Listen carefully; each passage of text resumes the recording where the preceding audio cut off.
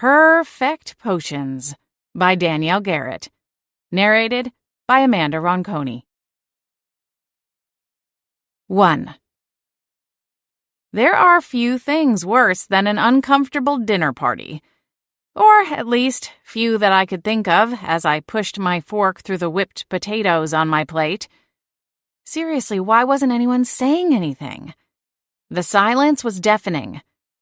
I managed to keep a polite smile firmly plastered on my face, even as my mind swirled with possible conversation starters. But as I jettisoned each one in rapid succession, the uncomfortable lull stretched. The only sound in the over-decorated dining room was the sterling silver utensils clanking against the gold-rimmed fine china plates. At least the food was good. If I were indulging in the meal without an audience, I had no doubt I'd have wolfed down the entire plate already. As it was, I took careful, small bites as I carved into what I could only assume was $100 pot roast, accompanied by a mouth-watering mushroom gravy, the whipped potatoes, and a mix of pearl onions and glazed carrots. It was my guess that the food was catered, or maybe prepared in-house by a private chef. I made a mental note to ask Clint about it later. His mother was the one hosting us, but I knew she hadn't cooked.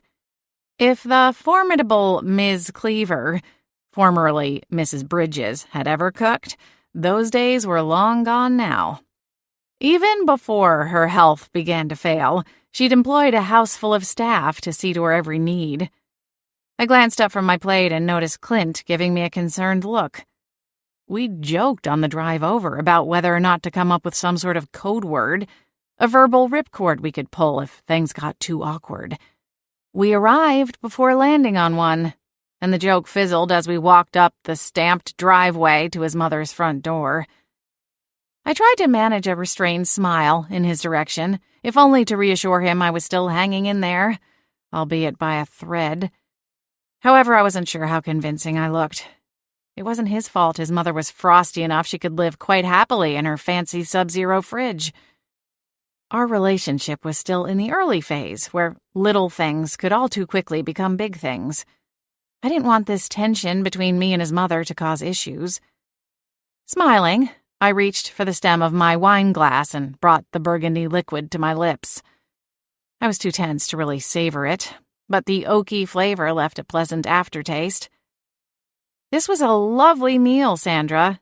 Thank you for having us," I said, my voice coming out stiffer than I intended.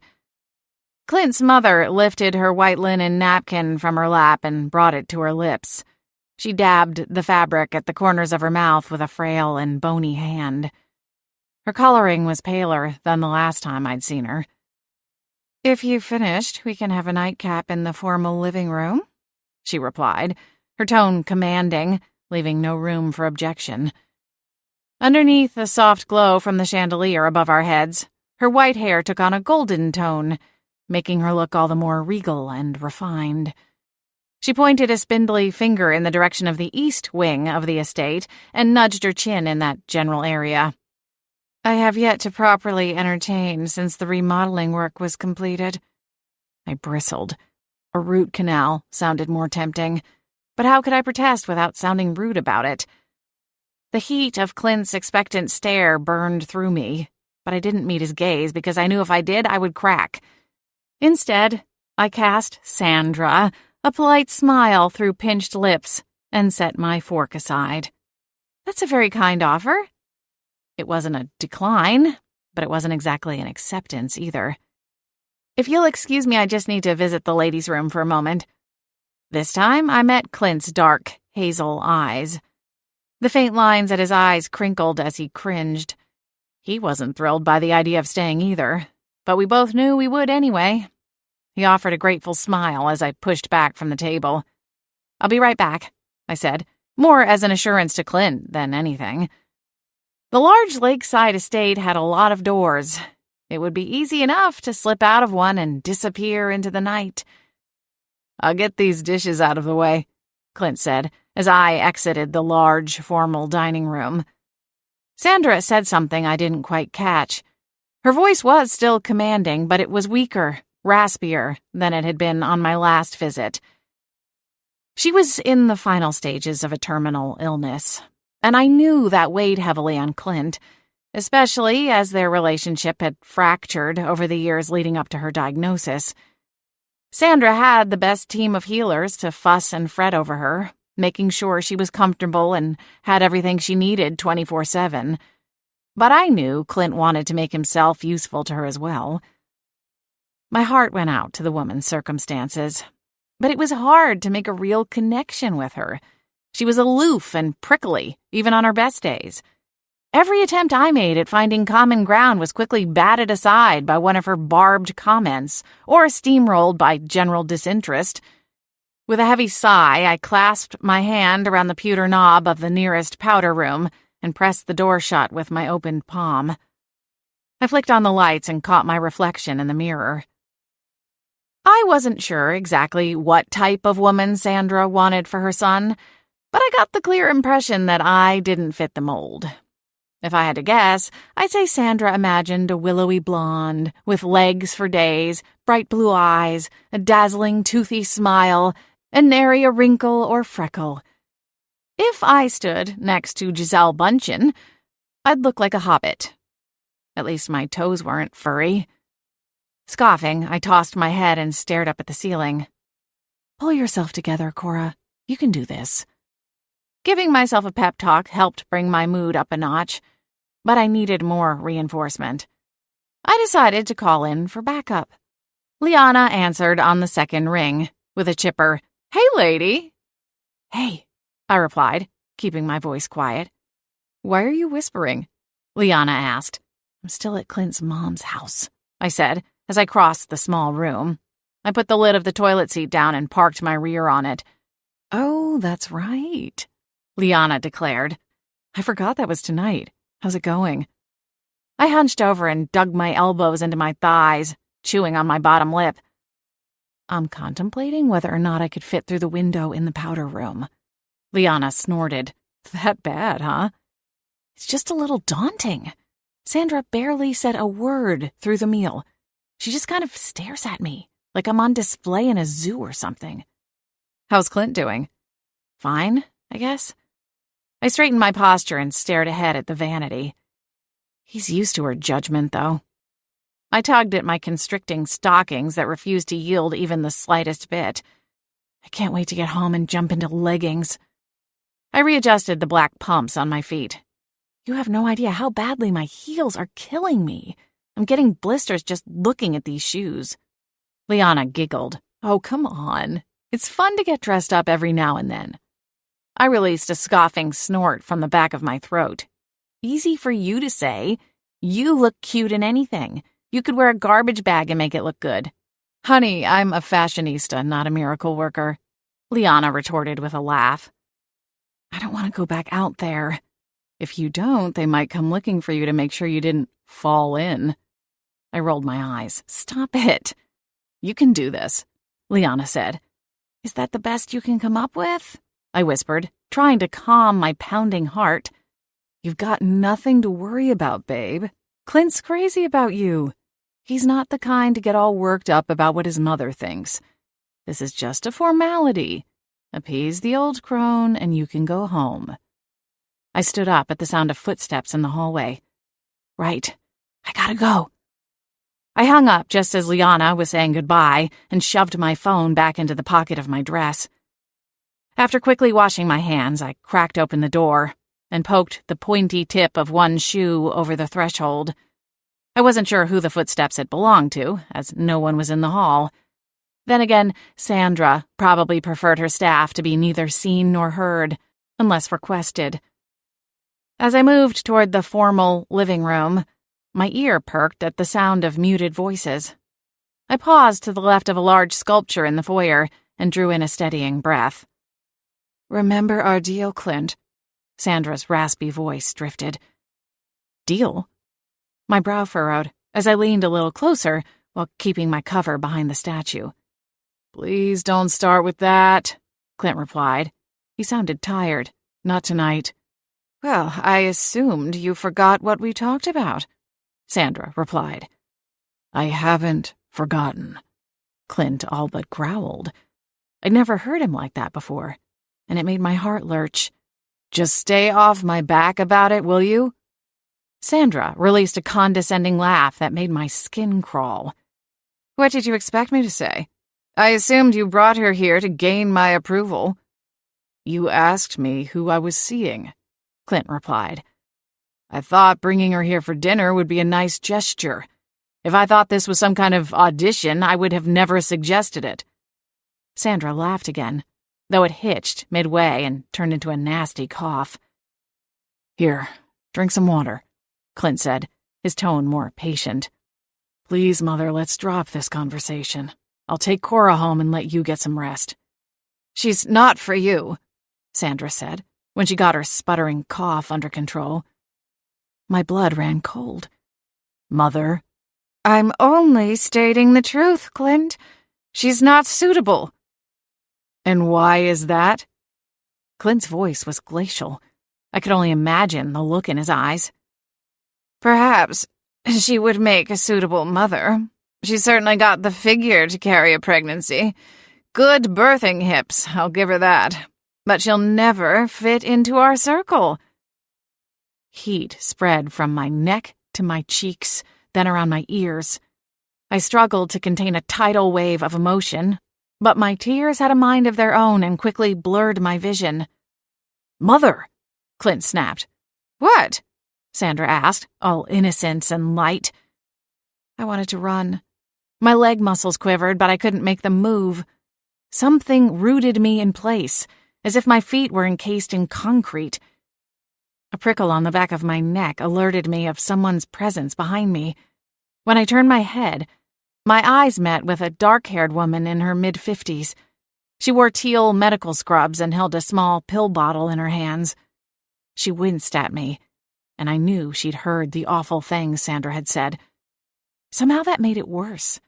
Not only was Sandra humiliating me in front of Clint, but now a perfect stranger got to hear it too. The woman's eyes flitted to the archway leading to the living room, then darted back to mine. Wordlessly, she beckoned me with her empty hand. I gave the living room a pained look, then swiped at the tears splashed across my cheeks and followed the healer. She led me into the kitchen and quickly filled a glass with water from the dispenser mounted to the sink. The kitchen was sterile and cold, like something meant to go in a restaurant. My own kitchen was cluttered with appliances, knickknacks, and usually a good smattering of dirty dishes. Sandra's kitchen stood in stark contrast, without so much as a crumb or stray loaf of bread sitting out on the miles of marble countertop. The healer set the glass of water on the large island and gestured for me to take it. "I'm sorry you had to hear that." The woman kept her voice low and inconspicuous. Her lips were thin under the tranquil light. Her cheeks looked more ashen than they had in the hallway. "It's okay," I said, as I shoved my hands into the pocket of my dress and shifted my weight with an awkward balance. Clint would probably start to wonder where I was soon. The healer frowned at me. "It's most definitely not okay." Heat spread across my cheeks and chest. "Well, I just mean, what can I really do about it?" The healer's eyes scanned the room before she spoke again, and it was with a careful whisper. "Miss Cleaver can be very cruel. You have no idea how many people I've seen come and go since I started working here 6 months ago." I winced. I can only imagine. The nurse straightened and snatched the pill bottle back from where she'd set it on the counter before getting the glass of water. "Anyway, I just wanted to apologize on her behalf." "You don't have to do that, but that's nice of you to offer." I started to turn away, but then stopped myself. Glancing at the woman, I twisted my fingers together. Do you by chance happen to know what she was referring to when she said, "We had a deal," to Clint? The woman's eyes flashed with recognition, but her posture stiffened. "It's not really my place to say anything about that." "So you do know what she was talking about?"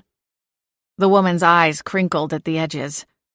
"Well, to tell you the truth, I did hear—" Impatient footsteps sounded behind me, and the healer scurried out of the kitchen before I could even try to wheedle the information out of her. I turned to see who had spooked her and found Clint barreling into the kitchen. He was wearing the black wool coat and held my jacket in one hand. "There you are," he said. "Come on, it's time to call it a night." He held open my coat and I quickly stepped into it. Once bundled, he wrapped his arm around my shoulders and began shepherding me through the house to the front door. "Is everything all right?" I asked, not sure if I should confess what I'd overheard. "Mother needs to rest," Clint replied, his jaw tense. We paused briefly at the archway of the living room. Sandra sat in a chair, a thick blanket draped over her legs. The healer I'd met in the hall stood to her right, fussing with an assortment of items on the table beside her. Sandra's eyes were narrowed. A darkness flickered inside them. "Good night, Mother," Clint said, offering a small nod. Sandra's lips went white as she pressed them together. "Thank you for dinner," I mumbled in a diluted voice, shivering as her frigid demeanor swept over me. Her eyebrows formed a straight row of scrutiny as her gaze tracked my every movement. With a wave of a veiny hand, we were dismissed. Clint started to open his mouth, only to slam it shut again. "Come on," he muttered to me. We stepped outside in the chilly air. Clint's hand was on the small of my back as he guided me down the porch steps. "Let's get out of here." It wasn't a long drive from Clint's mother's mansion to my modest home in the heart of Winterspell. There was a strained silence between us during the ride, neither of us sure what to say. When Clint parked in my driveway, he sighed heavily and let his eyes fall closed. When he opened them again, he swiveled them in my direction. "I'm sorry tonight was so awful. I don't think she was feeling well." I forced a smile. "It's all right." Clint reached for the keys in the ignition. "Do you want some company?" My gaze fell to my lap and I shook my head. "Not tonight. I have a busy day tomorrow, so I should just get to bed." "Right." My heart wrenched at the disappointment in his voice, but I wanted to go inside and lick my wounds in private.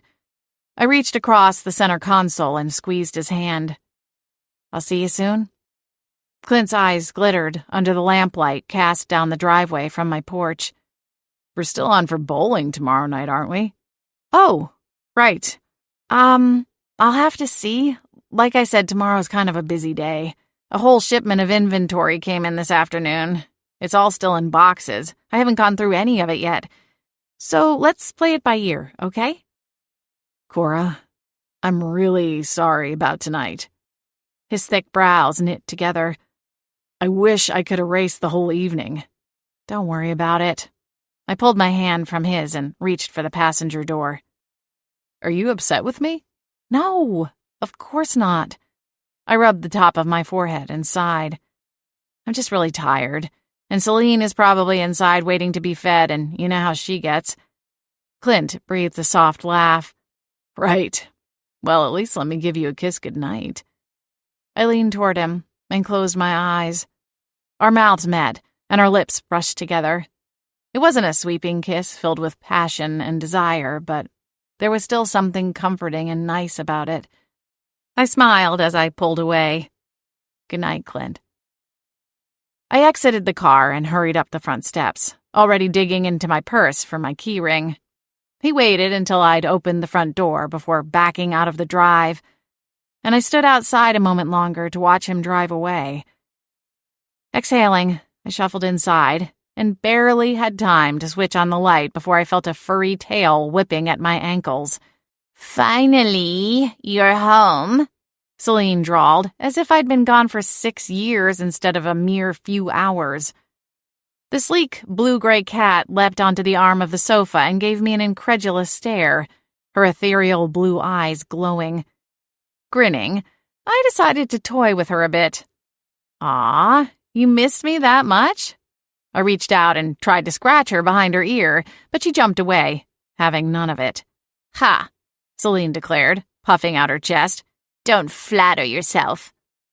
"What has you all wound up, then?" I shimmied out of my jacket and placed it on the coat rack. "You have no idea what you missed while you were gone." Celine hopped onto the back of the couch cushion and padded across, her tail sashaying with each step. I yawned and stretched. Enlighten me, then. One of the neighbor's dogs got loose again. Oh, no. I shuffled to the fridge and opened it, searching the door for a water bottle. When I found one, I plucked it out and unscrewed the lid, guzzling down about half of it before I came back for air again. It was that awful golden retriever, Celine snarled as I stepped back into the living room. That cute puppy? The fur on Celine's back spiked. Cute? I'd hardly call that monster cute. I laughed. So, what happened next? He peed on our tree. That's what happened next, Celine shouted, as if the dog had committed murder in front of her. Wow, I deadpanned. That's terrible. Celine's whiskers twitched. Don't patronize me. I plopped down on the couch and stretched my legs out across the coffee table in front of me. I'm not. Anyway, I took care of the matter myself, thank you very much. I leaned forward. What did you do? Taught the little devil a lesson, that's what. Celine? All right, fine. I burst out the kitty door and used the zest of magic on its rear end while it was in the middle of doing its business. The mangy thing scrammed after that. What have I said about using your magic when I'm not here? I made a clicking noise with my tongue. He deserved it, if you ask me, Celine declared. Well, thanks for keeping the yard safe, I said. Someone has to, Celine responded, oblivious to my sarcasm. When she turned to me, some of the confidence in her gait waned, and she slumped, parking her furry rear on the cushion closest to me. So, how's Loverboy? The cat asked, her eyes shifting to the large window behind me for a moment. Normally you come in here all hot and heavy. Let's just say it was a bit of a rough night. What happened? I gazed up at my familiar and tried to smile, but it was meager at best. Turns out Clint's mother is not my biggest fan. I proceeded to give her the scoop. When I finished the story, winded and spent, Celine sat up straight, her ears alert like a Doberman. I say we go back over there and hex the miserable old biddy in her sleep, she exclaimed. I chuckled and crossed one ankle over the other. As tempting as your offer sounds, I think I'm going to have to pass on that one. Why? Celine wrinkled her nose in disappointment. Mainly because I've heard the beds in prison don't come with memory foam toppers, I teased. Bah, that only matters if we get caught, Celine protested. Right. I laughed softly and reached for the remote control. Fine. Well, in that case, there's only one solution, Celine replied. Trash TV and a bowl of extra buttery popcorn. Smiling, I clicked on the TV. How do you know me so well? No offense, Cora, but you're a little predictable. I smiled and reached out toward her. This time, she let me scratch behind her ear, and I even got a little purr out of her. The commercial blared, and I summoned the energy to get off the couch. I've gotta get out of these nylons before they cut off any more blood flow. Then you'll make the popcorn? Celine asked. Yeah. Don't forget the extra butter. I won't. After all, I've got to keep my baby-making hips in good working order. I groaned. Cora? I think you mean birthing hips, she corrected. Her tail twitched. The baby-making part comes before that. Oh, geez, Celine, I muttered, my cheeks growing warm. Let's not go there. Anyway, you knew what I meant. Celine snickered as I made my way down the hall to my bedroom. You know, I'd say either way, Clint doesn't seem to be complaining. There went my cheeks, burning as hot as fire for the third time tonight. 2.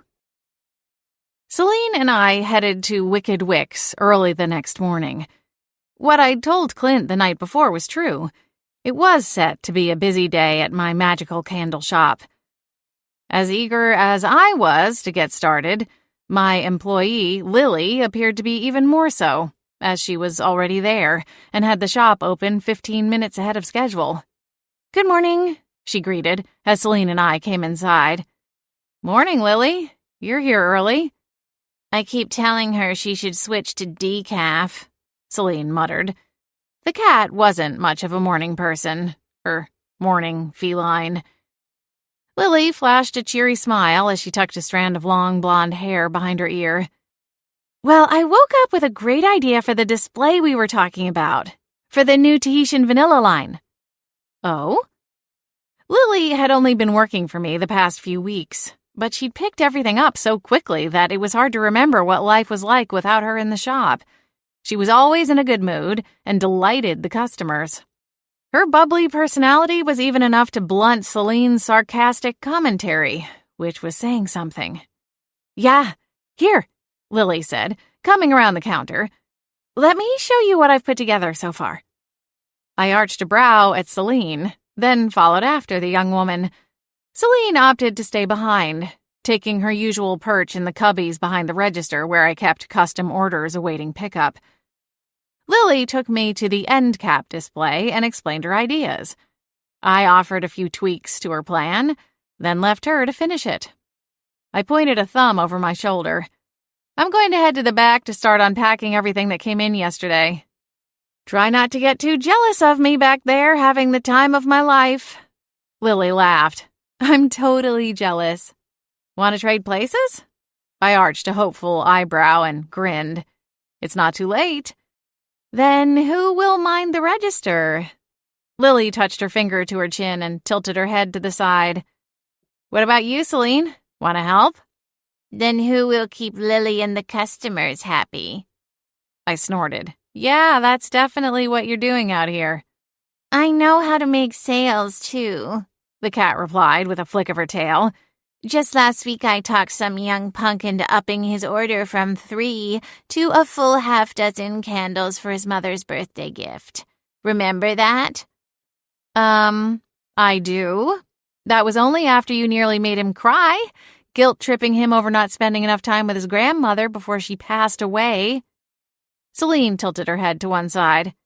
"Well, every salesperson has a different bag of tricks. Personally, I find guilt to be rather effective." Rolling my eyes, I turned around and went into the storeroom. There was no point in arguing with the prickly cat. She was ancient and beyond set in her ways. In any case, sales were on the rise, and I was elated that business was picking up again. Within a few more weeks, things should fully return to normal for the first time since I'd made my plea at the town hall meeting. Winterspell wasn't a rough-and-tumble kind of town, but there was always some kind of scandal or juicy morsel of gossip churning among the residents. I was just glad people had stopped whispering about me and my business. I rolled up my sleeves and got to work, and a couple uneventful hours passed by. I did my best to focus on the tasks at hand, but my mind kept obnoxiously backtracking to the weird conversation I'd overheard between Clint and his mother last night. What deal did they have? And what did it have to do with me? Clint hadn't offered up any details on the ride home. I wasn't sure he knew I'd even overheard the conversation. I debated asking him about it, but the whole thing was so awkward. I didn't like that he was hiding something from me, and I knew it would eventually turn to resentment. Our relationship was new, and still felt fragile and uncertain in a lot of ways. Clint had moved into a rental house in town and seemed content to stay, but I still had questions about where our relationship was headed long term.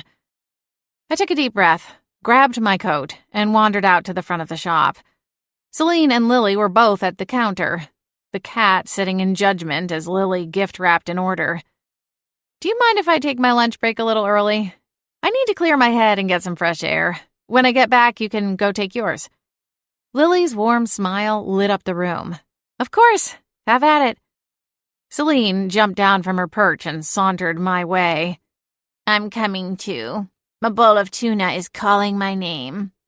"When isn't it calling your name?" I teased. I held the door open as Celine pranced outside, her tail swooshing proudly through the air. Want to go to Whimsy's Deli? I suggested, glancing down at Celine, who strutted at my ankles.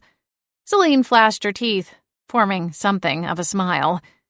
Is that even a real question? I chuckled to myself. They had her favorite tuna. We walked to the delicatessen, placed our order at the counter, then sat in a booth by the front window. Our order didn't take long as we'd arrived well ahead of the lunch rush. Celine wasted no time chowing down on her meal. Easy there. I gave her a joking smile. You're practically inhaling it, and I don't know kitty CPR. I'm hungry, Celine declared through a mouthful. Bits of tuna flecks were in her whiskers, and she licked them off with her long pink tongue. I can tell. I took a small bite of my salad. Celine noticed. Is that all you ordered? She asked. Celine, you were standing right next to me at the register. The cat narrowed her eyes. Is this because of the whole birthing hips debacle? I frowned. Don't start. Come on, Cora. You can't let the old hag get into your head. I quirked a brow. Oh? As if you haven't made a comment here and there about my eating habits? Or what was it you called them? Love pounds? The cat swished her tail. You know I don't mean it. I just like to try and get your goat. Ignoring her, I plucked my phone from my purse and propped my elbows up on the table, taking a moment to scroll through my emails. I narrowed my eyes in concentration, noticing an unopened and recently received email that I hadn't been expecting. What is it? Celine stopped munching and swallowed down a hefty bite before planting her eyes on me. I have an email from Tabitha Blake. Celine's eyes widened. Well, what does it say? Hold on, I grumbled. The email thread came up bigger on the screen. I skimmed the words quickly while Celine's tail twitched like a metronome. Both my brows lifted when I reached the end. She said the private contract gig she had fell through. I paused to glance up at Celine, who listened with perked ears. She wants to know if I still need help looking for Aunt Lavender. What? Celine nearly shouted. Are you serious? I skimmed the short message again, making sure I wasn't misreading it. When I finished the second pass, I nodded. Can you believe it? What are you waiting for? Start tappity-tapping, Celine prompted, all but throwing herself across the table. I jolted into action, quickly typing out a reply. Tell her we will be involved in the search. Everything goes through us first, Celine said. I arched an eyebrow. Won't that be insulting? I mean, it's her job. Tell her we demand full transparency, Celine added. I frowned. I think there's a more diplomatic way to... Tell her you expect to see a contract and receive itemized billing for her hours. We won't play any kind of games. Will you stop interrupting me? I groaned, my thumbs traveling a mile a minute as I resorted to just typing out the text myself. Fine. Celine rolled her eyes as if I'd just given her the worst insult ever. Don't get my help. Just bear in mind you asked for it in the first place. I glanced at her over the top of the phone screen. Just finish your tuna. You're easier to get along with when your mouth is full and you can't talk as much. Just because things haven't been going your way lately doesn't mean you have to take it out on me, Celine huffed. I just hit send. Good luck, Celine droned. Not that it's any of my business. Oh, just stop being sullen. I blew out a relieved breath and leaned back against the red cushions of the booth. Finally, a lucky break. My appetite perked up a little, and by the time I'd polished off the last bite of my salad, my phone dinged, and a new message for Tabitha popped up. Wow, that was quick. It's Tabitha again. I quickly read the message to myself. It was short, but it was everything I had hoped to hear. I couldn't suppress an enthusiastic grin. Let's hear it then, Celine said, feigning disinterest with a dramatic sigh. She said she'll be in Winterspell tomorrow. 3. The bell tinkled into the quiet of my candle shop. In stepped Clint, wearing black sneakers, dark denim bootcut jeans, a navy button-down, and a black unzipped jacket. He had a 5 o'clock shadow and looked a little rougher somehow. Then again, maybe that was just due to his casual attire. I was used to seeing him in a suit and tie. "Hey," he said, slipping one hand into his pocket while waving at me with the other. "I was passing by on my way back from running some errands. Thought I'd stop in and see you." He flashed that charming smile that made my heart melt. There were a few customers browsing the shop, but Lily had it well in hand. I pushed aside the basket of midnight glow candles and placed my palms on the counter at his approach. "It's a pretty nice day out there. Chilly, but sunny." Clint smiled. "Yeah, not too bad." "How are you?" I asked. "Better, now that I'm here with you."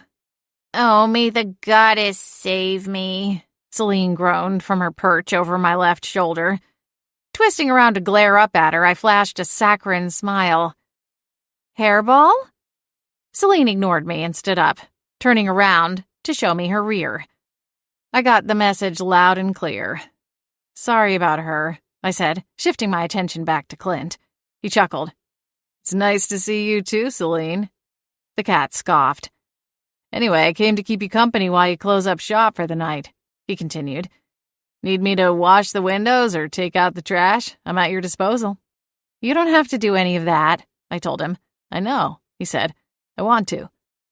"Cora, when a man offers to clean for you, you don't shoo him away," Celine muttered. "I swear, what are they teaching you young people in schools these days?" "Come on," I said, tugging on Clint's hand. He followed me into the storeroom, and I switched on the light. When I spotted the broom balanced in the corner, I plucked it out and handed it to him. "Knock yourself out," I grinned. "Where do you want me to start?" Clint's eyes twinkled with more enthusiasm than I'd expected. I tucked a strand of loose hair behind my ear and planted my hands on my hips as I pondered. You could sweep the sales floor if you want. Lily was making gift baskets earlier, so there's bits of ribbon and glitter and cellophane everywhere." "You've got it." Clint's smile reached his eyes. "Thank you." He moved closer to me, tilted his head down, and gave me a deep kiss. "I've been thinking about doing that all day," he explained, when we separated a few moments later. "Blech. Can you two cut it out or take it somewhere else?" Celine called from around the corner. "We can hear you two sucking face all the way out here." "She's in a mood," Clint said with a chuckle. "Believe it or not, she's actually being pleasant today." "Heard that too." Clint led the way out of the storeroom and began sweeping. After a few passes with the broom, he began whistling. Celine narrowed her eyes in his direction. "You're awfully bubbly this evening, all things considered." Clint stopped sweeping and frowned up at the cat. "What does that mean? Do I have some kind of bad omen on me or something?" "Yeah. She's 5'6", wafer thin, and likes to tell you what to do with your every waking moment," the cat replied. "Celine?" I cringed. "Cora?" Clint swiveled his gaze to me. I gulped and tried to busy myself with candle placement, but Clint wasn't buying it. "Okay," he said, cupping his hand over the top of the broomstick as he leaned on it for support. "Exactly how much did you overhear last night?" My shoulders drooped a notch.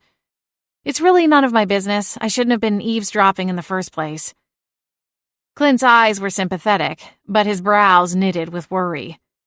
"Cora, please just tell me the truth." My cheeks warmed as I tucked my chin down, staring at the floor. "I heard your mother say something about a deal. Then she also made a couple of unfavorable comments about my body type and pedigree." Clint inhaled a slow, dragging breath. When he released it, he stretched his arm out, the broomstick leaning with his movement. "I'm so sorry, Cora. I wish I could say my mother is just losing it, but truth be told, she's never been the type with a filter. He abandoned the broom and came over to me. Gently, he took me in his arms and pulled me close. You are perfect, and I appreciate every bit of your body. All right, take it easy, Romeo. There's children over there. Celine interjected. Clint smiled. Please, don't listen to anything she said. What about the deal? What was she talking about? Clint's face paled, and his gaze flitted past my shoulder. Clint? I prompted. Suddenly the heartthrob has amnesia? Celine quipped. I shushed her. Clint winced. It was after everything happened with the will. My mother changed it around again. After your brother... I trailed off, not wanting to make the situation even more touchy by steering it in the direction of his deceased sibling. Clint nodded, his eyes traveling downward to stare at his shoes. Right. When he lifted his gaze back to mine, he bobbed his head. She's leaving everything to me. She is? Wowzers, Celine declared. Safe to say dinner is on you tonight, Mr. Dreamboat. I'm thinking lobster. Clint ignored the cat's crooning. But there are conditions. Guilt etched across the lines in Clint's face. What are they? Does it really matter? Clint's hands moved lower on my back as he drew me even nearer. She's not the one in this relationship. I was torn over how to answer. It wasn't really any of my business, but I also couldn't shake that somehow one of the conditions involved me. Otherwise, the entire conversation I'd overheard made no sense. Clint, please just tell me what's going on. Clint stepped back and cleared his throat. After everything that happened with Seth, she got spooked. She's worried I won't carry on our family name, our family traditions. I don't know why it's all so important to her, but she's fixated on it right now. The whole thing is tangled up with grief over losing Seth and Melissa. She knows their relationship and future child were all a lie, but she's still grieving it all the same, as if she lost a real grandchild rather than a figment of one. Clint paused and rubbed at the back of his neck. I quickly glanced around, wondering if any of the customers were overhearing our Shakespearean-level drama. Lily was speaking with two ladies in the far corner of the shop, and the third customer was looking ready to exit, empty-handed. The house will be turned over to me upon my mother's death, Clint continued, drawing my attention back to him. However, the rest of the estate will be placed in a trust, only to be released once I reach my 5th wedding anniversary, or have my first child. I blinked at him.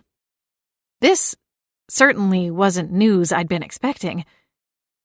If I don't meet those conditions, her estate and fortune will go to a charitable foundation. I tried to brush it off as much as I could, although I was feeling more surprised than I allowed myself to let on. So then why not just let it all go to the charity? You've told me since the beginning that you have your own money and don't care about the inheritance. Clint's lips pressed together, and his eyebrows formed a straight line. His cheeks flushed slightly as his gaze skated toward the window. Well, I mean, I did say that. It's not like I'm going to be homeless or something tomorrow without it, but... My heart sank. Here I thought we'd been building something on a solid foundation, only to find out it was made of sand. What are you saying, Clint? Do you need the money or not?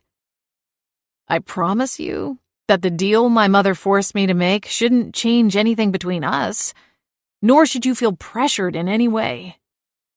I wanted to take his words to heart, but it was easier said than done. Well, if you don't need the money, then there's no pressure involved, right? Clint raised his palms as if to wave a white flag of defeat. His head shook back and forth. Listen, I don't want you to feel like you're being put in the middle of this weird thing I have going on with my mother. That was one way to put it. The lines at the side of his mouth deepened. However, if I don't find a way out of this and my mother doesn't agree to be flexible with the inheritance, I might be forced to return to Chicago. Chicago? I could barely hear the sound of my own voice over the alarm bells ringing inside my head. Clint's nod was slow. I will have to resume my career there. Right now, I'm only maintaining my income. I'm getting by, but I'm burning through my savings a lot faster than I expected to. I thought I could network and continue to build on my own, but it turns out that the in-person meetings and the whining and dining of potential clients is more of a factor than I originally thought. I took a step backward, frowning at the floor, wishing that Clint and I were having this conversation in private and not in front of my sassy cat. However, it wasn't like I would be able to hide it from her either. Maybe it was best to rip off the Band-Aid and get it all out in the open from the start.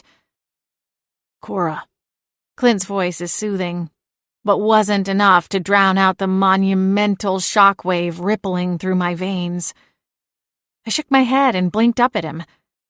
If you need some space, I'll totally understand. His jaw slackened, and his eyes were as torn and tormented as I felt. Maybe. My voice was a shallow croak. Clint gave me a sincere smile of apology. I'm sorry it had to come out this way. I should have been more honest about things. I just kind of kept hoping things would turn around. I'd take 1 or 2 steps forward just to get sent back again. And I guess I'm not used to that feeling. Yeah. I couldn't look at him. I'm gonna go, he whispered, already tracking toward the door. If you need me or want to talk, just give me a call. I will. I bobbed my head. My ears burned. Did we just break up? Worse, in front of Celine? I wanted to melt into the floorboards and disappear forever. But I had a business to run, and it was closing time. I grabbed the broom and picked up where Clint left off, all the while feeling Celine's eyes boring into my back. To my surprise, she waited until we were alone, after all of the customers left and Lily clocked out. Are you going to wallow all night? She asked, as I locked up the register and shut off the light switches to the back of the store. I tightened my jaw and didn't answer. She made a purring sound as she stretched. All right, I see how it is. The silent treatment. I just don't want to talk about it right now, I said, yanking my purse from the bottom shelf behind the counter.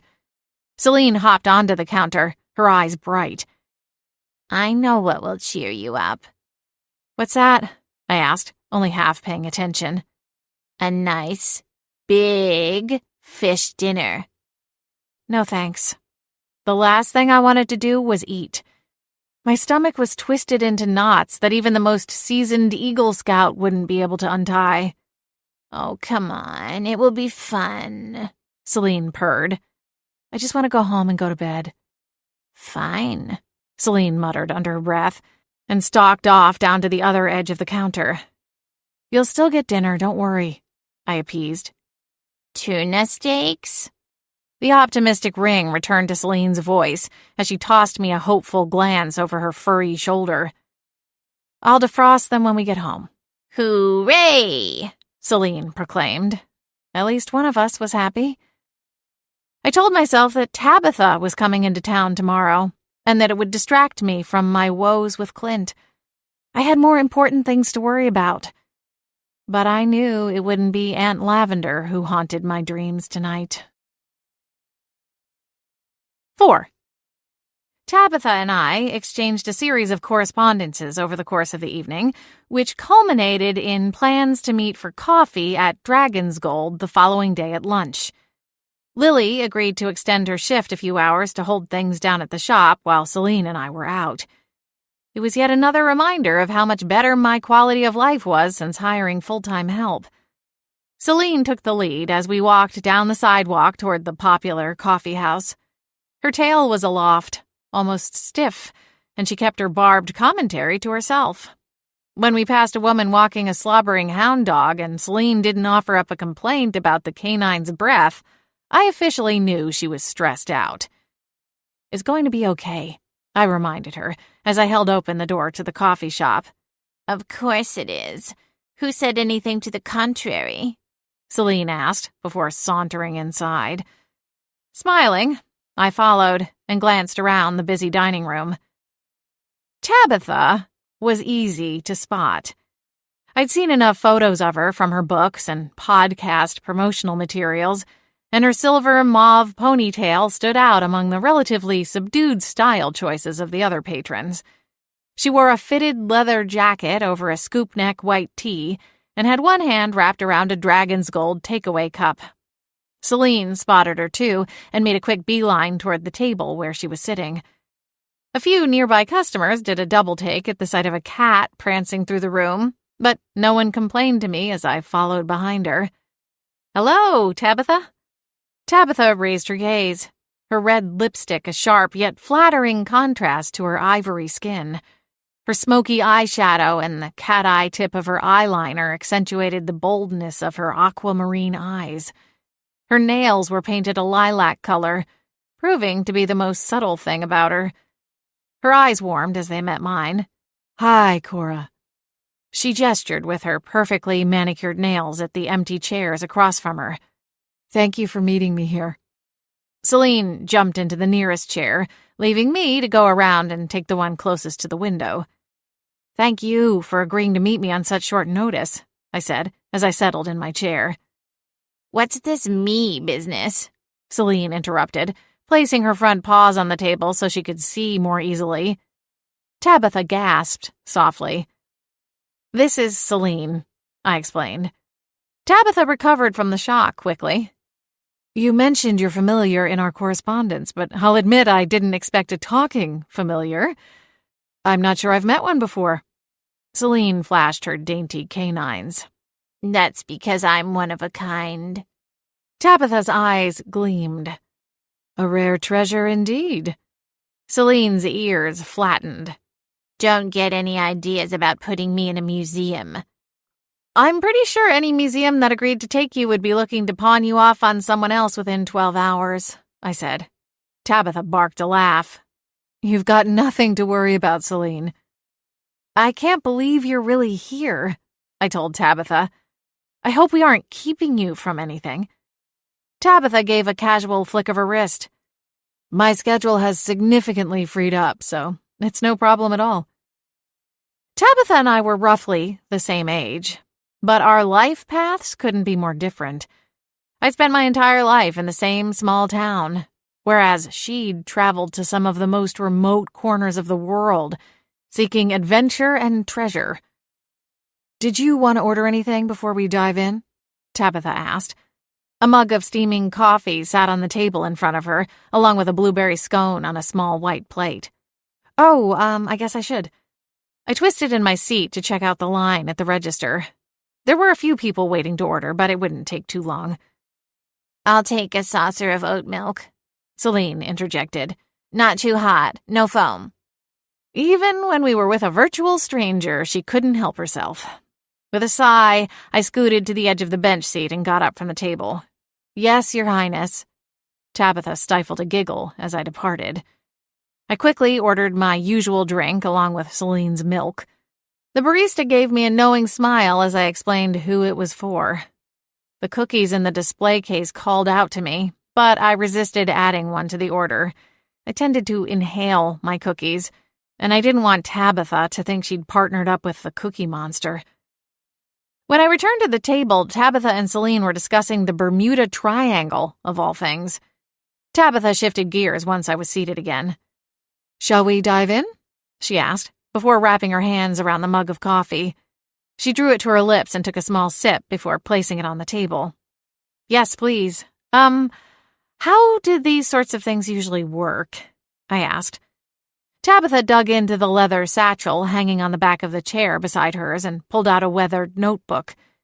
She flipped it open to a section marked by a red ribbon and dragged one nail over the page until she found what she was searching for. You mentioned that you found Obin's Odyssey, but that somewhere along the way the pages referring to the Golden Lotus were removed. She glanced up from her reading, and I nodded. Right. Her lashes fluttered downward, and she drummed her fingers on the surface of the table. Somewhat reluctantly, I told her about the tome via email, but Celine and I had agreed to keep our latest discovery to ourselves. No one could know that Aunt Lavender had one half of the mysterious artifact. I think this is the first avenue we should explore, Tabitha said after a moment. You mean the missing pages? Her eyes drifted up to mine.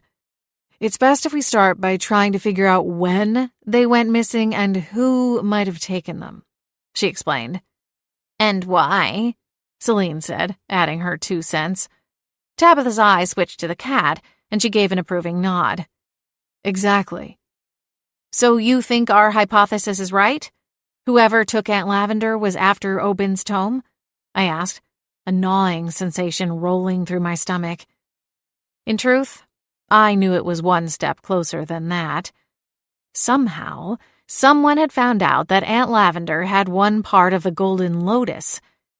But Celine and I agreed that it was best to keep that detail to ourselves. We'd cop to her having Obin's tome. That was close enough. Either way, it was the best theory we had for the reason behind Aunt Lavender's abduction. We'd spent weeks searching for answers, though it felt much longer. Through it all, the Golden Lotus was the only thread that connected all the dots. My gut told me we were on the right track. Though sometimes when I lay in bed tangled up between reality and dreams, I wondered if it wasn't my intuition I was feeling, but merely a coping mechanism I'd created to hold on to my last shred of hope. Tabitha canted her head to one side as she reviewed her notes. If your hunch is right, and for what it's worth I think it is, then the person who abducted your Aunt Lavender is also on the hunt for the Golden Lotus. It's probably a good assumption that that same person either has the missing pages or is out there looking for who has the missing pages. She swiped the book from Salvatore Greco. I cringed a little as I gave her the answer. If Tabitha thought Aunt Lavender's act was scandalous, she hid it well, only offering a slight nod of encouragement as I continued speaking.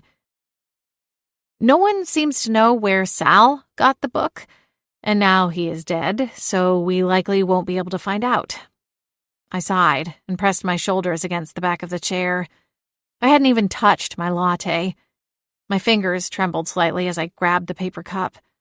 Personally, I think the old coot took the pages for himself, Celine interjected. To what end? Tabitha asked. With Sal, it always came back to money, the cat answered. She had no qualms about speaking ill of the dead, something I'd learned rather quickly. Maybe he had a private buyer. Then why not sell the entire tome? Tabitha asked. Again, money? Celine flicked her tail. He could sell the complete tome. Even with the missing section, it would fetch a pretty penny.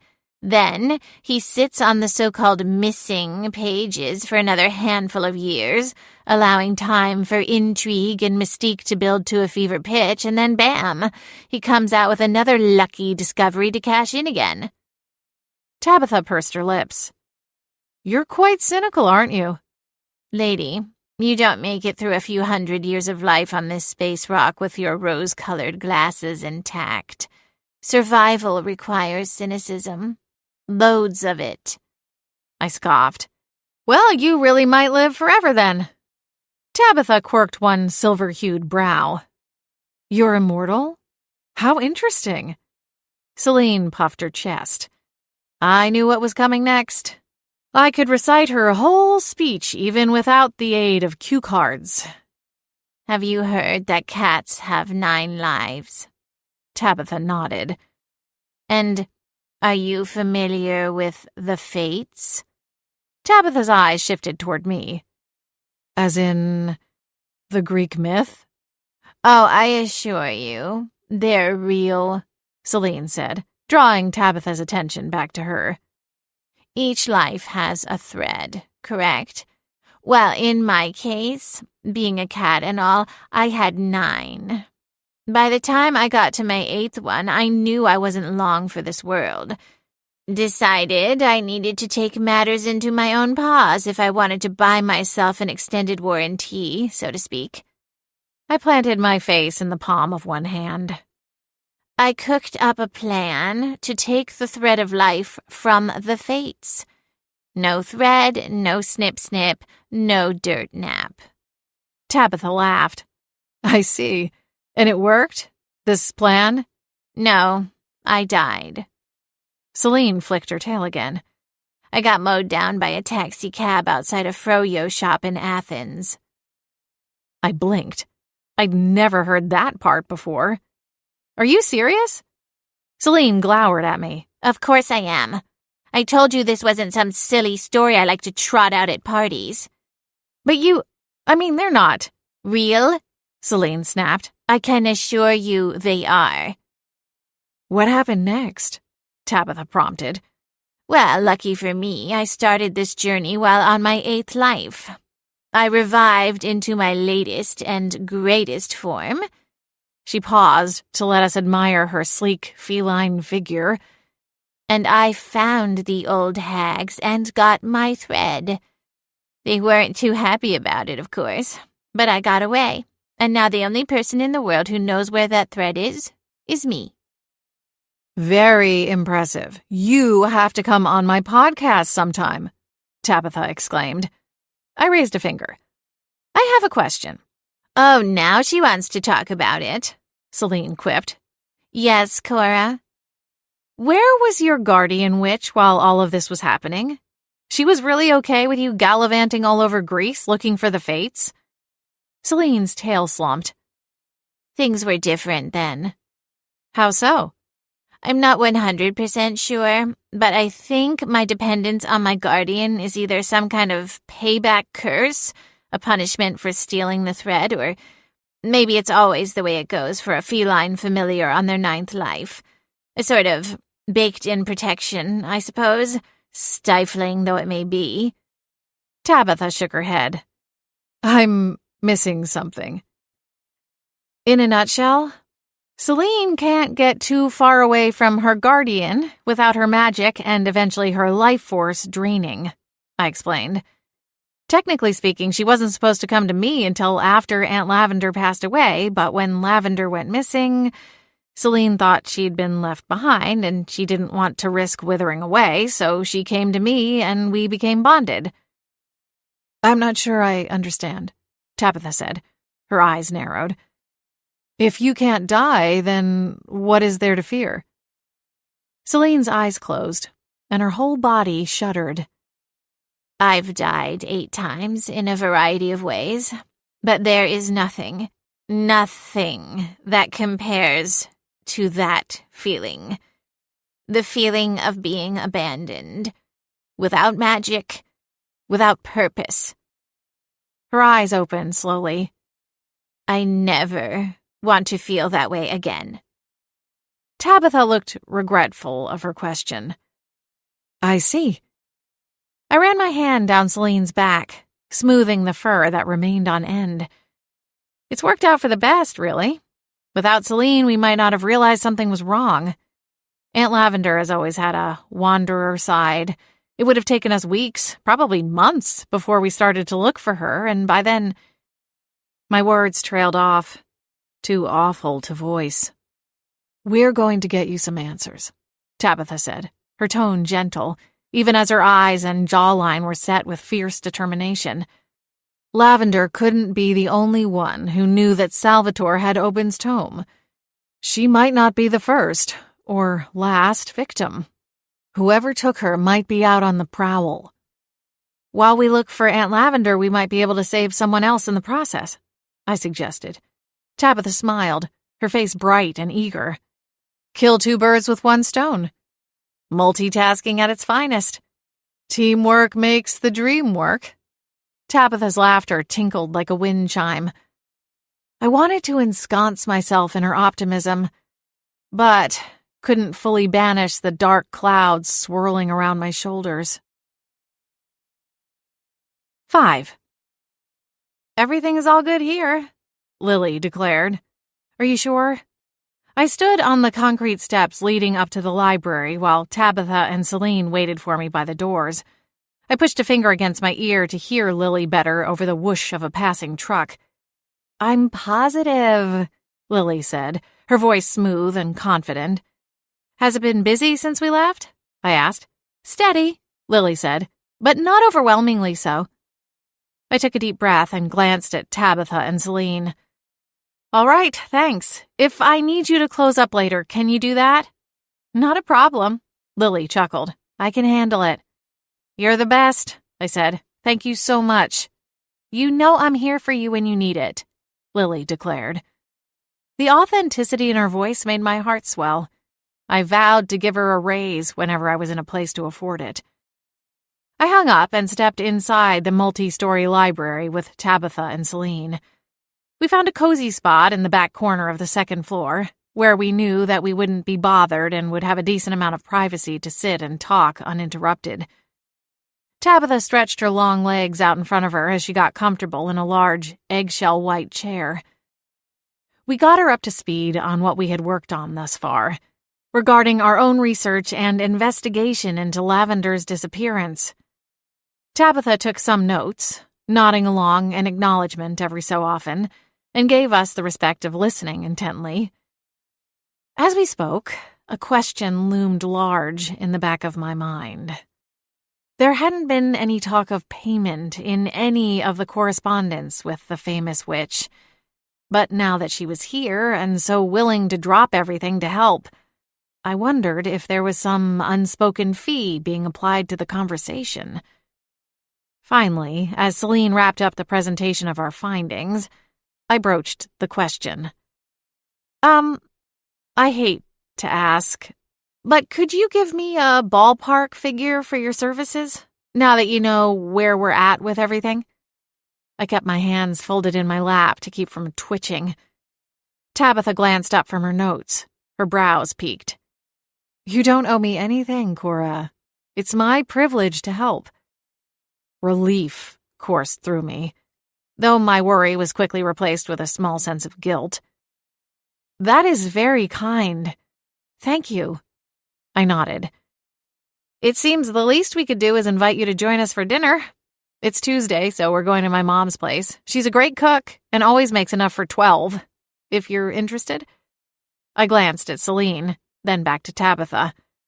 Of course, we also completely understand if you just want to relax and spend the evening alone. Tabitha's eyes warmed. I'd love to join you for your family dinner tonight. Thank you so much for the offer. She placed her hand to her heart, closed her notebook, and stood up. It was the beginning of what I hoped would be a blossoming and wonderful friendship. Cora, is that you, dear? Mom called from the kitchen as I ushered Tabitha inside. It's me, I called back, shrugging out of my coat. Where's Evan? I didn't see his car. Oh, he's on the way, Mom replied, coming out to greet me. She wore her favorite apron that had the words, "We'll cook for wine," printed on the chest. I stepped to the side, revealing Tabitha, who stood behind me, waiting politely to be introduced to the family.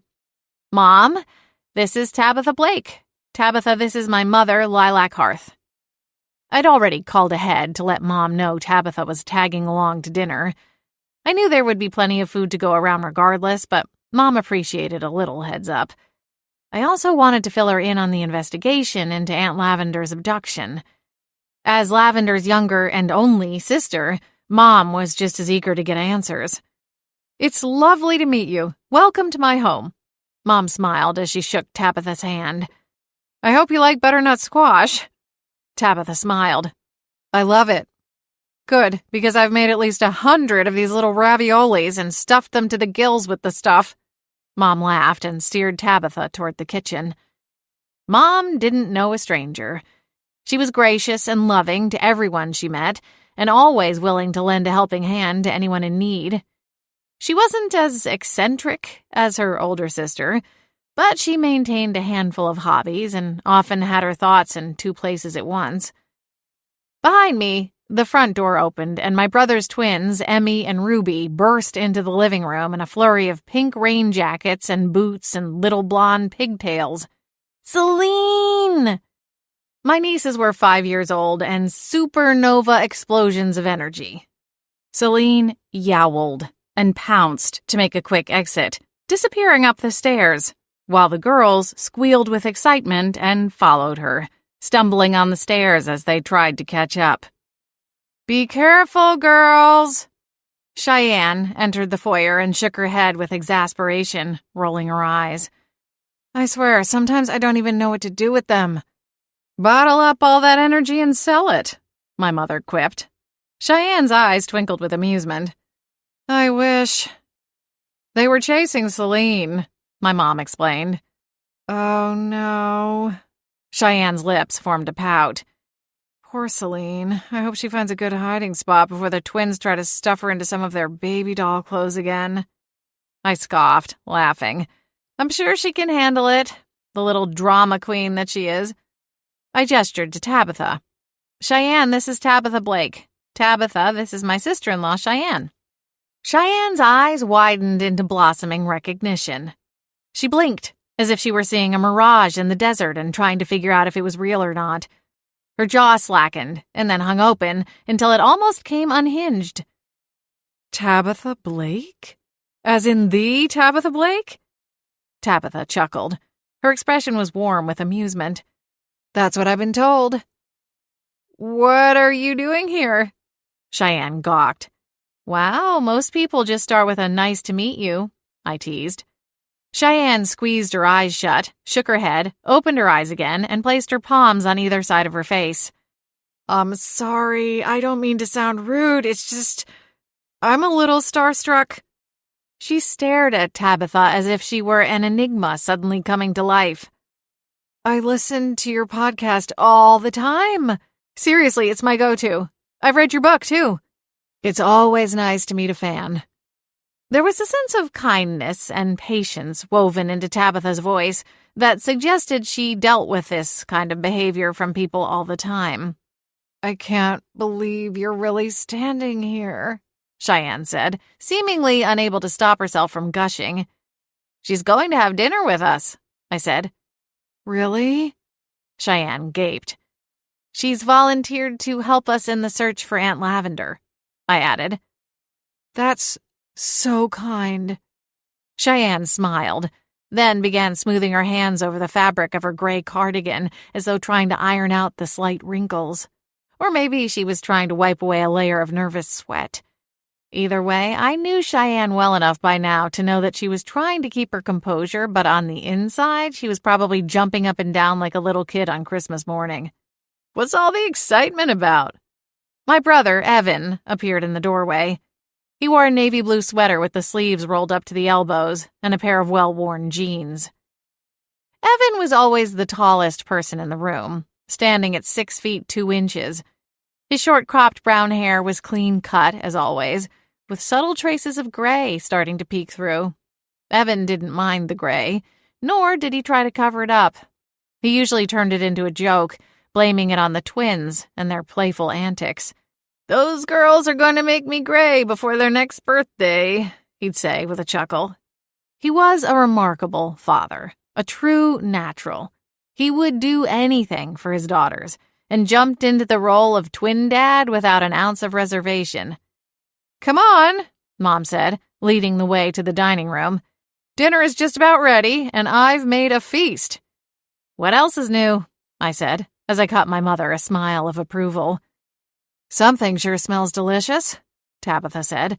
Mom gestured to the seat next to her. "Tabitha, you can sit here."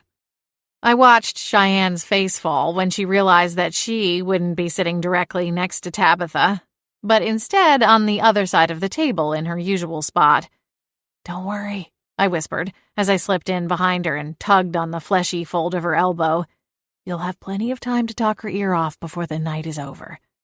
Cheyenne's eyes flashed in my direction, and she tried to give me an optimistic smile. Evan wrangled the twins, while I helped Mom bring the food to the table. Within a few minutes, we were all seated, and Mom began passing the serving bowls around, allowing Tabitha first dibs on each dish.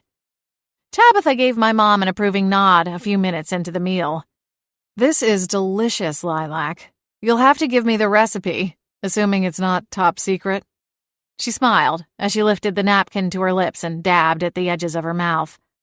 My mother's eyes lit up as if she'd just been given the biggest and most life-altering compliment in her entire life. "Do you enjoy cooking?" Tabitha bobbed her head. "When I have time." "I imagine that's in short supply, considering your ventures." Mom coiled her fingers around the stem of her wine glass. "Very short," Tabitha agreed. "Though I can't complain. I've eaten many wonderful meals in my travels." "Ooh, I can just imagine.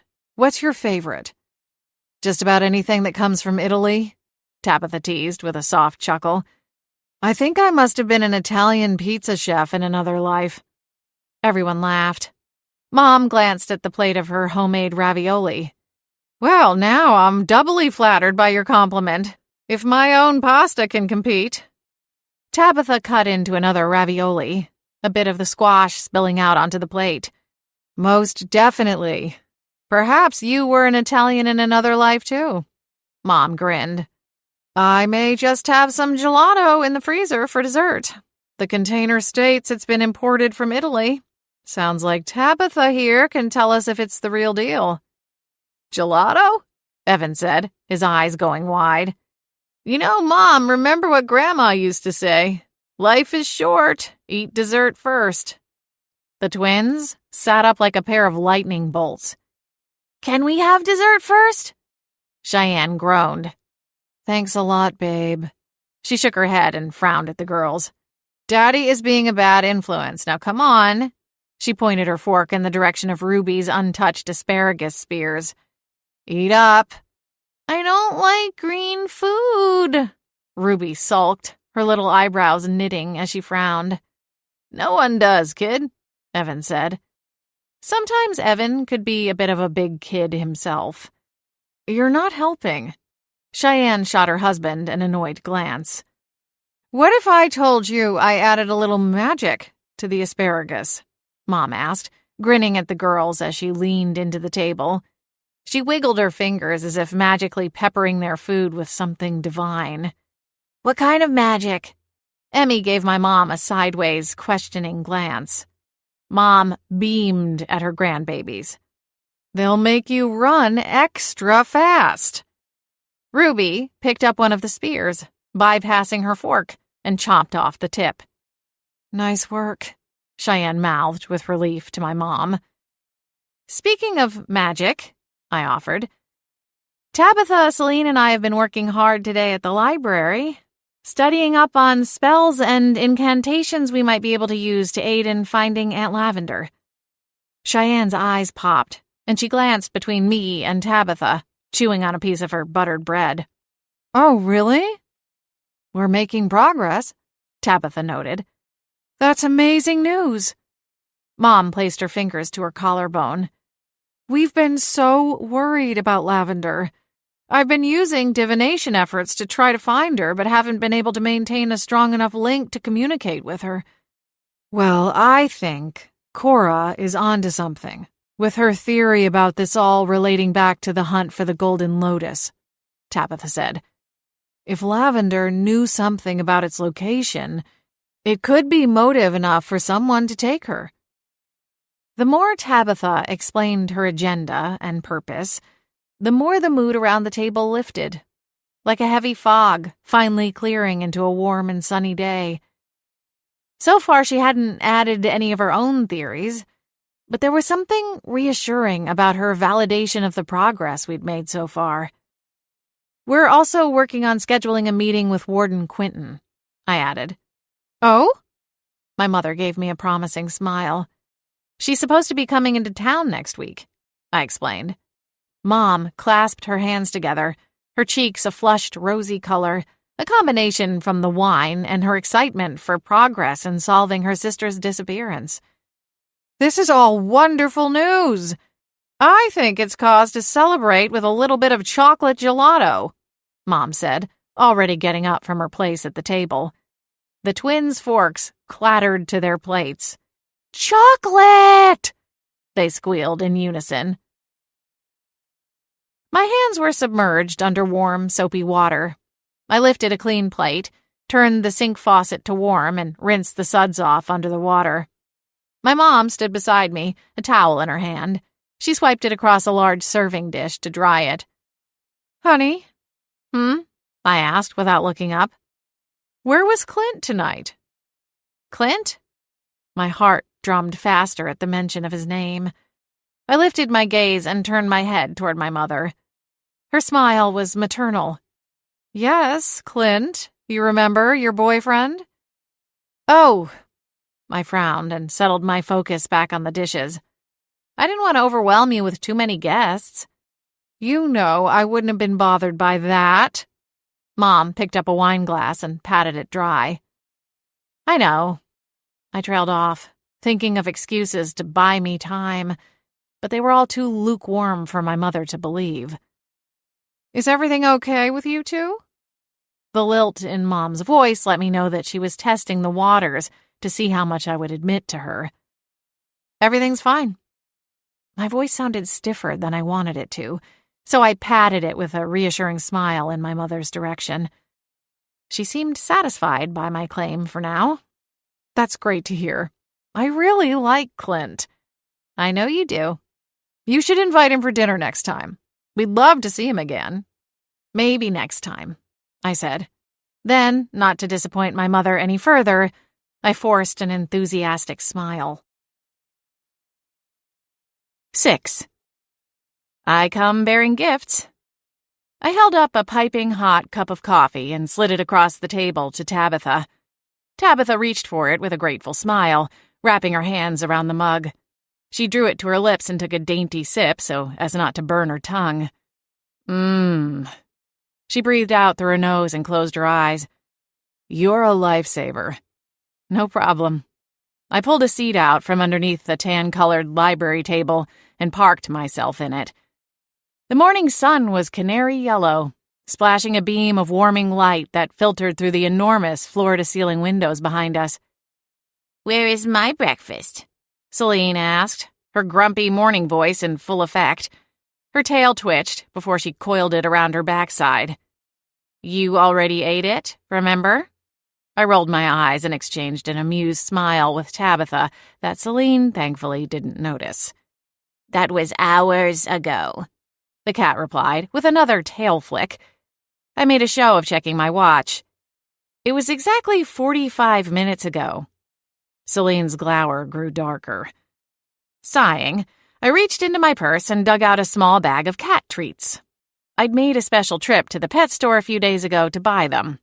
It was one more step in my slippery slide into becoming a full-blown cat lady, but I figured anything to keep the cat's blood sugars in check was worth it, considering how cranky she could get. I shook a few of the green pellets onto the table in front of her. "There! Happy now?" Celine's eyes got huge as her whiskers twitched. "What are those?" "Cat treats?" I consulted the front of the package. "Says here they are roast chicken flavor." Celine narrowed her eyes. "I ask for a tuna steak and she brings me chicken-flavored gravel." "Beggars can't be choosers," I shrugged. "Besides, I can't bring tuna steaks into the library. You're lucky to get anything at all." "I don't see why not," Celine said, still glaring at the cat treats like they might be radioactive. "Well, food and drinks are generally frowned upon here," I said. "The only reason I could get the coffee in here is because Penny is at the front desk and she likes me." The cat snapped her tail again. "There's a simple solution, Cora. The goddess blessed you with pockets for a reason." "Oh, yeah. I'm sure no one would notice the ever-so-lovely scent of your fishy delights." Celine lifted her chin, snubbing the treats altogether. "I happen to believe that tuna steaks smell divine." I stuffed the bag back into my purse, leaving the cluster of treats on the table. "Eat them or not, I don't care." The cat gave the treats another side-eye glance. As the finicky feline contemplated her snack, I shifted my attention to Tabitha. I offered a sheepish smile by way of silent apology for the cat's antics, then cleared my throat. Thanks for meeting us here so early. Tabitha finished her sip of coffee and smiled. It's no problem. I've always been an early bird. So, I straightened my posture and scooted the chair closer to the table. Where should we start? Well, Tabitha began, her smile uplifted. I did a little digging into Salvatore Greco. Oh? My eyebrows arched upward. Tabitha nodded, glancing at some notes she'd jotted down in the notebook she'd had at Dragon's Gold the day before. According to my research, he left everything to his nephew, Ernesto Greco. Celine's ears perked as she slid me a knowing look. Tabitha noticed, her eyes skirting between us. I take it you already knew that? I glanced down at my coffee and nodded. We aren't exactly on the best terms with the nephew. Tabitha set her notebook down on the table. What happened? I propped one elbow up on the table and twisted a strand of my short hair around my finger. Celine, blunt as usual, cut straight to the point. We got his wife thrown into the pokey for offing good old Sal. Tabitha's eyes widened, almost like she wasn't sure whether to believe the cat or not. It's a little more involved than that, I said, shooting Celine an annoyed look. Celine swiped at the treats with one paw, managing to fling one off the table. Amusement sparked in her eyes, and she quickly made a game of it, knocking the others off in turn. Tabitha didn't seem to notice. I think we need to speak with Ernesto. He lives here in Winterspell, correct? My gaze snapped away from the obnoxious cat. You want to go talk to him? Why not? Tabitha's expression was casual. I exchanged a wary glance with Celine. I don't know, I suppose. I just don't know how helpful he'll be, especially to me and Celine. I pinched my lips together and frowned down at my coffee. My stomach felt unsettled at the idea of talking to Ernesto, especially in person. You want to find your Aunt Lavender, right?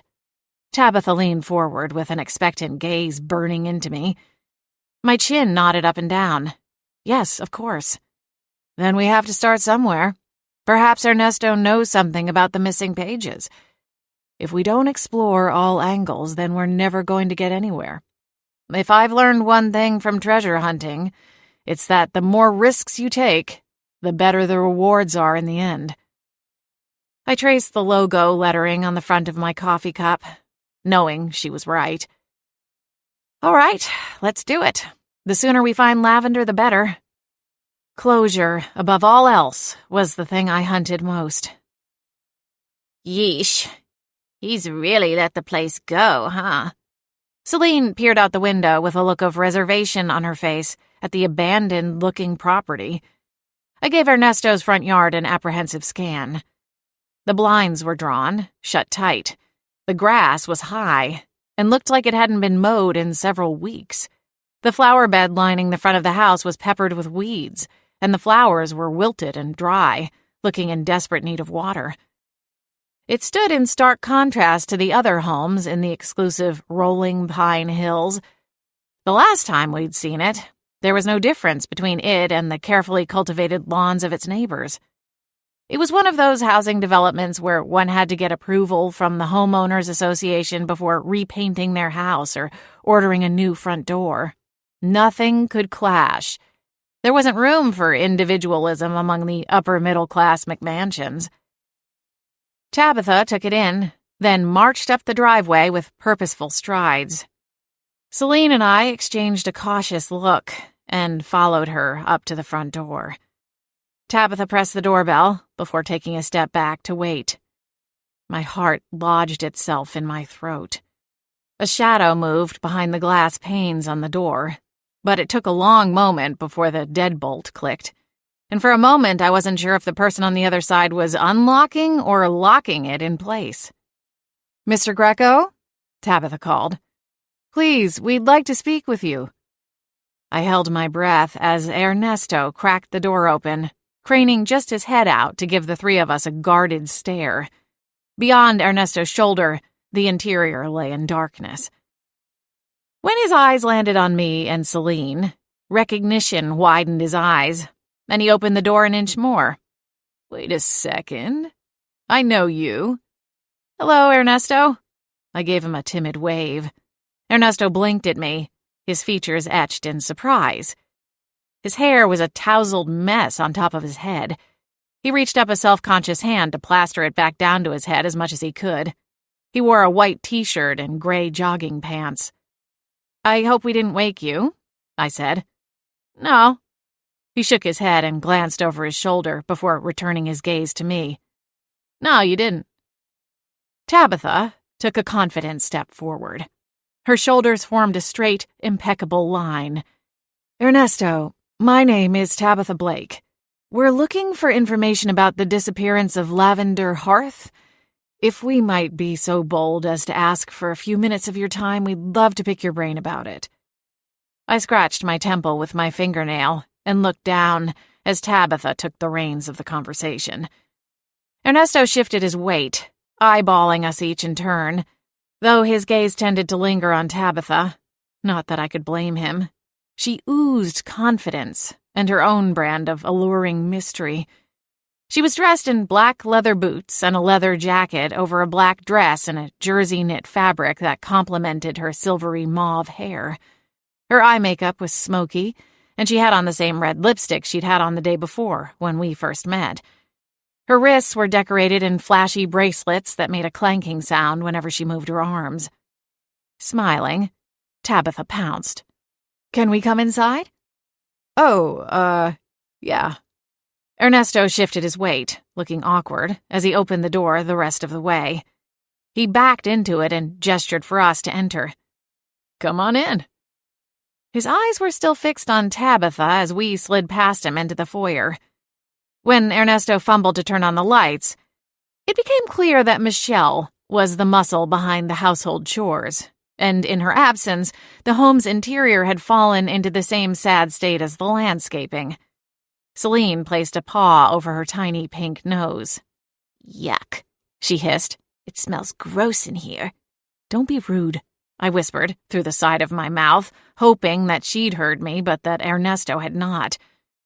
We followed Ernesto deeper into the house.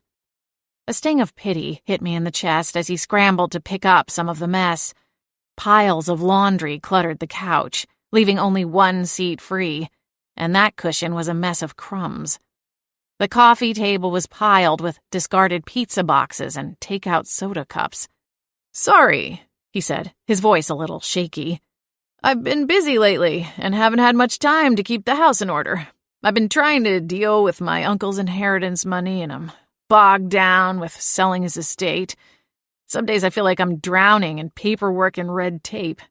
I had no idea how much detail went into managing an estate like his. He tossed the clothes into a white plastic laundry basket beside the TV. Console controllers and a pile of video games were sitting on the floor next to the TV stand. Ernesto gave Tabitha a pained half-smile. On top of it all, my ex-wife was more of the neat freak than I am. He'd addressed the elephant in the room in a roundabout way.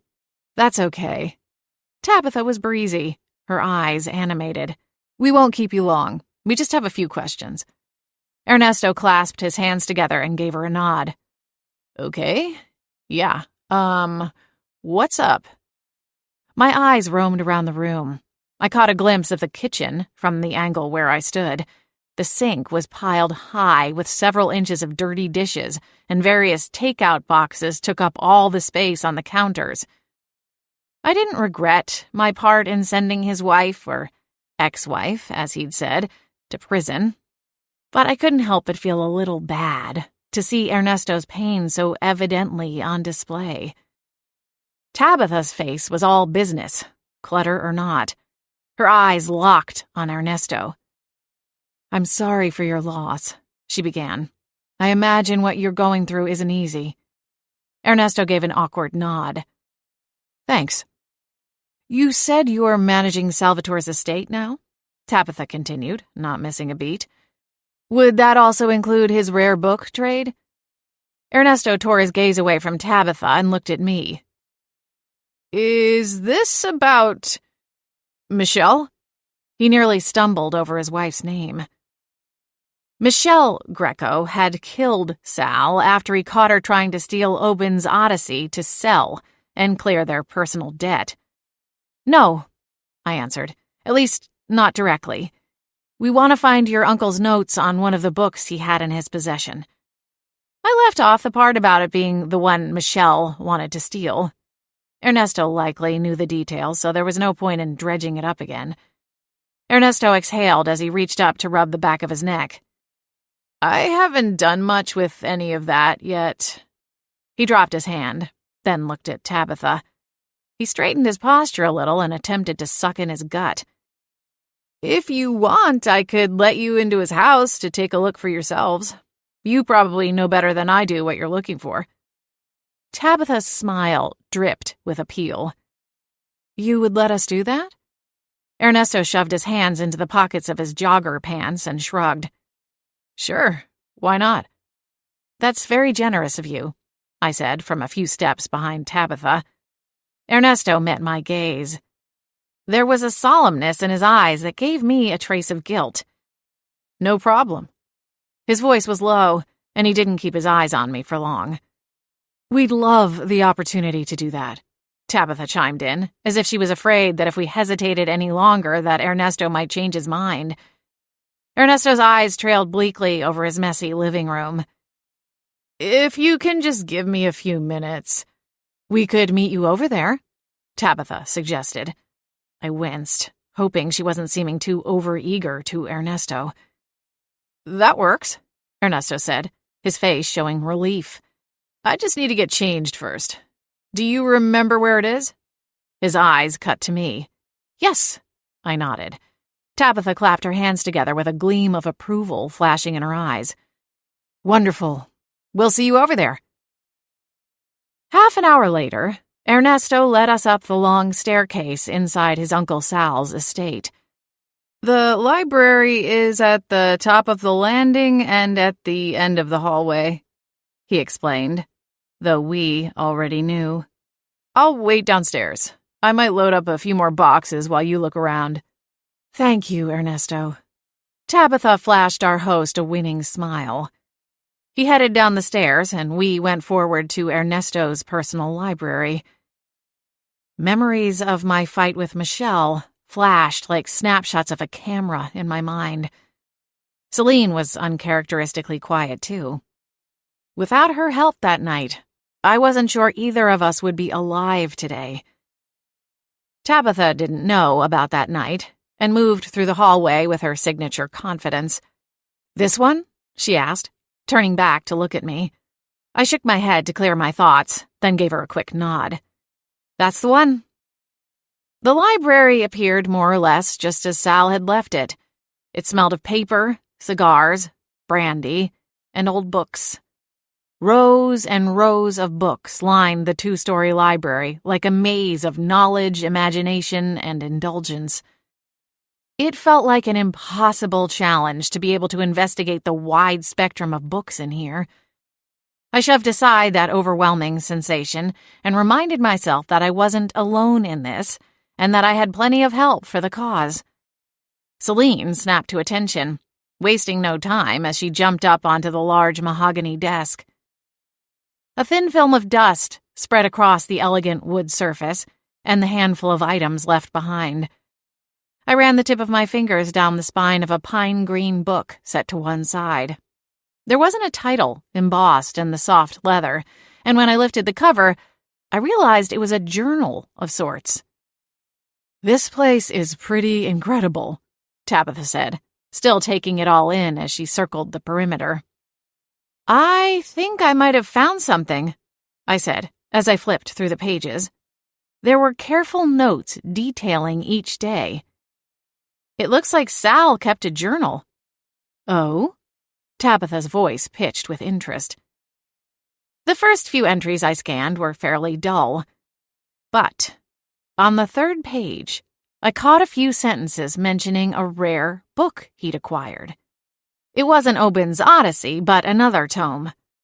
With a spark of excitement, I anxiously flipped ahead, using the dates to find the location of where he might have come into possession of Obin's tome. My heart thumped when I hit pay dirt. You guys, Look at this. What is it? Celine jumped onto the desk and leaned forward to poke her head closer to the ledger. There are some notes about Obin's Odyssey, I explained, my eyes desperately reading all the notes 2 times through. When I was sure I hadn't misunderstood, I looked up and met Tabitha's gaze.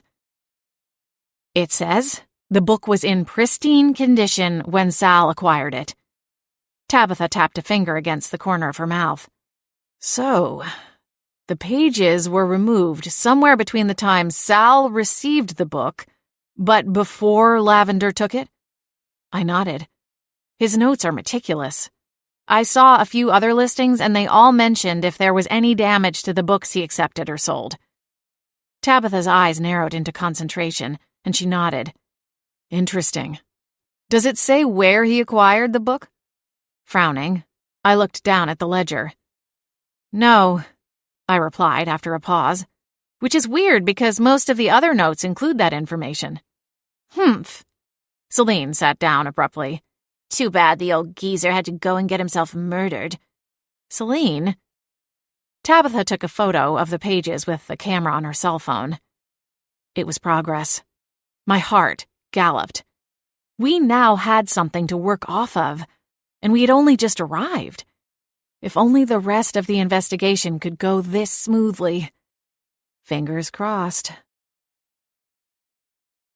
7. The first thing we need to do is find out who would have access to Sal's rare book collection between those 2 time frames, Tabitha said, tapping her perfect teal nails against the front of the ledger. Agreed, I replied. Knowing the book was tampered with after Sal acquired it means we have that definitive timeline to investigate. We need to take that lead and run with it. Let's keep looking, Celine said, hopping down from the desk. Tabitha pocketed her phone. She'd photographed the pages of the most recent of Sal's entries. She followed Celine to the bookcase opposite the desk. Something caught her eye, and she reached up to grab a book. Celine slithered around a bronze sculpture to avoid Tabitha's hand and bumped into a stack of books. Recoiling, the cat's ears went flat. What the heck? These ones aren't real, she said. What do you mean? Tabitha stood on her tiptoes and touched the books in question. With a little gasp, she pulled the stack down, only to find the whole thing lifted away in one piece, and was, in fact, hollow. It's a prop? Why would he need prop books? She cast a glance around. It's not like he's hurting for reading material. There's a cut in the wood, Celine said. She placed a paw on the shelf where the fake books had been stacked.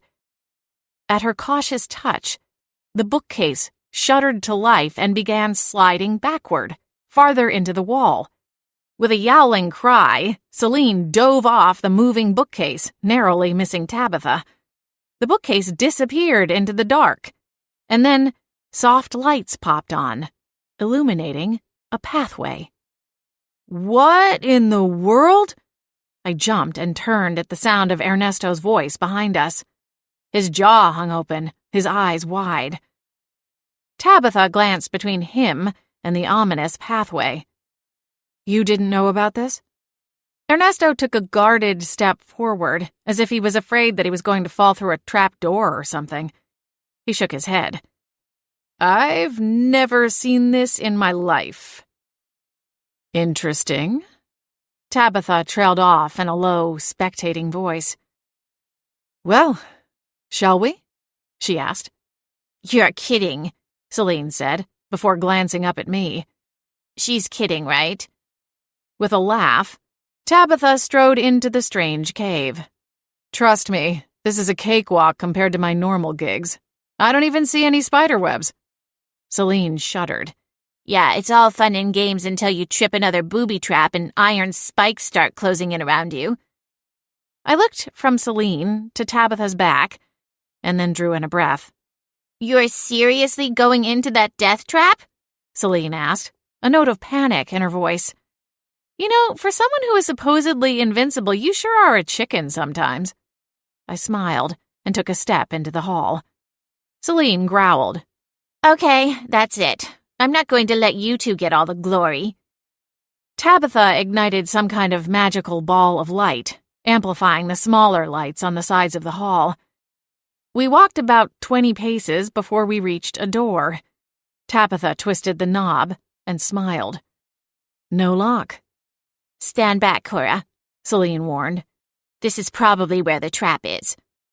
I rolled my eyes and nodded to Tabitha. I'm good to go if you are.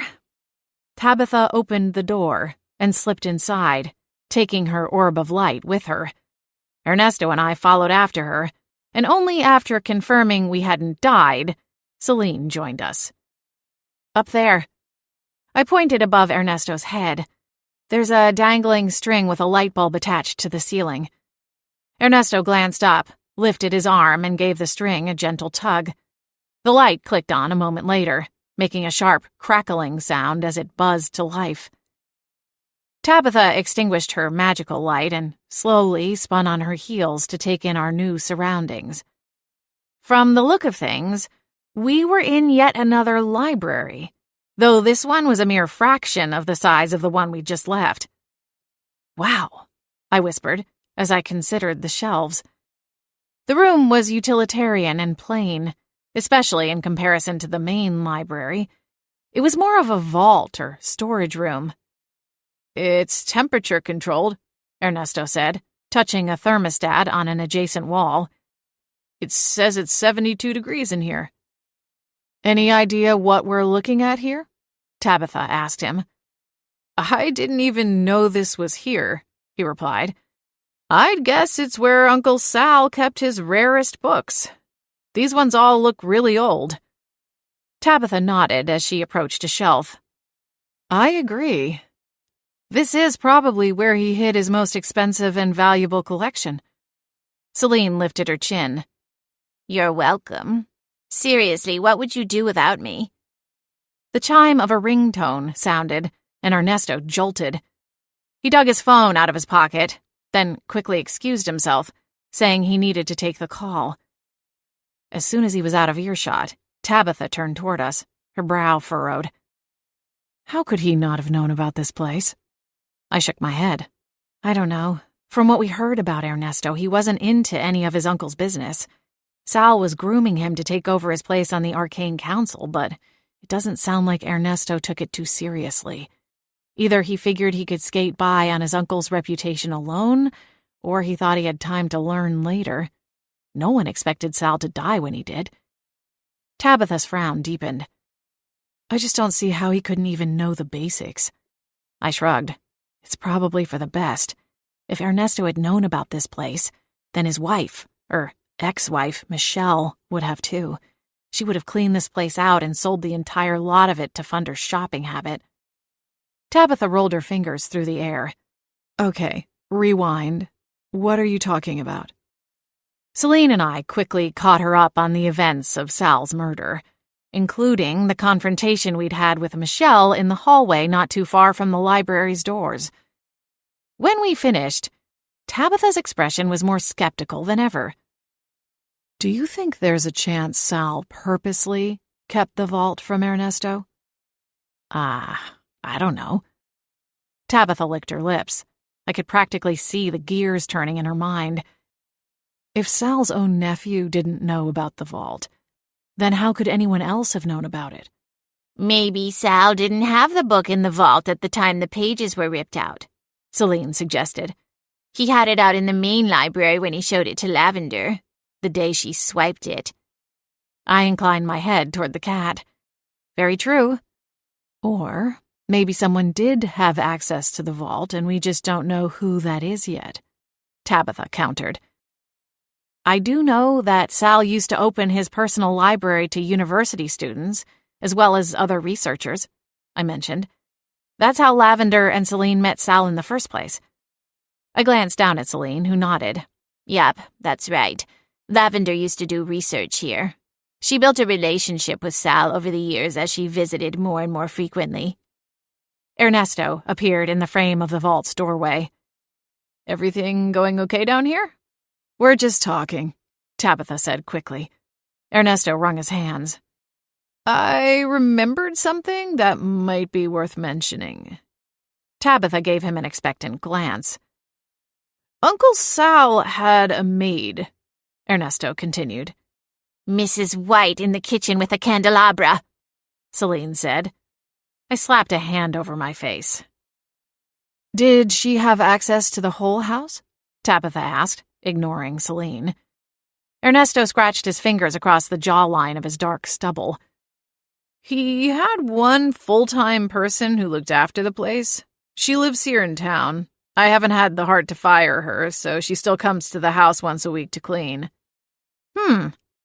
This seemed odd to me, given the fact that there was a layer of dust on the library desk where I'd found the ledger. There isn't much for her to do, of course, now that the house is unoccupied, Ernesto added, his voice rising higher and getting faster. Listen, I hate to be rude and ask you to wrap this up, but I need to get going. Of course, I gave him a polite smile. Can we get the maid's name and address before we leave? Tabitha asked. Ernesto gave her a funny look, licked his lips, and nodded. Yeah, sure. We walked up the stairs, closed the vault to its original concealed state, and watched as Ernesto jotted down the address for us from a pen and pad in Sal's office. Then we followed Ernesto as he escorted us to the front of the house, shuffled us out the large double doors leading onto the porch of the property, and waved goodbye to us as we climbed into my car. Now what? I sighed, putting my car into gear. Tabitha held up the paper with the maid's information and fanned it through the air, pinching it between her thumb and index finger. Her eyes gleaming, she declared, Now, we go and pay Miss Bernadette Wise, the maid, a visit. 8. Bernadette Wise lived in a modest townhouse a few blocks from Winterspell's main street. The development was fairly new, and the rows of homes looked well-maintained, each with its own neat postage stamp yard. Bernadette's unit was sandwiched between two others, and her porch was covered in planters and flower pots. A wooden welcome sign was mounted to the exterior wall to the right of her front door. As we got out of the car, dogs in the unit next to Bernadette's jumped in the front window, barking like mad. Celine's tail went rigid as she stared them down. You sure you want a piece of this, Mutz? Celine, we don't have time for this, I told her, resisting the urge to nudge her forward with the toe of my suede boot. Tabitha chuckled softly as she passed us on the sidewalk. I like your spirit, Celine. At least someone appreciates me, the cat said, giving me a quick scowl before scampering ahead to keep pace with Tabitha. Give it a week, I muttered. Tabitha strode up the steps and pressed the doorbell without hesitation. Mentally, I was still trying to figure out our best in with Salvatore's former maid. As the chime rang through the townhouse, I cut a quick look over at Tabitha.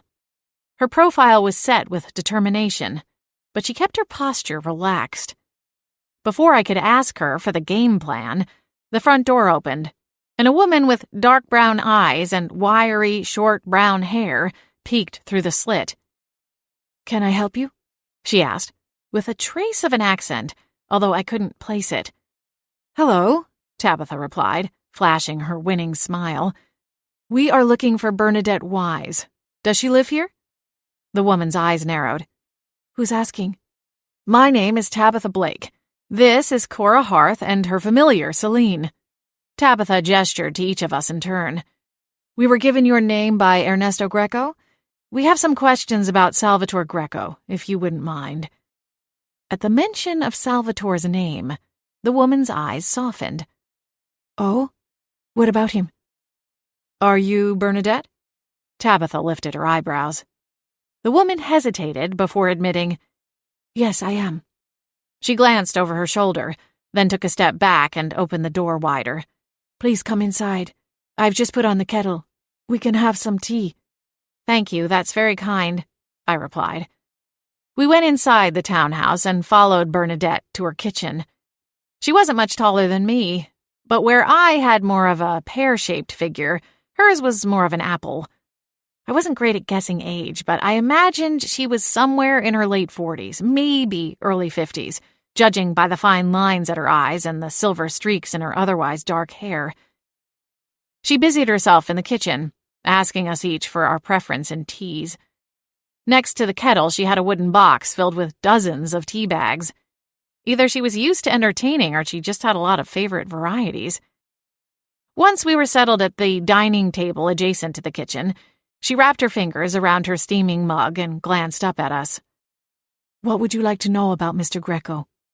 "Did you know about his rare book vault?" Tabitha asked. I blinked, struggling to keep my expression neutral. I hadn't quite expected her to swan dive right into the deep end. Lines formed between Bernadette's brows as she considered the question. I couldn't tell if she was caught off guard by the question, annoyed by it, or genuinely confused. "I'm sorry, but what do you mean?" Tabitha kept her eyes on Bernadette. "The vault in Sal's library?" Bernadette shook her head and frowned. "How was it you knew Sal?" "We're friends of Ernesto's," Tabitha said, not missing a beat. "We're trying to help him figure out a few things involving the estate." "Oh." Bernadette pressed her lips together for a moment. "I see. I guess that means he's getting serious about selling it, then?" Worry flickered in the woman's eyes as she stared down at the contents of her mug. My heart went out to her. It wouldn't be too hard to find another housekeeping job in Winterspell, but there weren't many estates like Salvatore's. And while I didn't know how much Salvatore paid her, I imagined it would take several new contracts to make up the lost income. "Have you heard about the vault before?" Tabitha asked. Bernadette's shoulders wilted as she drew out a long, deep breath. "I knew about it." Tabitha slid me a quick glance, her eyes alight. Bernadette continued. "I found the secret panel on accident one day when I was dusting in the library. When I asked Mr. Greco if he wanted me to tidy up inside, he told me not to worry about it." "So he didn't seem upset that you'd found it?" I asked. Bernadette shrugged. "He didn't seem to be." "He must have trusted you a lot," Tabitha said, offering a kind-hearted smile. "I worked for Mr. Greco for a long time," Bernadette replied, a new emotion in her eyes. She lifted her mug and took a tentative sip. "Does it strike you as odd that Ernesto didn't know about the vault?" Tabitha asked, leaning her head to one side. Bernadette set her mug down. She considered Tabitha and me for a moment. "Come on," Celine said. "Spill the tea, as the kids say." Bernadette glanced down at her mug, her brow furrowed once more. I'm sorry. You want me to spill my tea?" Celine groaned and jumped down from the table. "Never mind." "We're trying to figure out why Sal wouldn't have told Ernesto about the vault," I said, quickly trying to cover the rude behavior of my familiar. "We found it this afternoon, and Ernesto seemed quite taken aback by it, that's all." "I see." Bernadette nodded, but a hint of suspicion lingered in her dark eyes. "It doesn't surprise me, to tell you the truth. Sal was probably waiting for Ernesto to take things more seriously, though if you ask me, that was never going to happen."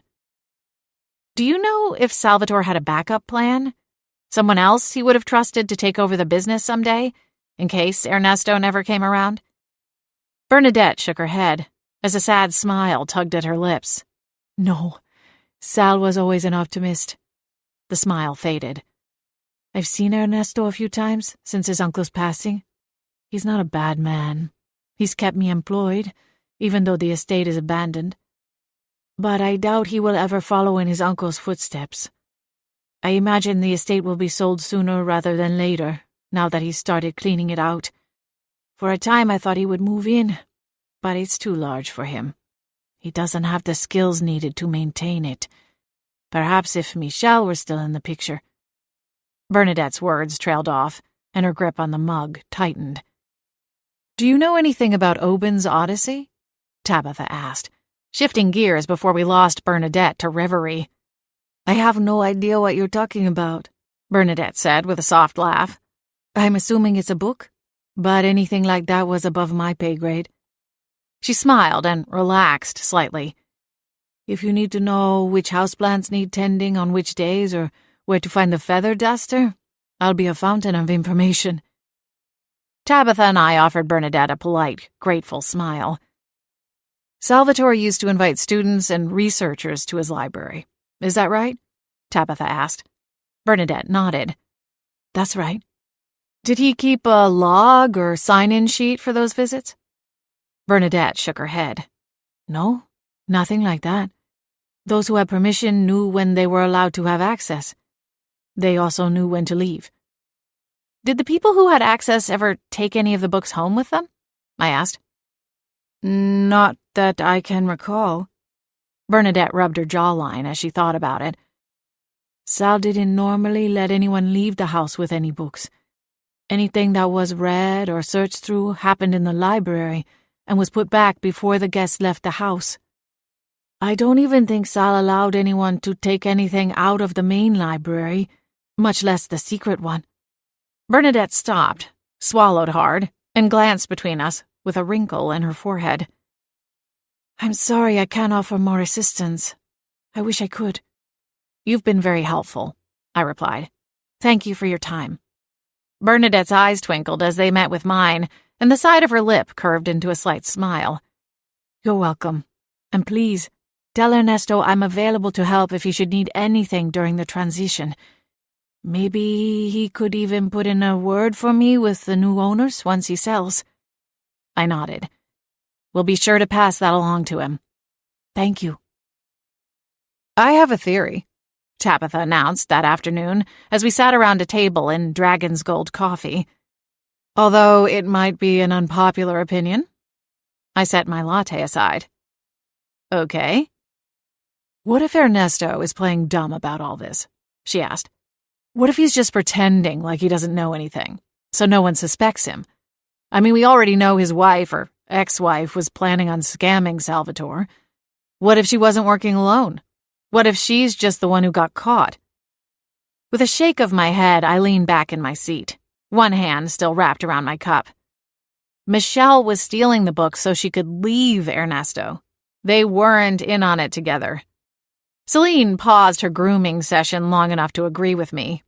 Besides, when we caught Michelle red-handed, she wasn't in the secret book vault.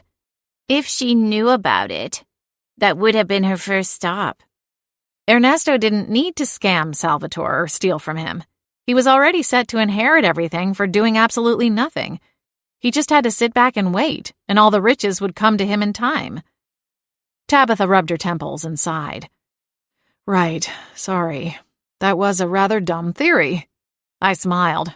"Don't worry about it. Celine and I have just already been on this particular merry-go-round." "We can rule out Michelle and Ernesto as far as I'm concerned," Celine added, before casually lifting a paw to resume her bath. A dismal aura fell over the table, hanging over us like a cloaking fog. My phone buzzed against the surface of the table and the screen lit up. I glanced over at it and winced. "It's Clint." Tabitha took a deep breath and planted her palms on the top of the table to support herself as she stood. "I think I'm going to head back to my hotel. A jog would do me some good, clear my mind. Can we pick up again in the morning?" "Of course. Have a good night." Once Tabitha left, I glanced over at Celine. I hope she doesn't give up on us. The cat rubbed her paw over her whiskers, smoothing them back. If she gives up that easily, then who needs her? I tried to smile, but as my gaze followed the path she'd cut on her way out of the coffee shop, I couldn't fully release the tension growing in my chest. 9. "Thank you for meeting me here," Clint said, offering a warm smile as I slid into the seat across from him. It looked like he'd snagged the last available booth at Elephant's Palace, the local Indian restaurant. He wore a blue sweater and slacks, and his face appeared freshly shaved, without a hint of a 5 o'clock shadow, though it was nearing 7. I attempted a smile, though it felt stiff. "No problem." "I was scared there for a second when you weren't answering my texts," Clint added, as he handed me a menu. "I've just been busy, that's all." I set the menu aside and shrugged out of my coat. It wasn't intentional. Look, Cora, I want to clear the air between us. I grabbed my menu. Let's order first. I don't want to keep the kitchen waiting. It looks like they're busy. Clint opened his mouth, but thought better of whatever he'd been about to say and picked up his menu. Right, of course. What looks good? We both knew what we'd order. I'd been a regular customer of the restaurant for years, and while Clint was newer in town, he was the kind who stayed latched onto something once he found what he liked. But we went through the motions, discussing a few options. It was like some kind of game or a play. When our server came to take our order, we exchanged a smile as each ordered just what the other knew they would. His smile melted me every time. I didn't want to have the conversation I knew we needed to have. We were from two different worlds. For a little while, I'd thought we might have a chance at meeting in the middle. But after the disastrous dinner at his mother's house, that illusion was shattered. I didn't fit into his world, and he was all but ready to abandon mine. We tried to make small talk while we waited for our meals to arrive. The hum of conversation from our neighboring tables provided a distraction from the long pauses that we kept tripping over. After our server dropped off our entrees, Clint cleared his throat and broached the subject again. I know I dropped quite a bombshell the other day. In hindsight, I wish I had taken a few more days to sort through my options on my own before laying it out the way I did. Right now, things feel unsteady, and I shouldn't have thrown that on you, especially with everything you've got going on with your aunt and all. It's okay. I tore off a corner of garlic naan and dipped it into the excess sauce along the edge of my plate. We should be able to talk to each other about anything, even when things are a bit chaotic and unsettled. You're right. I want that too. Clint bobbed his head. But still I can't help but feel like I spooked you. Sighing, I set the naan aside and met his dark brown eyes. They were warm, almost glowing, under the lamp hanging over our booth. They'd been the first thing I noticed about him, back on the night we met. The whole thing had been so random. He'd gone from a visitor, stopping in my candle shop to buy a gift for his estranged mother, to a murder suspect, to my friend, to my boyfriend, all in such a short window of time. My feelings for him were so strong, it seemed like we'd known each other far longer, which only made it harder to think about it all fading away, like some sort of dream. Would I look back on this relationship years from now and wonder if it even happened at all? I'm not really sure what to say, Clint. I can't ask you to give up your inheritance for me, and at the same time, I'm not willing to jump into something solely so you can keep it. I paused, taking a moment to consider my words carefully. I really like you, and I don't want to lose you. But I have to protect myself. I've been through one divorce, and it was one of the worst experiences of my life. I can't go through that again. I couldn't take another heartbreak like that one. Clint reached across the table for my hand. Cora, I'm not going to hurt you. I know you don't want to, but you can't guarantee things would work out. We're only just getting to know one another. My voice sounded hollow. Marriage is a big step, a big deal. Even if we got to that place somewhere down the line, I don't want to say yes, all the while wondering in the back of my head if it's for the right reasons. Clint's grip on my hand loosened, and he sagged back. You really think I'm capable of that? This isn't some kind of trick, Cora. All I'm trying to do is make the right decision. I know. My throat constricted. And all I'm saying is that you need to make that decision for yourself. Take me out of the equation. Clint's brows lifted. So, you want to end things? The words stung, like tiny little pinpricks straight into my heart. It's not what I want. If a week ago someone told me we'd be having this conversation, I would have laughed in their face. I was so sure that this was going to work. Clint made a frustrated little growl as he reached for his drink. Nothing has to change, Cora. Can't you just forget what my mother said? I met his gaze. His eyes were wide and desperate.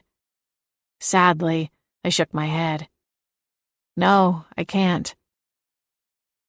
This is probably a stupid question, but there's no way you would consider moving to Chicago? I shook my head, my gaze falling to my nearly full plate, the piece of naan nearly drowned as it lay submerged in the sauce. I'm really sorry, but no. My family is here, my business, Liana. And you don't want to do long distance? Clint asked. I arched a brow, glancing up at him. Do you? His expression crumpled again. No. Listen, we don't have to decide on this tonight, I said, trying to infuse some sort of hope into my tone. I think, for now, we each should focus on our own lives. Let this marinate a little longer. You've got your mother to tend to. I'm in the thick of things with Tabitha. Once we find Aunt Lavender, I'll have more bandwidth for these kinds of decisions. Okay? Clint nodded, but his attempt at a smile fell flat. You're right. We can enjoy the time we do have. The words did nothing to clear the dread swirling in my stomach. We picked at our meals a little longer before asking for 2 takeout containers. Clint insisted on paying the check, as he was the one who'd invited me out.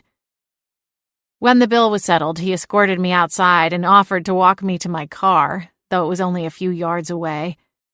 I noticed his BMW parked 3 cars away. We paused at my front bumper, each holding our box of leftovers. Well, good night, I said. Thanks again for dinner.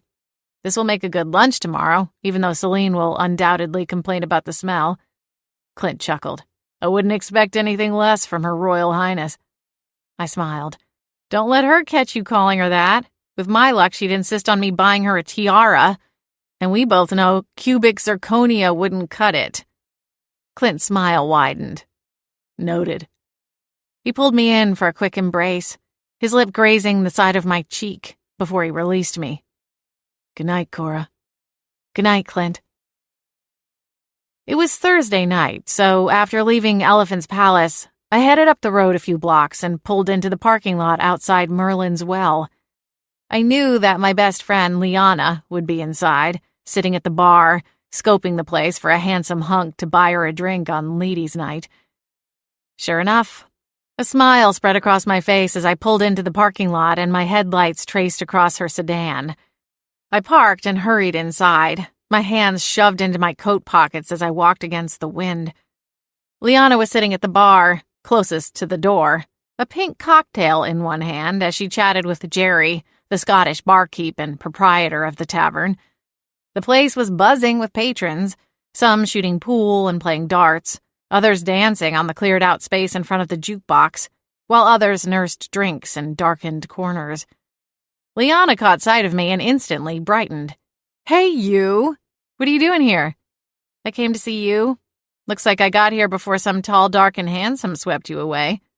I grinned as I hauled myself up onto one of the tall stools dotting the long wooden bar. Liana laughed. Cora, you do remember we're in Winterspell, right? You make it sound like we're in an episode of Love Island or something. I laughed and ordered a glass of wine when Jerry asked. I'm flying solo tonight. What about you? She asked, tossing her thick spiral of curls off her shoulder. I figured you'd be out with Clint. I took a deep breath and shrugged out of my jacket, placing it on the back of my chair. I just had dinner with him. Liana glanced at her watch. Short and sweet, I guess? Maybe not the sweet part. I couldn't help but frown. Liana cast me a sympathetic smile. Jerry, I think we're going to need you to leave the bottle out, she called to the large barkeep as he poured my glass. Of course, he said, his accent thick, as he placed both the glass and the bottle in front of me. Thanks, Jerry. The Scotsman nodded, then turned away to tend to his other patrons. Liana adjusted herself on the stool, twisting toward me. So, do you want me to be your relationship therapist tonight, or are we just going to drink until we forget our woes? I laughed. I'm not sure yet. We'll start with a drink and see how things go. Silently, I raised my glass in a toast. I was in good company. Liana never failed to cheer me up, no matter how gloomy I felt. Somehow she could always snap me out of a sullen mood. She took a sip from the black straw in her drink, then stirred it around the remnants and frowned. I'm going to need another myself soon. A free one? I teased. Liana flashed a wide grin as she held up her fingers and crossed them. Girl, that is the hope. Any prospects so far? I asked, taking a peek around the bar. Not as promising as I'd hoped. Liana shrugged. One guy came over trying to start something up, but he reeked of cigarettes.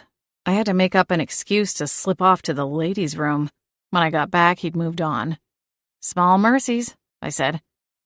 So you want to talk about tonight? I shrugged and glanced at the burgundy liquid inside my wine glass.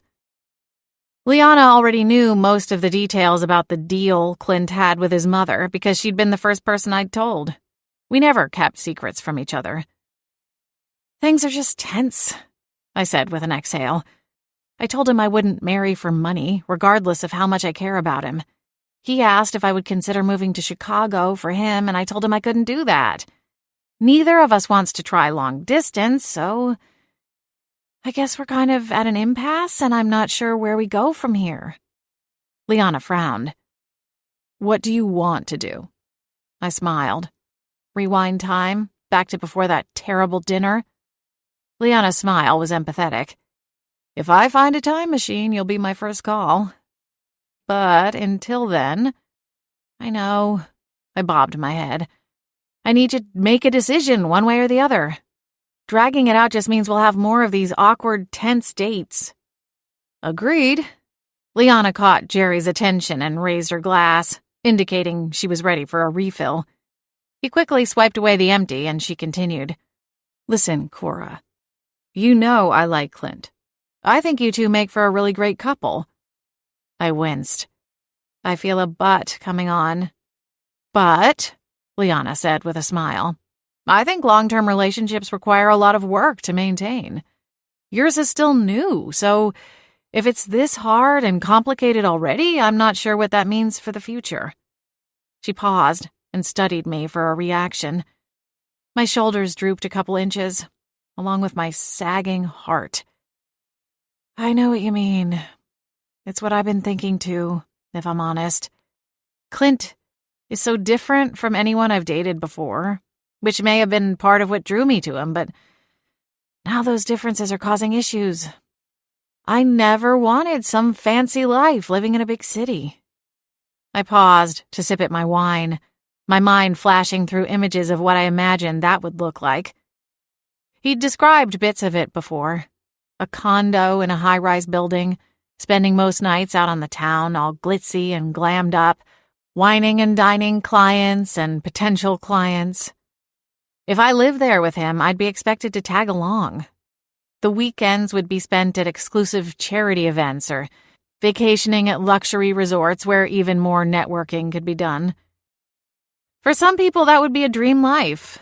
But for me, it sounded like a nightmare. It just doesn't make sense, I added, shaking my head slightly as I set my glass down. He was really enjoying Winterspell. He told me so a dozen times. He said he liked the slower pace and how friendly everyone is. He said he could see himself here long term. Liana nodded. Well, it sounds like that may be true, but he'd need his mother's money, right? I guess. My chest tightened again. Almost like my heart was bracing for the impact. I can't marry him just so he can get it, though, Lee. I'd always wonder in the back of my mind whether our marriage was real. That's fair. As much as you probably don't want to hear this, I'm going to say it anyway. Sometimes relationships fizzle out. People drift apart, have different interests, and their lives branch off in different directions. When that happens, it's not usually anyone's fault. She paused and took a reflective sip of her drink, pinching the straw between her thumb and index finger. It's just one of those things that happens. You're right, I smiled. That's not what I wanted to hear. I took another sip of wine while Liana laughed softly. I'm just saying that maybe it's a blessing in disguise that you guys are stalling out right now. Take the time for self-care and to analyze what you want. Make a pros and cons list. You and your pros and cons lists, I teased. Hey now, Liana shrugged. They work. They do, I agreed. Liana bumped her shoulder against mine and cut me a playful smile. If you do decide to call it quits with Clint, I wouldn't mind having my wingwoman back. I laughed and tucked a strand of hair behind my ear. Is that what you think I am? We're like Thelma and Louise, she said. Which one am I? Liana's lips quirked to one side for a moment. Then she replied, Thelma. Trats, I wanted to be Louise. We both laughed. At any rate, the single ladies train would love to have you back. Thanks, I laughed, for putting that song in my head. Liana jumped down from her stool. I know just what we need to put on the jukebox. She wandered across the bar, humming Beyoncé's hit song to herself. Moments later, Single Ladies, Put a Ring on It, was piping through the speakers, leading to an uproar from the other ladies around the bar. Liana beckoned me to join her out on the makeshift dance floor. I shook my head, but Liana's puppy dog eyes worked their magic and pulled me away from the security of my bar stool before the second verse. At least Celine wasn't there to witness any of my dance moves. 10. The following morning, I sent a text message to Tabitha before heading to Wicked Wicks. Lily was scheduled to have the day off, and while I knew she would come in if I asked, I didn't want to take advantage of her kindness. Celine slipped out of the shop sometime before lunch and didn't return until it was close to closing time. Despite her multitude of requests/demands, I hadn't yet installed a cat flap at Wicked Wicks, mostly because adding one to the kitchen door at home had been a pain in the rear.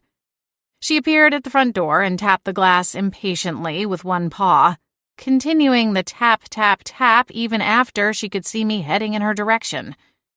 Frowning, I pulled open the front door. Where have you been all day? She went straight to the counter and jumped up, then leaped to her normal cubby near the front window. Out, she replied. Muttering to myself, I let the door swing closed and went back to the display I'd been working on. Somehow, even among the search for Aunt Lavender, I'd managed to create a new line of candles. They were inspired by a custom order and enchanted to display various scenes set at a carnival. There was one that made the room look like the inside of a carousel, complete with painted horses and shimmering gold lights, minus the dizzying effect of spinning round and round. Another smelled like kettle corn and had stalls of various carnival games. The third one smelled like cotton candy and featured silly clowns. I'd made sure to put a warning label on them. One witch's dream was another witch's night terror, after all.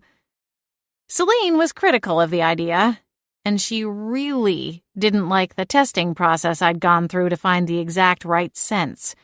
But I'd already sold 4 of the new sets. Be cagey if you want, I told the sourpuss. It doesn't bother me. I have enough on my mind. Oh, so you are too busy to talk about what I found in Sal's records, then? My hand stilled. My fingers wrapped around a tall pillar candle. I peeked around the end of the display to her glowing eyes. She flicked her tail, clearly amused. I sighed. We both knew I would take the bait. What are you talking about? We didn't get to see everything the other day. Not with Lurch hanging around all moon-eyed over Tabitha. You noticed that too? Duh, Cora. I have eyes, she scoffed. Anyway, I went over there to take another look around. My eyes narrowed. Do I even want to ask how you got inside? She puffed out her chest. I slipped into a window I magicked open the day before. Celine? What? You shouldn't have done that. We have Ernesto's trust right now. We don't want to change that. We can't go over there without permission. You're being paranoid. No one was even there to see me. And what the oaf doesn't know won't hurt him.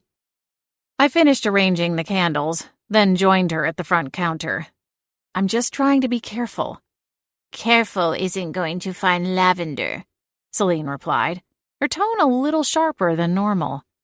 Oh, come on, I said. Don't be like that. Celine licked her paw before responding. I knew she was doing it on purpose. She loved to keep me in suspense whenever she was annoyed with me. You know how much I want to find Aunt Lavender, I added. What did you find? Anything we can use? Celine eyed me for another long moment, then lowered her paw. I found out who installed the secret vault. Who? It was James Midnight. Huh. I guess that makes sense, though.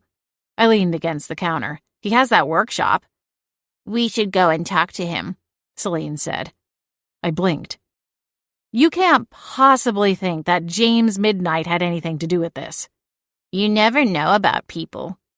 I frowned at her. I know that James Midnight is a well-respected citizen. His mother-in-law was one of the town's founding members, for the goddess's sake.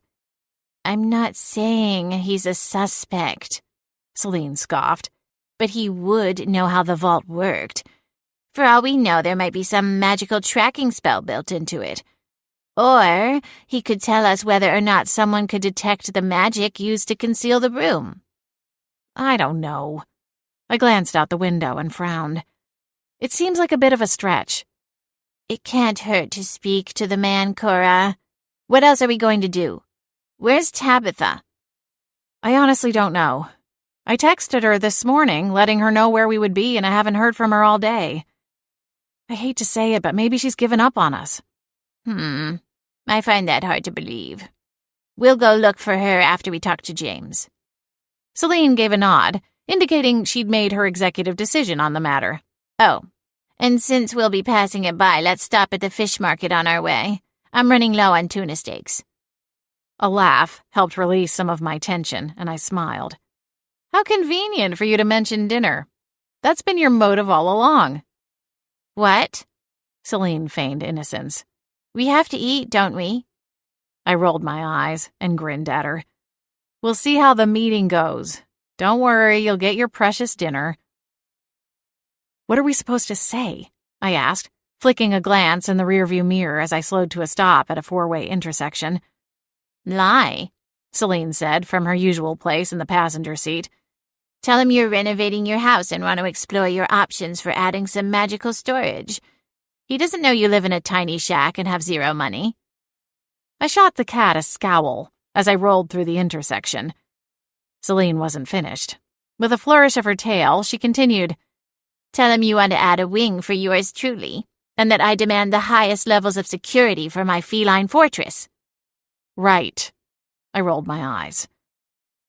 The Midnight family lived in a farmhouse that sat on a large piece of property just across the street from the waterfront. The home was well-maintained, but had a lived-in look to it. A metal outbuilding stood a few paces from the home's wraparound porch and served as both the home's garage and the workshop where James and his mother-in-law, Rose, worked on their magical inventions. The business wasn't technically open to the public, but it was listed in the Winterspell white pages, so I didn't think it would raise any flags, us showing up uninvited. Even still, a nervous sensation pricked in my stomach as I parked my car in the driveway behind an old work truck. The garage doors were all closed up, so Celine and I went to the door on the side and knocked. James Midnight answered the door, his dark hair slightly disheveled, as though he'd been dragging his fingers through it. "Hello," he said, giving both me and Celine a quick once-over. "Can I help you?" "Hello, Mr. Midnight. My name is Cora Harth, and this is Celine." I gestured at the cat. "I run Wicked Wicks, the candle shop here in town." "Oh, of course." His hazel eyes lit up with recognition. "I saw your speech at the town hall meeting not too long ago. My wife, Penelope, has been to your shop a few times since." My cheeks warmed and I ducked my chin. "Oh, thank you, that's very kind." "Come inside," James said, stepping back to allow us entrance. He carried himself well, his build lanky but agile. He had to be somewhere in his 50s or 60s, considering the age of his grown daughters. His long, lean face curved into a welcoming smile. His strong nose jutted out past an angular chin. His thick brows were unruly above his eyes, woolly like caterpillars, and fluctuating with each facial expression he made. We followed him into the shop. It smelled like a combination of metal, wood, and something that could only be described as magic. A large yellow dog came over to greet us, and Celine recoiled. Ah, get your hot breath out of my face. I know where your tongue has likely been. Filthy beast. Celine? I hissed, nudging her rear with the toe of my boot. James chuckled and snapped his fingers to get the pooch's attention.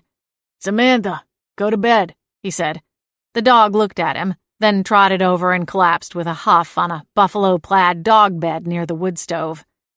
Sorry about her, I told James, still frowning at my difficult companion. James smiled and slid his hands into his pockets. It's not a problem. None of our cats talk. Well, other than to Rosella, my oldest daughter. Have you two met? I shook my head. I think I was a few years ahead of her in school. Oh, so you're from Winterspell?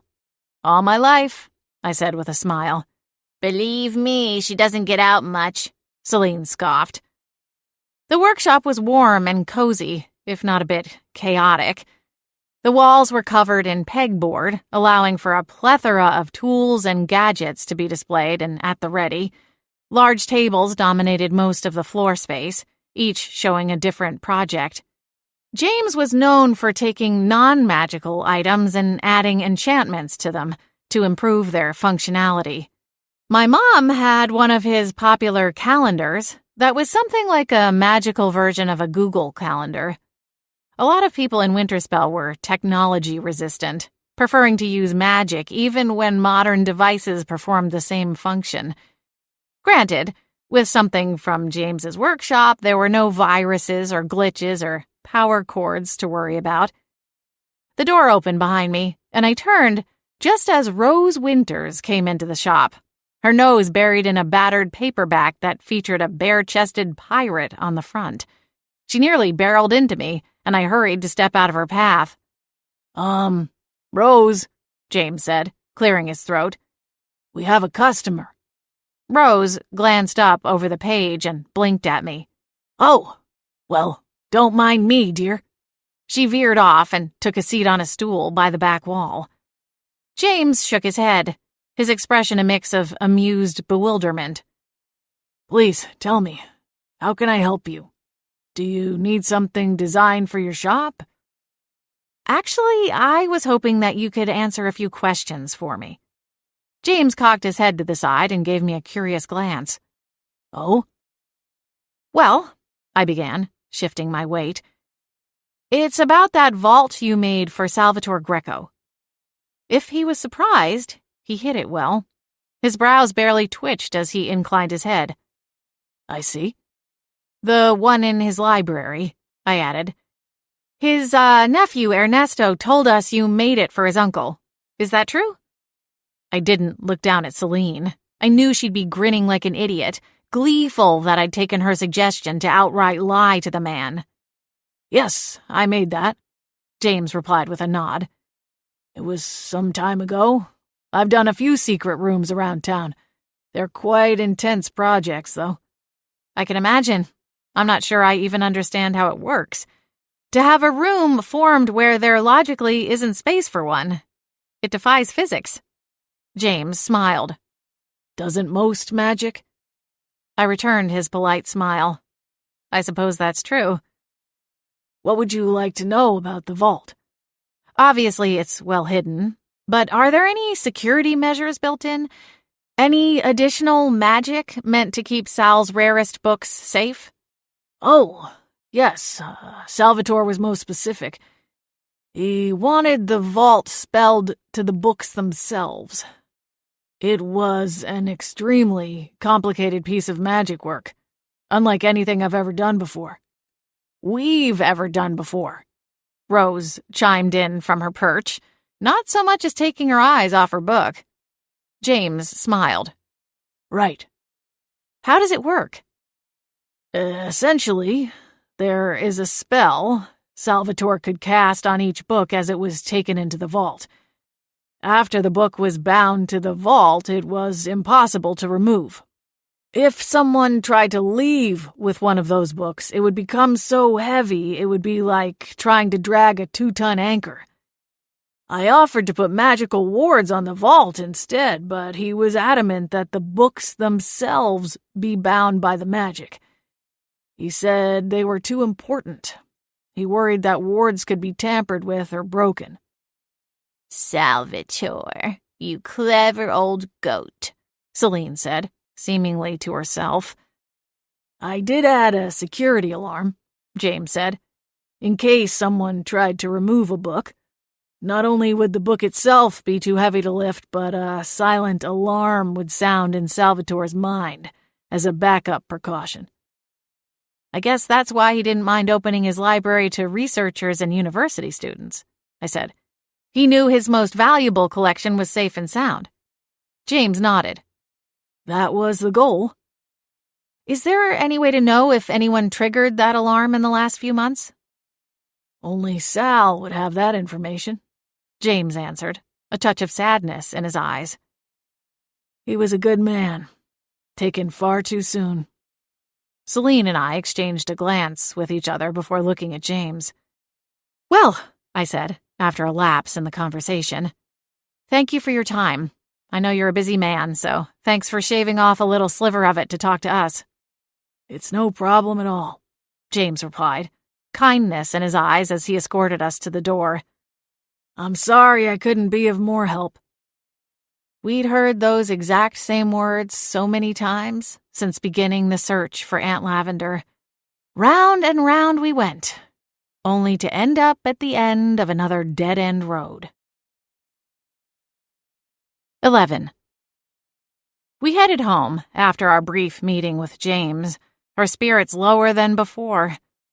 Tabitha still hadn't called or returned my text message. I was halfway tempted to stop by her hotel and see if she'd checked out and left town altogether. Instead, we went to the fish market, right before closing, and cleaned out their stock of tuna steaks. I swear I'm about to trade this thing in for a pickup truck so we can load your stinky cuisine in the back and leave my upholstery out of it, I grumbled to the cat as we drove away from the market. Celine flashed her canines, her eyes sparkling. Just make sure you get a step stool to cart along with you. Even with running boards, I think you'd make a spectacle of yourself every time you tried to get in the driver's seat. You're so hilarious, Celine. We should get you a gig at Merlin's Well on stand-up night. She began humming The Lollipop Guild, her tail twitching in time with the chorus. My jaw clenched. I was going to burn her tuna black. While I was busy dreaming up ways to torment the furry feline, my phone rang in the cup holder. We were nearly home, so I reached over and picked it up. Someone's gonna get a ticket, Celine cheered. It's Mom, I told her, tapping the accept call button. Hey, Mom, what's up? Cora? Where are you? Her voice trembled, the fear palpable in her tone. A cold chill ran down my spine. Mom? What's wrong? I need you to come over. It's about Lavender. I gripped the steering wheel and tossed a wary glance at Celine. The cat's amusement was gone, her ears now on alert as she listened to my side of the phone call. What happened? I asked, my pulse thundering in my ears as I pulled into a driveway and turned my car around. I can't explain it over the phone. Mom's voice rose another octave. Just come, quick. I'm on my way. I hung up so I could focus on the road. Winterspell wasn't a huge town, but there were several stop signs and red lights on the way from one side to the other. My mind raced, churning out half a dozen worst-case scenarios as I whipped across town, flying through intersections just as the lights switched from green to yellow. We're not going to get there at all if you keep driving like this, Celine shouted, her front paws on the dashboard as she tried to anchor herself. I know what I'm doing. I stared through the windshield, my jaw tight, my voice firm. I don't want to die in a fiery car crash, Celine hissed. You're invincible, remember? I pushed the pedal harder with my foot to make it through another yellow light. Meow! Celine shrieked. Despite Celine's complaining, we made it to Mom's house intact. Both Celine and I launched out of the car as soon as I cut the engine. Celine yelled at me over one shoulder as she bounded ahead, up the front steps. I'm giving this Uber driver 1 star. Fine by me, I snapped. I won't have to cart you or your fishy feast all over town anymore. Mom threw open the front door, cutting off the rest of our argument. Her hands were shaking. Her eyes were wide, her face pale, as if she'd just witnessed a horrible crime. Her bottom lip trembled, and her red-rimmed eyes were glossy with tears. I wrapped my arms around her, clutching her trembling frame. Mom, what happened? What's wrong? She pulled away, her chin down, her eyes fixed on her socked feet. It was awful, she murmured. My stomach coiled into a knot. You said something about Aunt Lavender? I prompted, keeping my voice gentle and as calm as I could, all things considered. My hands cupped hers to keep them from shaking. Tell me what happened. I did another divination, trying to reach Lavender again. Okay. I took a deep breath. What went wrong? Mom licked her lips. She tried to focus on me with glassy eyes, but her gaze drifted past my shoulder, as if she were seeing into another realm. I heard another snippet of conversation. Was it like the last time we tried? She nodded slowly, her chin quivering. What did you hear? I braced myself. I almost didn't want to know. I heard a man's voice, Mom squeaked. The same man we heard before. He was asking questions about a book this time. He wanted to know where it was and if she tore out the pages. My stomach cinched even tighter. A gasp clawed at my throat, but I forced it down. I had to remain calm for my mother's sake. Was there anything else? Mom lifted her eyes to me, her expression heartbreaking. I heard Lavender's voice, too. My throat constricted. What did she say? Mom's eyes fluttered closed for a long moment. Another tear squeezed free and coursed down her cheek. She sounded so afraid. I pulled her into another embrace. Oh, Mom, I'm so sorry. You should have called us sooner. We would have come to help. Mom nodded against my head, then pulled back again. She swiped at her cheeks, even as more tears fell. She kept insisting that she didn't know anything about the missing pages and that she had nothing to do with it. Her voice was so weak. She gave me a pleading look. Cora, do you think that's what Lavender was talking about the last time we heard her? When she was muttering about not letting someone find it? The goddess forbidding it and all that? Something to do with this book? I knew I had to come clean. I caught a glance at Celine, who sat at my ankles and peered up at me with an expectant gaze. With a heavy exhale, I took Mom's hands. There's something we need to tell you.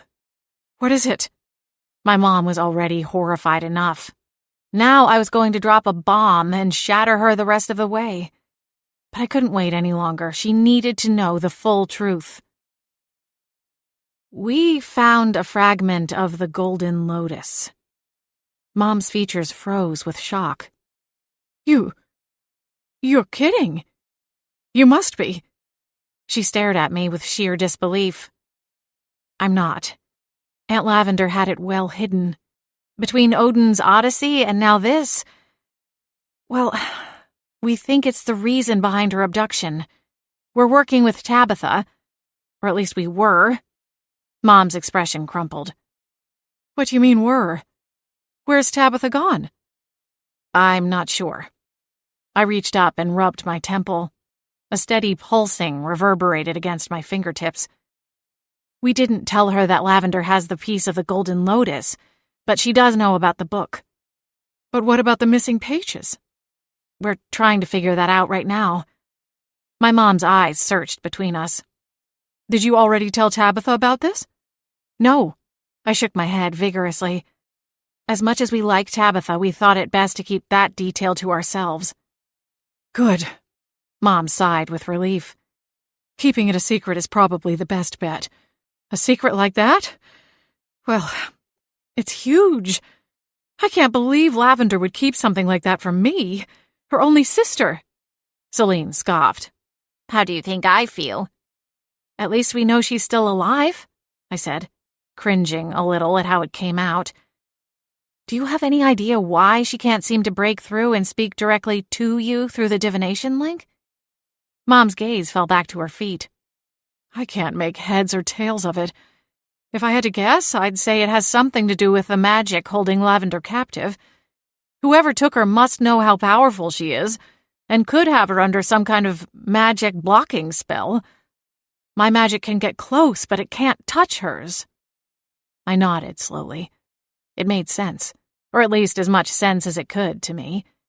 I was an air witch and used illusion spells without so much as thinking about it when I was crafting my candles, but my mother's magic was foreign to me. Mom, promise me you won't try a divination again without us here with you. I promise, she agreed without hesitation. We just need to hold on a little longer. I'm going to find whoever did this. I'm going to bring her back. Excuse me, Celine interjected, her ears pinned back flat against her head. Since when are you flying solo? I couldn't help but smile at the grumpy cat's expression. Sorry, we are going to bring her back. All of us. Mom was still shaken, but after another embrace, she began to rally.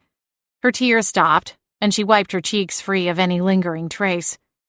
With a sniffle, she headed inside the house, gesturing for us to follow her. Come on, it's chilly out here. Do you think you could stay for dinner? I could use the company. I hooked a thumb over my shoulder, gesturing back at my car. Only if you're in the mood for tuna, and have room in the freezer to keep the extra from thawing out in my front seat. Celine perked up and sauntered inside. Be sure to use some of that seasoning I like, Lilac. You know, the one with the little bits of dried citrus peel. I rolled my eyes toward the overhang covering the porch. Are we sure this isn't all some elaborate ruse that Aunt Lavender put on, sheerly to get away from her? Mom and I exchanged a look before she cracked a smile and followed Celine inside. 12. We stayed with Mom for several hours, only leaving once she'd fully recovered. I had to threaten to toss Celine over my shoulder and carry her out to the car like a sack of potatoes before the cat would stir from her place beside the fire. She'd eaten her weight in tuna at dinner and looked more like a fur-covered volleyball than a cat by the time she called it quits. She bellyached about it the whole way home, complaining about her stomach every time I hit a pothole or minor bump in the road. You think you can make it inside on your own? Or shall I go next door and see if Mrs. Parker will let me use her stroller? I asked, before climbing out of the car. The cat groaned as she got to her feet and attempted to stretch. I'm coming. Yeesh, you sure are impatient. It's not like you have a hot date waiting inside. I slammed the driver's door and stalked up the front walk. Celine used a burst of magic to open her door, then lumbered out and followed after me. I switched on the lights and set my purse and keys on the table beside the door. Celine heaved herself up onto the couch and exhaled as she rolled to one side. I shrugged out of my coat and closed the front door. What a day! I'm beginning to think you're right about Tabitha, Celine said. My ears perked. Run that by me one more time? I was what now? The cat shot me an irritated glance. You were right. Tabitha doesn't seem to want to help. I stared off into space and nodded. I wonder what happened. Was it something you said? Hey, the cat hissed. Why would it be something I said? What about you? I chuckled. You can't seriously be asking me that. You're a walking insult machine. Not to Tabitha. I actually respect her. Plus, she wants me to be a guest on her podcast. Frowning, I ignored the cat and went to the kitchen for a can of sparkling water. I had a bottle of wine on the counter, but it would only make me sleepier. Despite the busy day, I needed to put in a couple more hours of brainstorming our next move before I could go to bed. There was a ticking clock in my head that refused to let me sleep just yet. I trudged to my living room, trying to stir up the energy to call Tabitha. Exhaustion tugged at me, but I grabbed my phone and a notepad before plopping down at the opposite end of the couch from where Celine wallowed. I drew my legs onto the couch and tucked a throw blanket around them before dialing Tabitha's number. I put the phone on speaker so Celine could listen in. To my surprise, Tabitha answered on the second ring. "Hello?" I blinked. "Tabitha? Hey, it's Cora and Celine." "I'm sorry I haven't gotten back to you today," she said. "I had a few things crop up and I figured you were busy at the shop." A quiver of irritation prickled at me, but I shoved it aside with a mental reminder that she was helping us for free and also had a life outside the search for Aunt Lavender. "Right. Well, actually, I do have some news. Are you free to talk?" "I'm working on a podcast episode," she said, "so I won't be able to meet up tonight." I frowned. "Oh, okay. But I have a few minutes now," she added. "What's going on? Is everything okay?"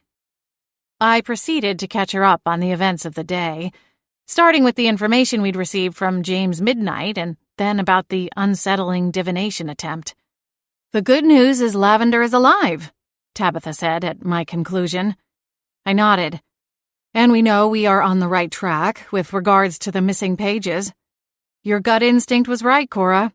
Whoever took her is after the Odyssey. Remind me, where do you store it?" "Oh, it's—" Celine sunk a claw into my ankle. "Ouch!" I exclaimed. "What is it, are you okay?" Tabitha asked, her voice alarmed. I glared at the cat.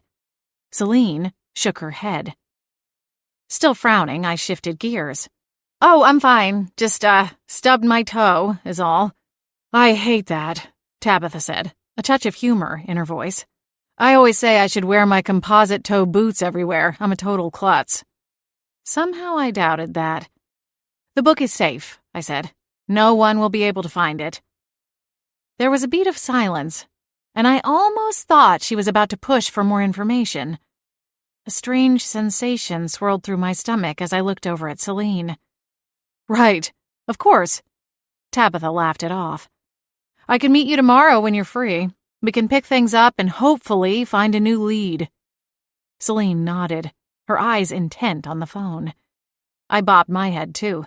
"Yeah, absolutely. That sounds great to me."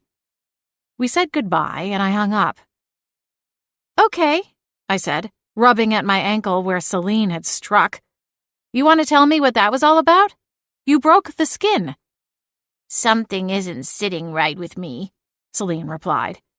"She goes MIA all day, and then when you get her on the phone, the thing she's most interested in is finding out where we keep the book.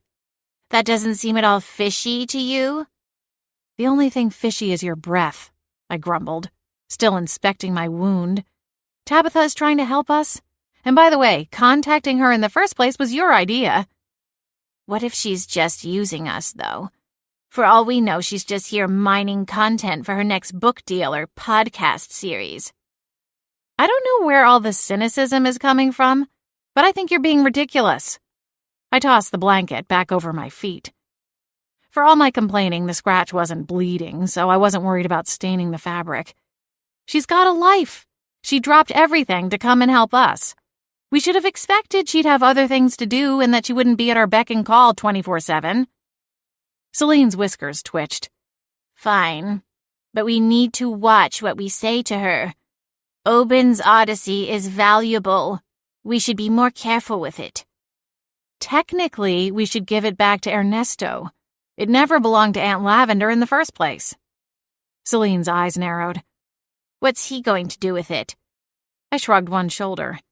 "It's none of our business. It belongs to Sal's estate, which is now his to do with as he pleases." Celine stretched out on the couch, her stomach still more rounded than usual.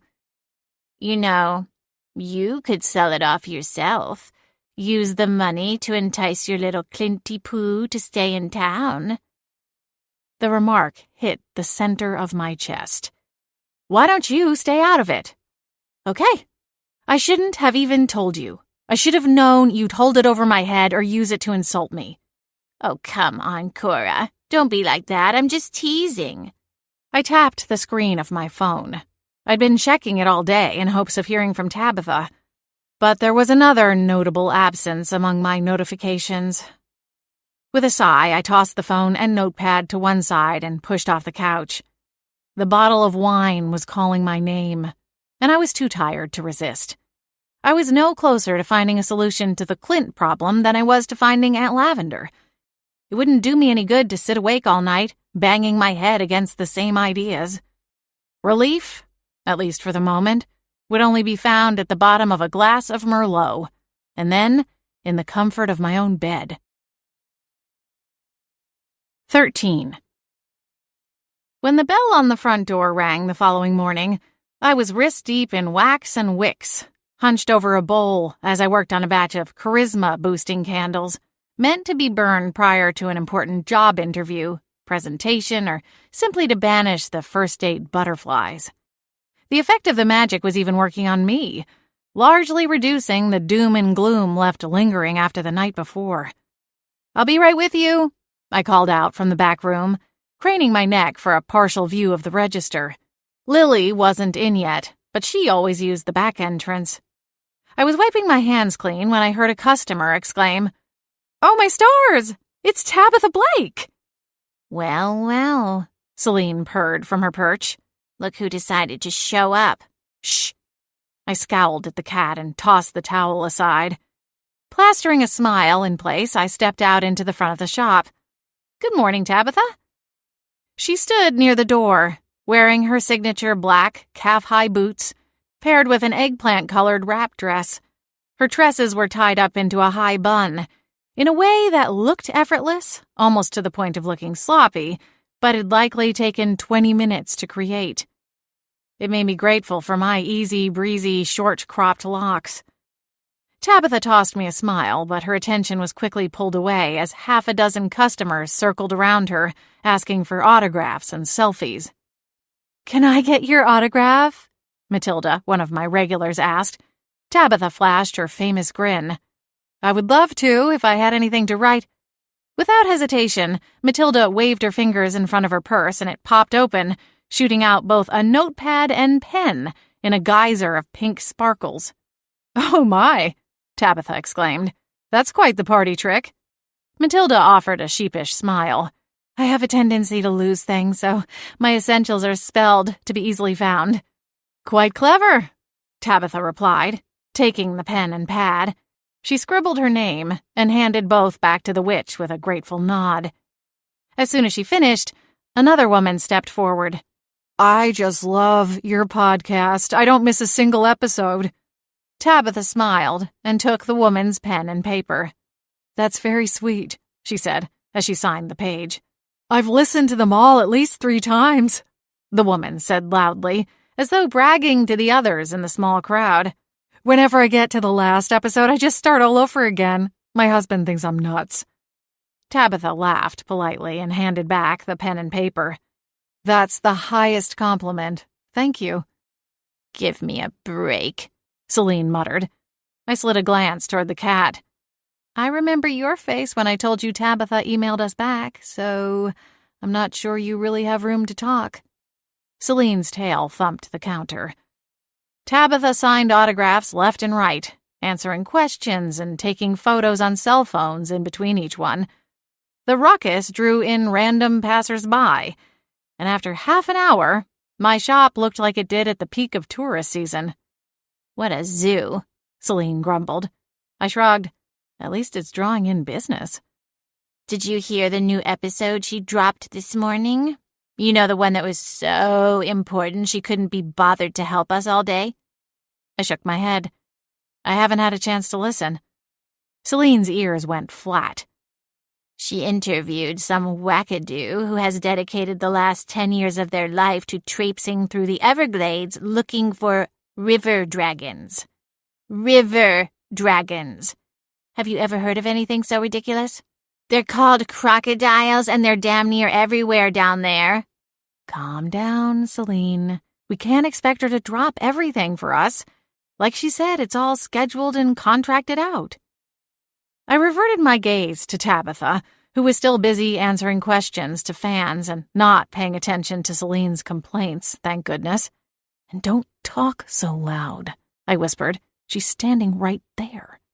"Can my daughter take a selfie with you?" A slender woman made her way to the front of the line, her hands clutching the shoulders of a shy little girl with shoulder-length, straight, honey-brown hair. "Of course," Tabitha exclaimed, immediately squatting down to get more eye level with her young fan. It took some time, but eventually the crowd began to disperse. A few people lingered in the shop, some even made purchases, and when things cleared out, Tabitha approached the counter, a delighted grin on her face. "It must be exhausting being so popular," Celine muttered. "Celine?" I hissed through clenched teeth, cutting her a reprimanding look before turning my attention to Tabitha. "I'm sorry." Tabitha's smile was unflappable. She tossed her hand through the air, dismissing the comment. "It doesn't bother me a bit." I gave her a wary smile. "It looks like you have quite the fan base." "All part of the gig," she replied with a simple shrug.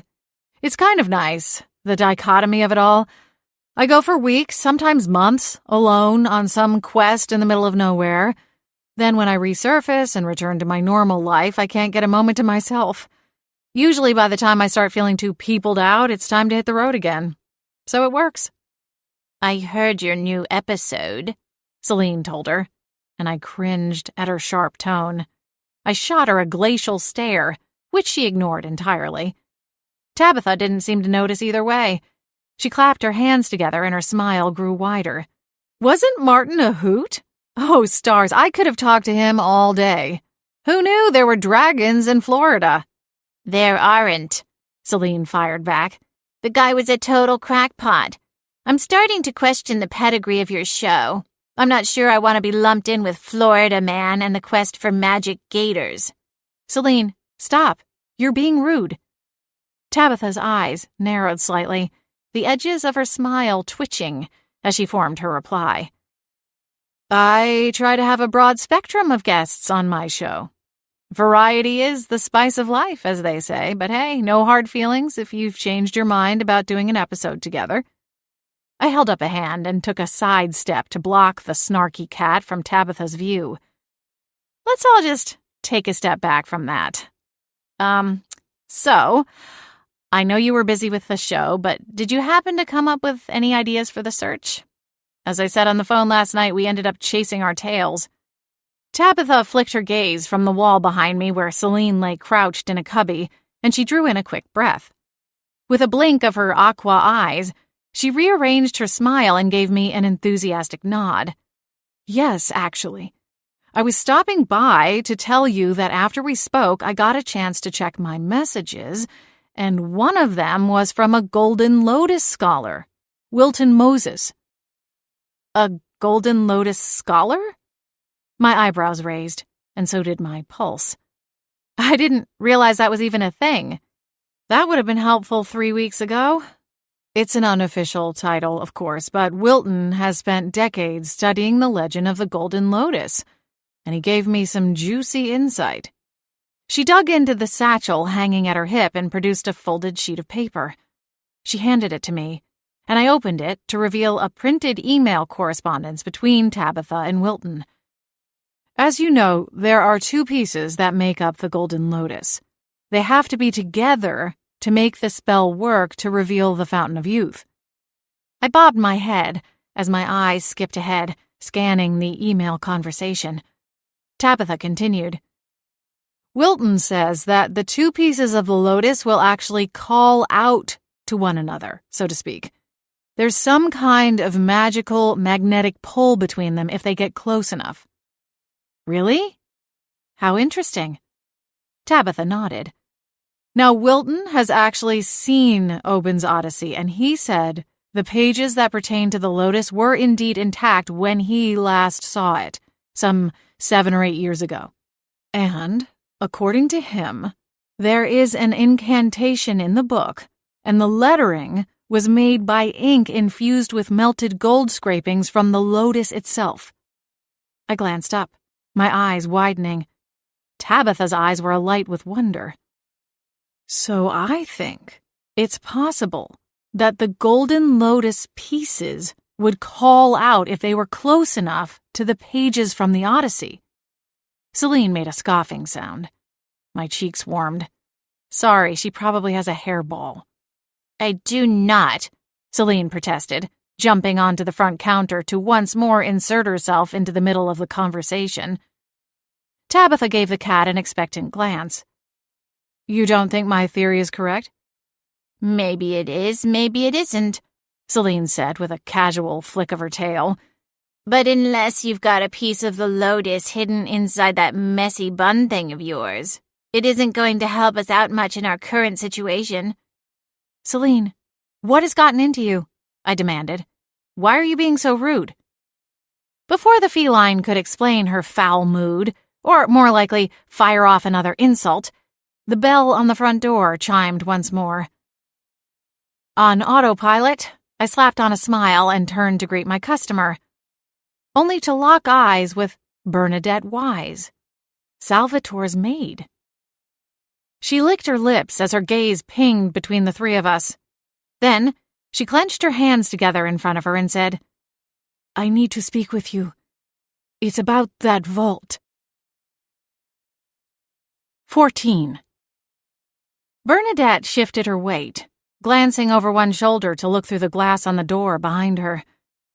I hope it's okay that I stopped by in the middle of the day like this. I glanced at Tabitha. Her confusion mirrored that in my own mind. Of course it is. Why wouldn't it be? Bernadette turned back to face us. She reached up and tucked a tendril behind one ear, and I realized her eyes were puffy, like she'd been crying or had had a particularly bad night's sleep. I wasn't sure how to find you, so I asked Ernesto and he said something about a candle shop. I figured this was the place, she said, her voice almost raspy. I offered a polite smile, doing my best to keep my curiosity in check. The woman was clearly nervous. I didn't need to do anything to spook her before she could tell me what she wanted to say. There were a few customers in the shop, mostly minding their own business, poking around the shelves and displays. Lily was still absent, though her shift wasn't set to start for another 30 minutes. Most days she arrived early, but something must have come up. Is there somewhere we can talk in private? Bernadette asked, her attention zeroing in on me. Of course. I looked at Celine. Can you watch the front for a few minutes? The cat's eyes widened. You can't be serious. What do you expect me to do? Charm the customers? Freshen up the displays? Make change? I squeezed my eyes closed for a moment. You could just say no. Okay, fine. No. Bernadette reached behind her, one hand on the door. I can come back later. No, Tabitha and I both said, our voices amplifying as they combined. A few customers looked over and my cheeks warmed. Sorry about that, I said, making eye contact with those nearest the counter. If you need anything, just let me know. I was about to tell Tabitha to take Bernadette into the storeroom alone when I caught sight of Lily in my peripheral vision as she came down the sidewalk in front of the building. She wore a dreamy smile, singing along with whatever was playing through her white earbuds. Bernadette, this way, I said, gesturing her away from the door. We can speak in my office, if you'll forgive my mess. Bernadette gave me a small smile. I'd be in the wrong line of work if a little mess frightened me off. I laughed softly. That's true. Tabitha led the way, and Bernadette followed. Lily swept into the shop, smiling at the customers with her signature sweetness.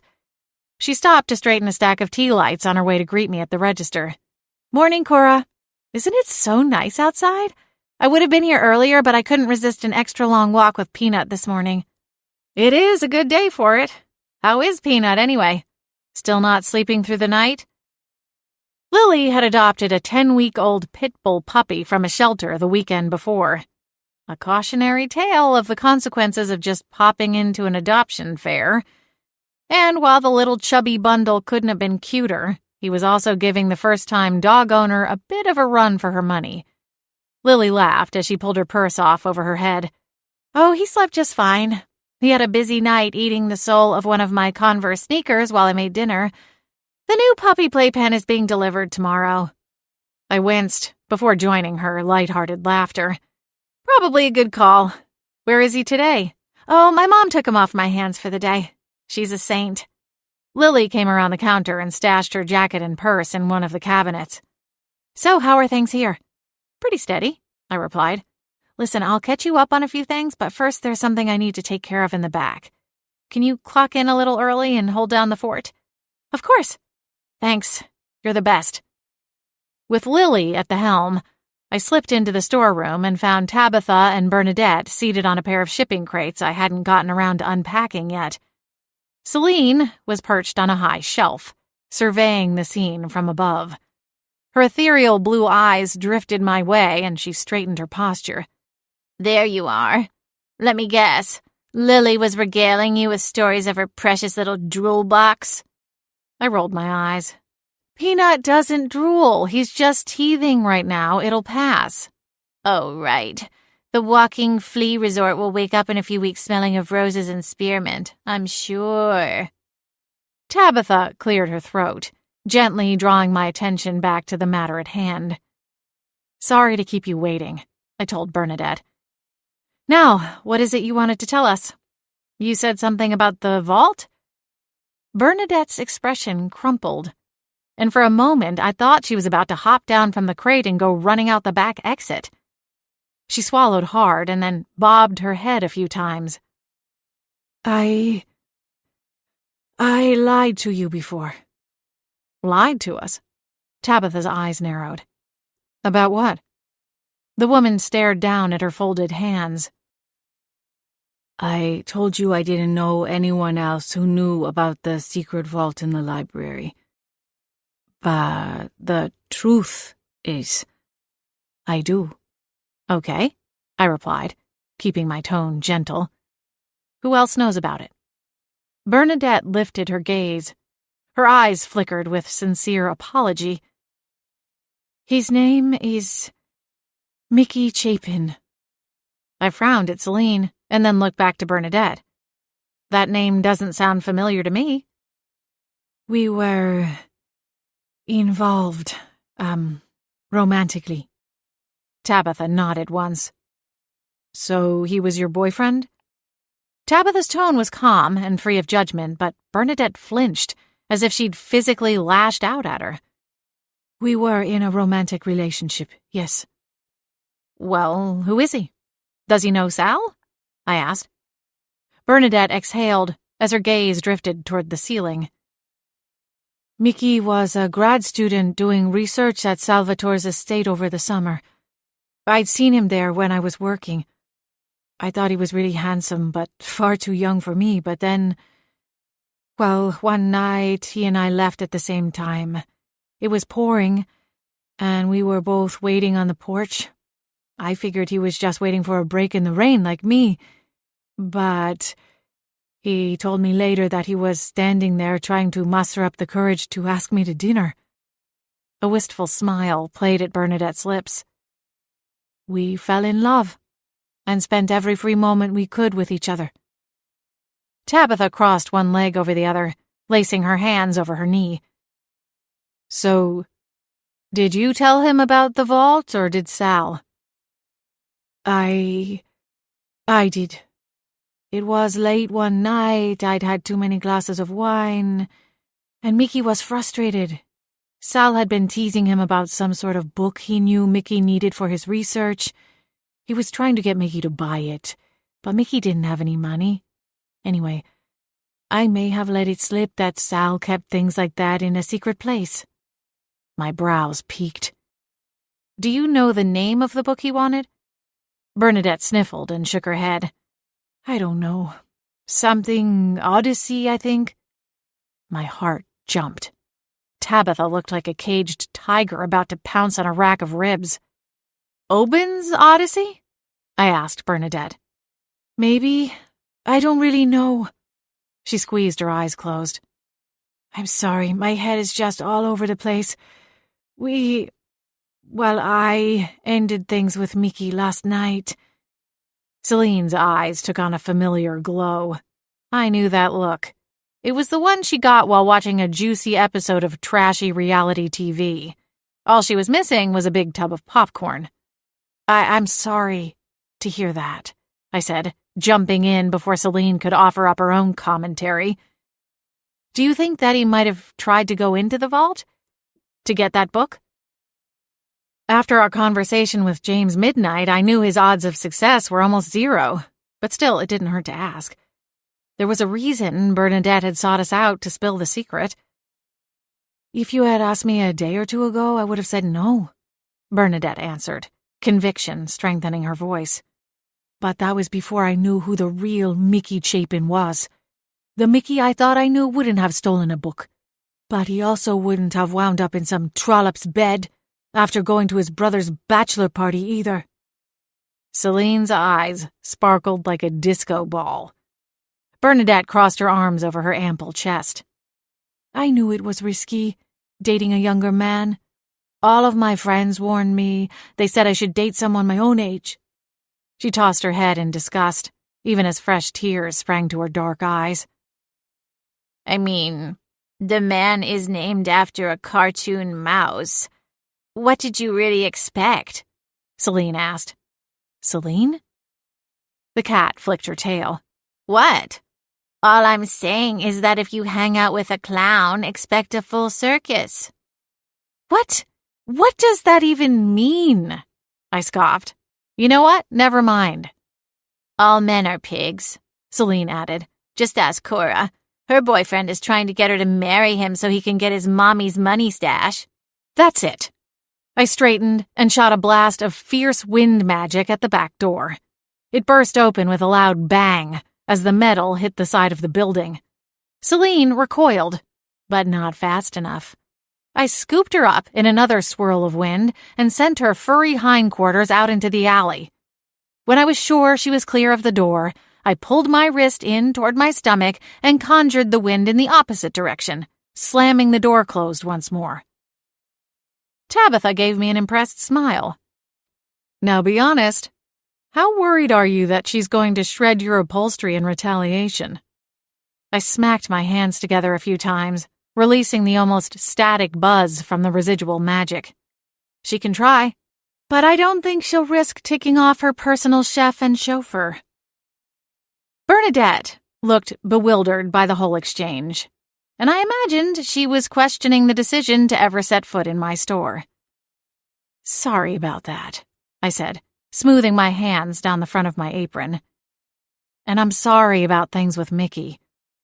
She shrugged her shoulders before letting them slump forward again. It is what it is. I learned my lesson. She glanced up at me, then at Tabitha. I should have told you about this the other day, but I didn't want you to think he had something to do with the theft. Theft? Tabitha's gaze flew to mine. We didn't say anything about a theft, did we? I just assumed that's what this was about, Bernadette replied. I figured you were helping Ernesto track down some missing items now that he's dealing with selling off his uncle's estate. Sal told me he kept rare books in that vault. You come around asking who knew about it? I might not have a fancy college education, but I can put two and two together. Tabitha nodded, her lips slightly curved. Of course. Sorry we weren't more straightforward. We're just trying to keep this matter fairly quiet. Bernadette hopped down from the crate and made her way to the back door. I still don't think Mickey had anything to do with this, but if he did, I hope you nail his cheating behind. And with that, she slipped out into the alley and disappeared. It took every shred of willpower to keep from closing down the shop and running off to locate Mickey Chapin immediately after Bernadette's departure. But Tabitha refused to budge until we had a solid plan. And plans take time. Celine eventually came back to the shop, sulking over my so-called beastly behavior. Lily indulged the cat's grievances, while I tried not to roll my eyes so hard they fell out of my head. Now, you two, Lily said, giving Celine a pat on the head. "You just need to move past it. Even the best of friends have their moments." Celine made a gagging noise. "You think she is my best friend?" Lily's expression shifted, concern knitting between her fair brows. "She's your witch. You're her familiar." "Ha! Not by choice," Celine scoffed. "It's a long story," I told my bewildered associate. "Best not to get into it.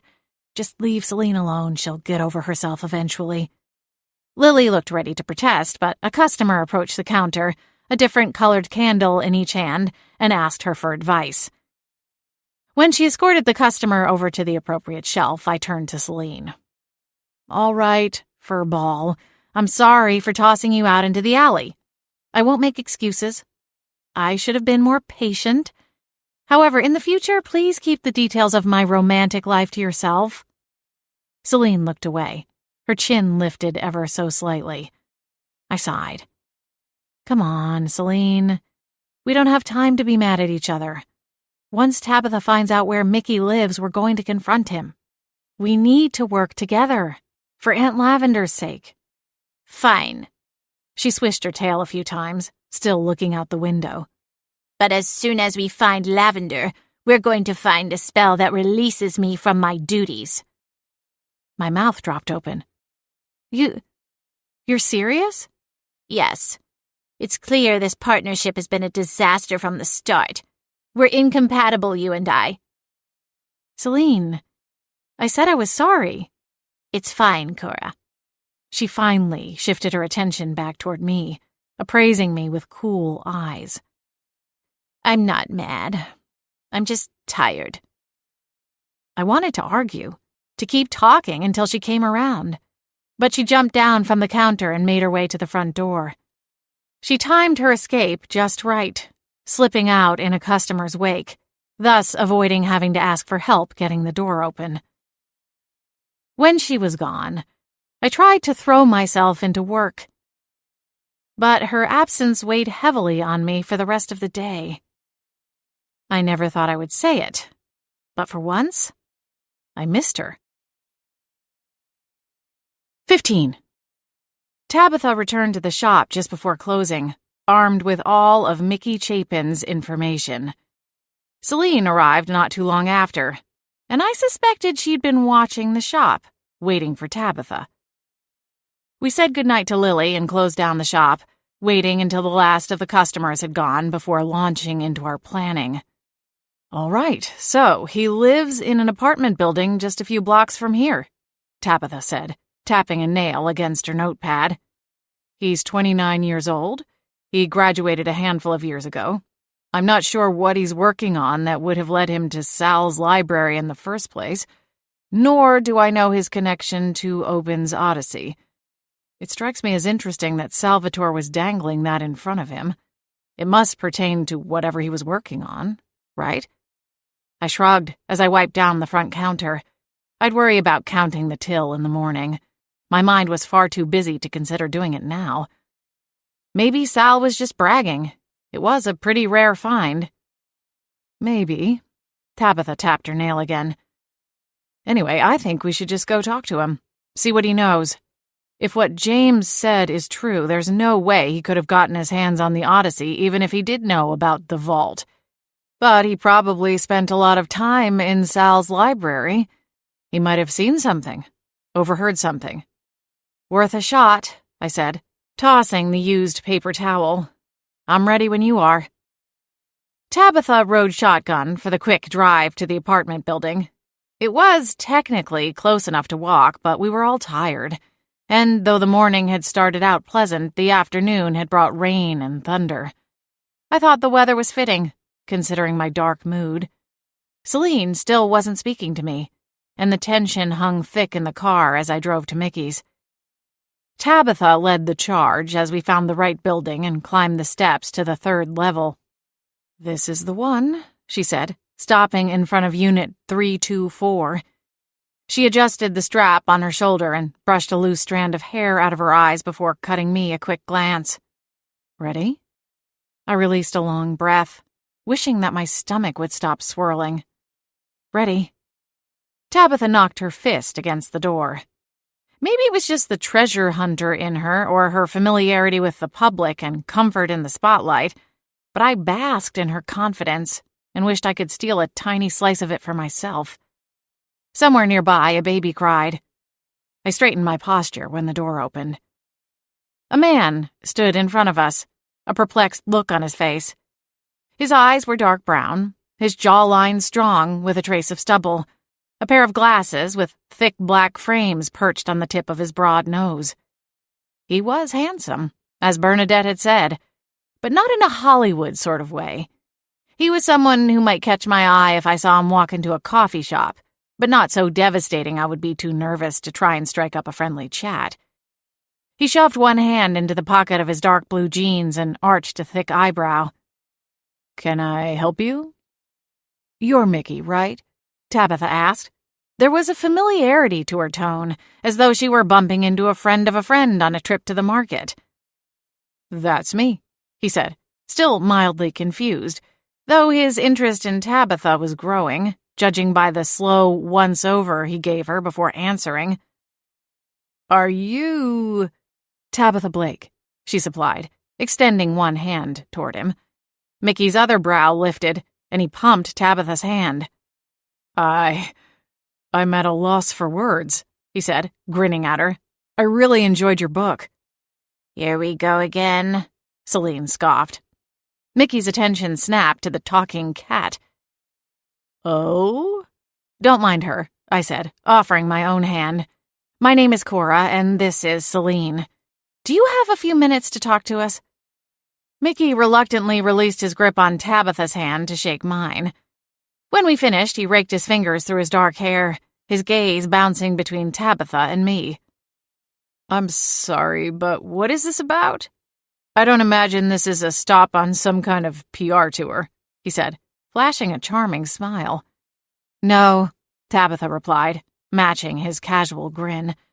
"However, I do think you might be of some help to me in my investigative work. A little bird told me that you were one of the students who frequented the late Salvatore Greco's personal library. Is that true?" "That's right. One of my professors introduced me to Salvatore not too long before I graduated. I was still debating whether or not to go on to grad school, and Salvatore helped me make the decision. He offered his library to me whenever I was in Winterspell. At the time, I lived on the other side of the country." Mickey paused and pushed his glasses up his nose. "After school, I took a teaching job here in Winterspell and kept going to Salvatore's to do research for this book I'm writing." "You're an author?" Tabitha asked. "We should get coffee sometime. Debate the Oxford comma over a pile of scones." Mickey chuckled. "You name the time and place." Tabitha placed a hand on my shoulder. "Now, Cora here, she knows Sal because he used to sell rare books to her aunt. Did you ever hear anything about that? Sal's book trade?" Mickey's smile faltered, and he quickly stuffed his hands into the front pockets of his jeans. Rare book trade? No, I mean, wouldn't that be illegal, considering his position within the order?" Tabitha laughed, the sound light enough to be carried away on a gentle breeze. "Mickey, come on. This isn't some sting operation." He glanced between us, unconvinced. "Listen, I'll let you in on a little secret," Tabitha said, leaning in as she lowered her voice. "I'm looking for Obin's Odyssey, and word around the treasure hunter water cooler is that Sal might have gotten his hands on it shortly before he died. We spoke with his nephew Ernesto, and he says the book was stolen." Mickey rocked back on his heels. "You think so?" Tabitha shrugged, as if she couldn't care less. "Makes sense. A book like that would fetch a pretty penny."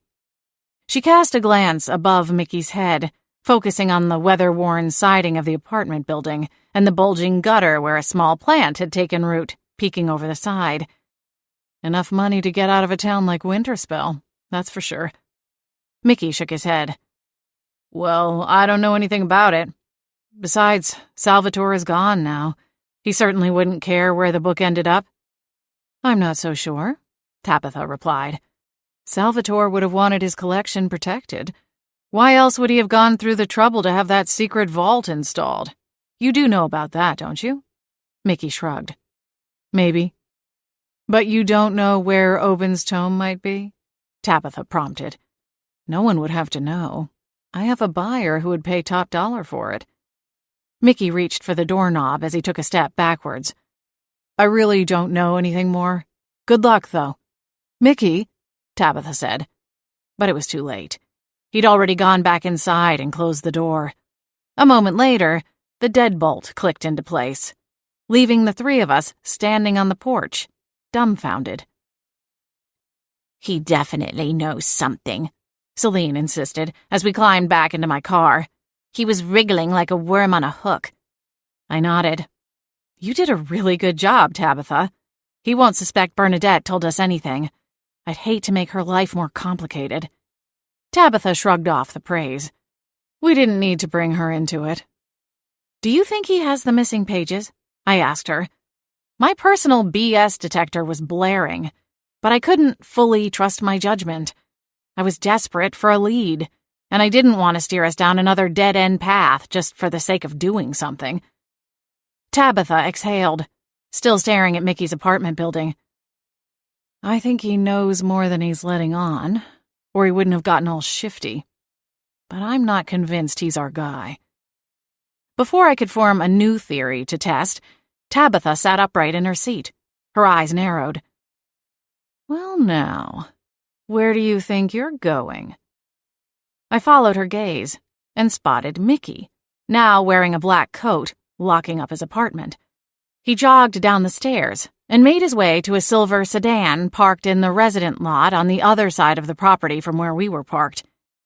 When he swiveled in our direction to get behind the wheel, I instinctively ducked my chin. Follow him, Tabitha exclaimed. My fingers fumbled the keys, and Celine growled in frustration as I bent to retrieve them. I'm trying, I huffed. Tabitha gave directions, and it didn't take long to catch up to Mickey. There was a car between us, but I didn't mind having the buffer.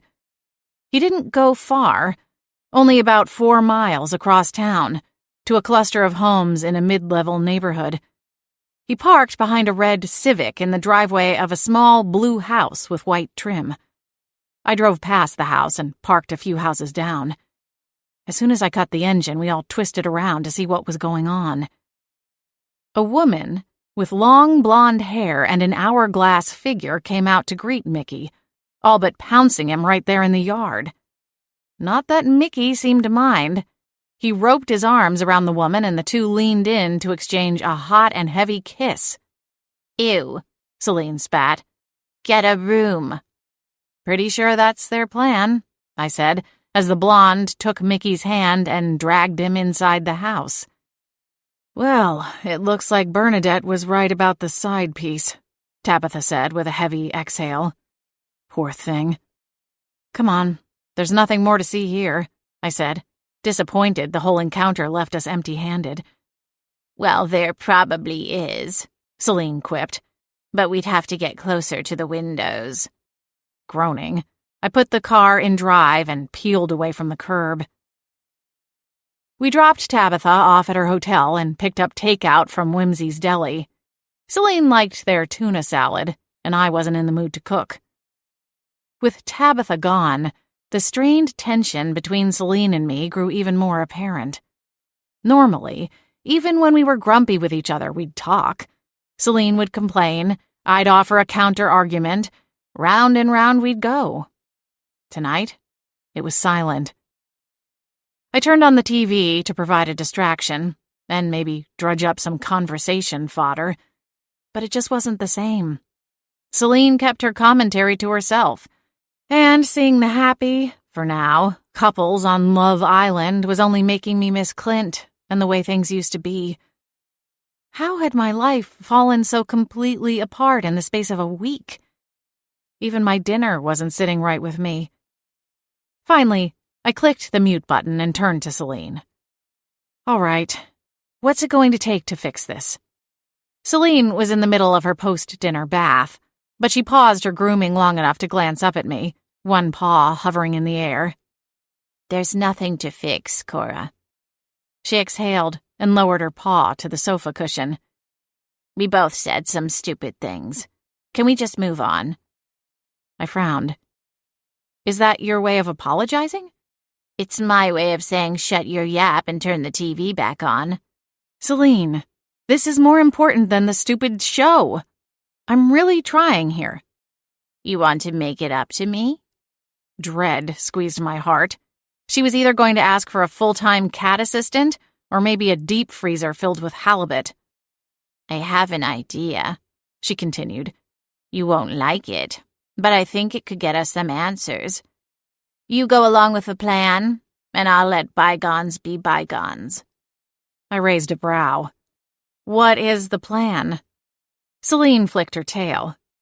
That Mickey guy was lying about something. I'd bet my robot litter box he knows about the book, and you know how much I love that thing. Okay. I say we test Ms. Adventure's theory. If the gold ink would really react to the fragments, all we have to do is take our piece of the lotus to his place, sneak inside while he's off getting his mind blown, and bing bong boom, we crack the case wide open. You can't be serious, I snorted. Celine stared at me, unblinking. I threw my hands in the air and got off the couch. Oh, sure. What's a little light breaking and entering on a Friday night? You got any better ideas? I glanced at my watch.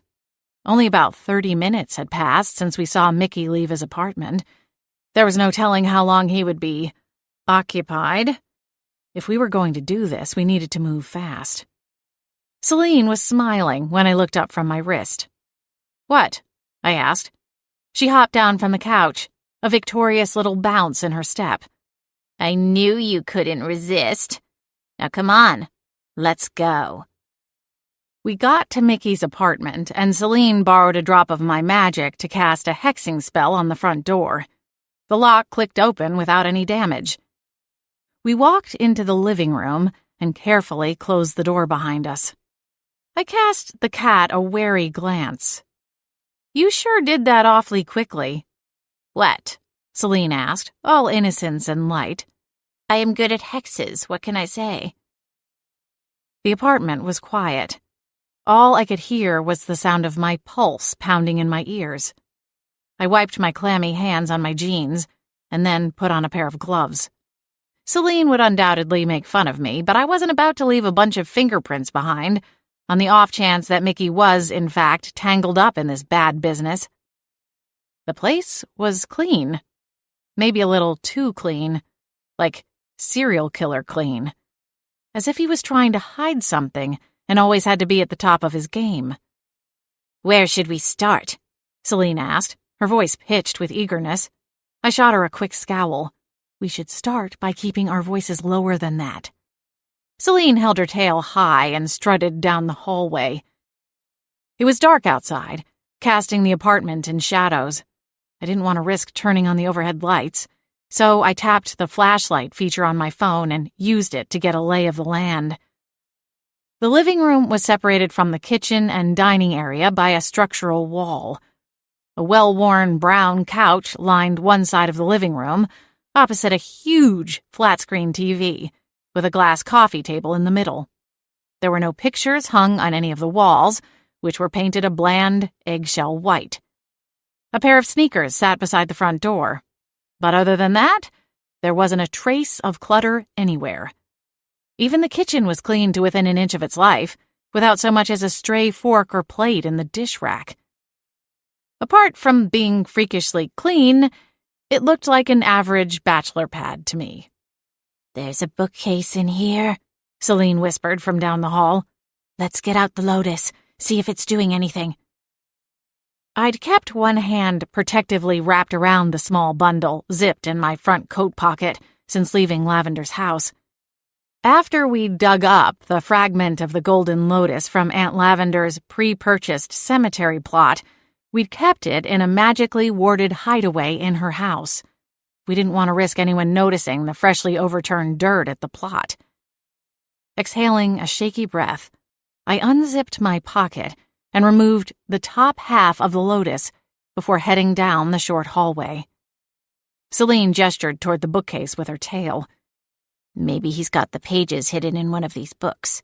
Is it doing anything? Getting warmer? Glowing? I shook my head and looked down at the golden petals. Not yet, anyway. Maybe get closer, Celine hissed. I shuffled forward. Still nothing. Celine led me through the room, sweeping every nook and cranny as though we were on some kind of spy show looking for electronic bugs in a hotel room. The lotus remained unchanging. We don't even know what's supposed to happen, I hissed. Or if this will even work. It's just a theory, remember? Shh, Celine snapped. Just give it another minute.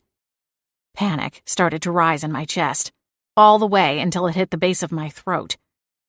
Maybe there's some kind of spell or something. Do you think... My question was cut short by the sound of footsteps. Footsteps that sounded way too close. The security light outside the front door flicked on, illuminating the silhouette of a man. My heart froze in my chest. An icy fear gripped my muscles, freezing them in place. Celine's eyes went wide with horror as the deadbolt clicked. Mickey was home. 16. Bathroom, I hissed. Celine bounded on silent feet, leaving me to scurry behind. I climbed into the bathtub-shower combo and yanked the curtain closed. Cora, the light, Celine whispered. A jolt of panic hit me in the chest with the impact of a fist. My fingers fumbled as I stuffed the lotus fragment in my pocket and killed the flashlight on my phone. Footsteps sounded in the living room. Then the door closed. I squeezed my eyes shut. I couldn't bear to look. We were going to get busted. It was only a matter of time. We listened to Mickey moving around in the house. It sounded like he was alone. He wasn't talking to anyone, and I could only hear a single set of footsteps. After a couple of agonizing moments, I glanced down at Celine. We need to find a way to get out of here, I whispered. He's going to come in here. Celine poked her head around the edge of the curtain. What about the window over the porcelain throne? I peeked around the other end of the curtain.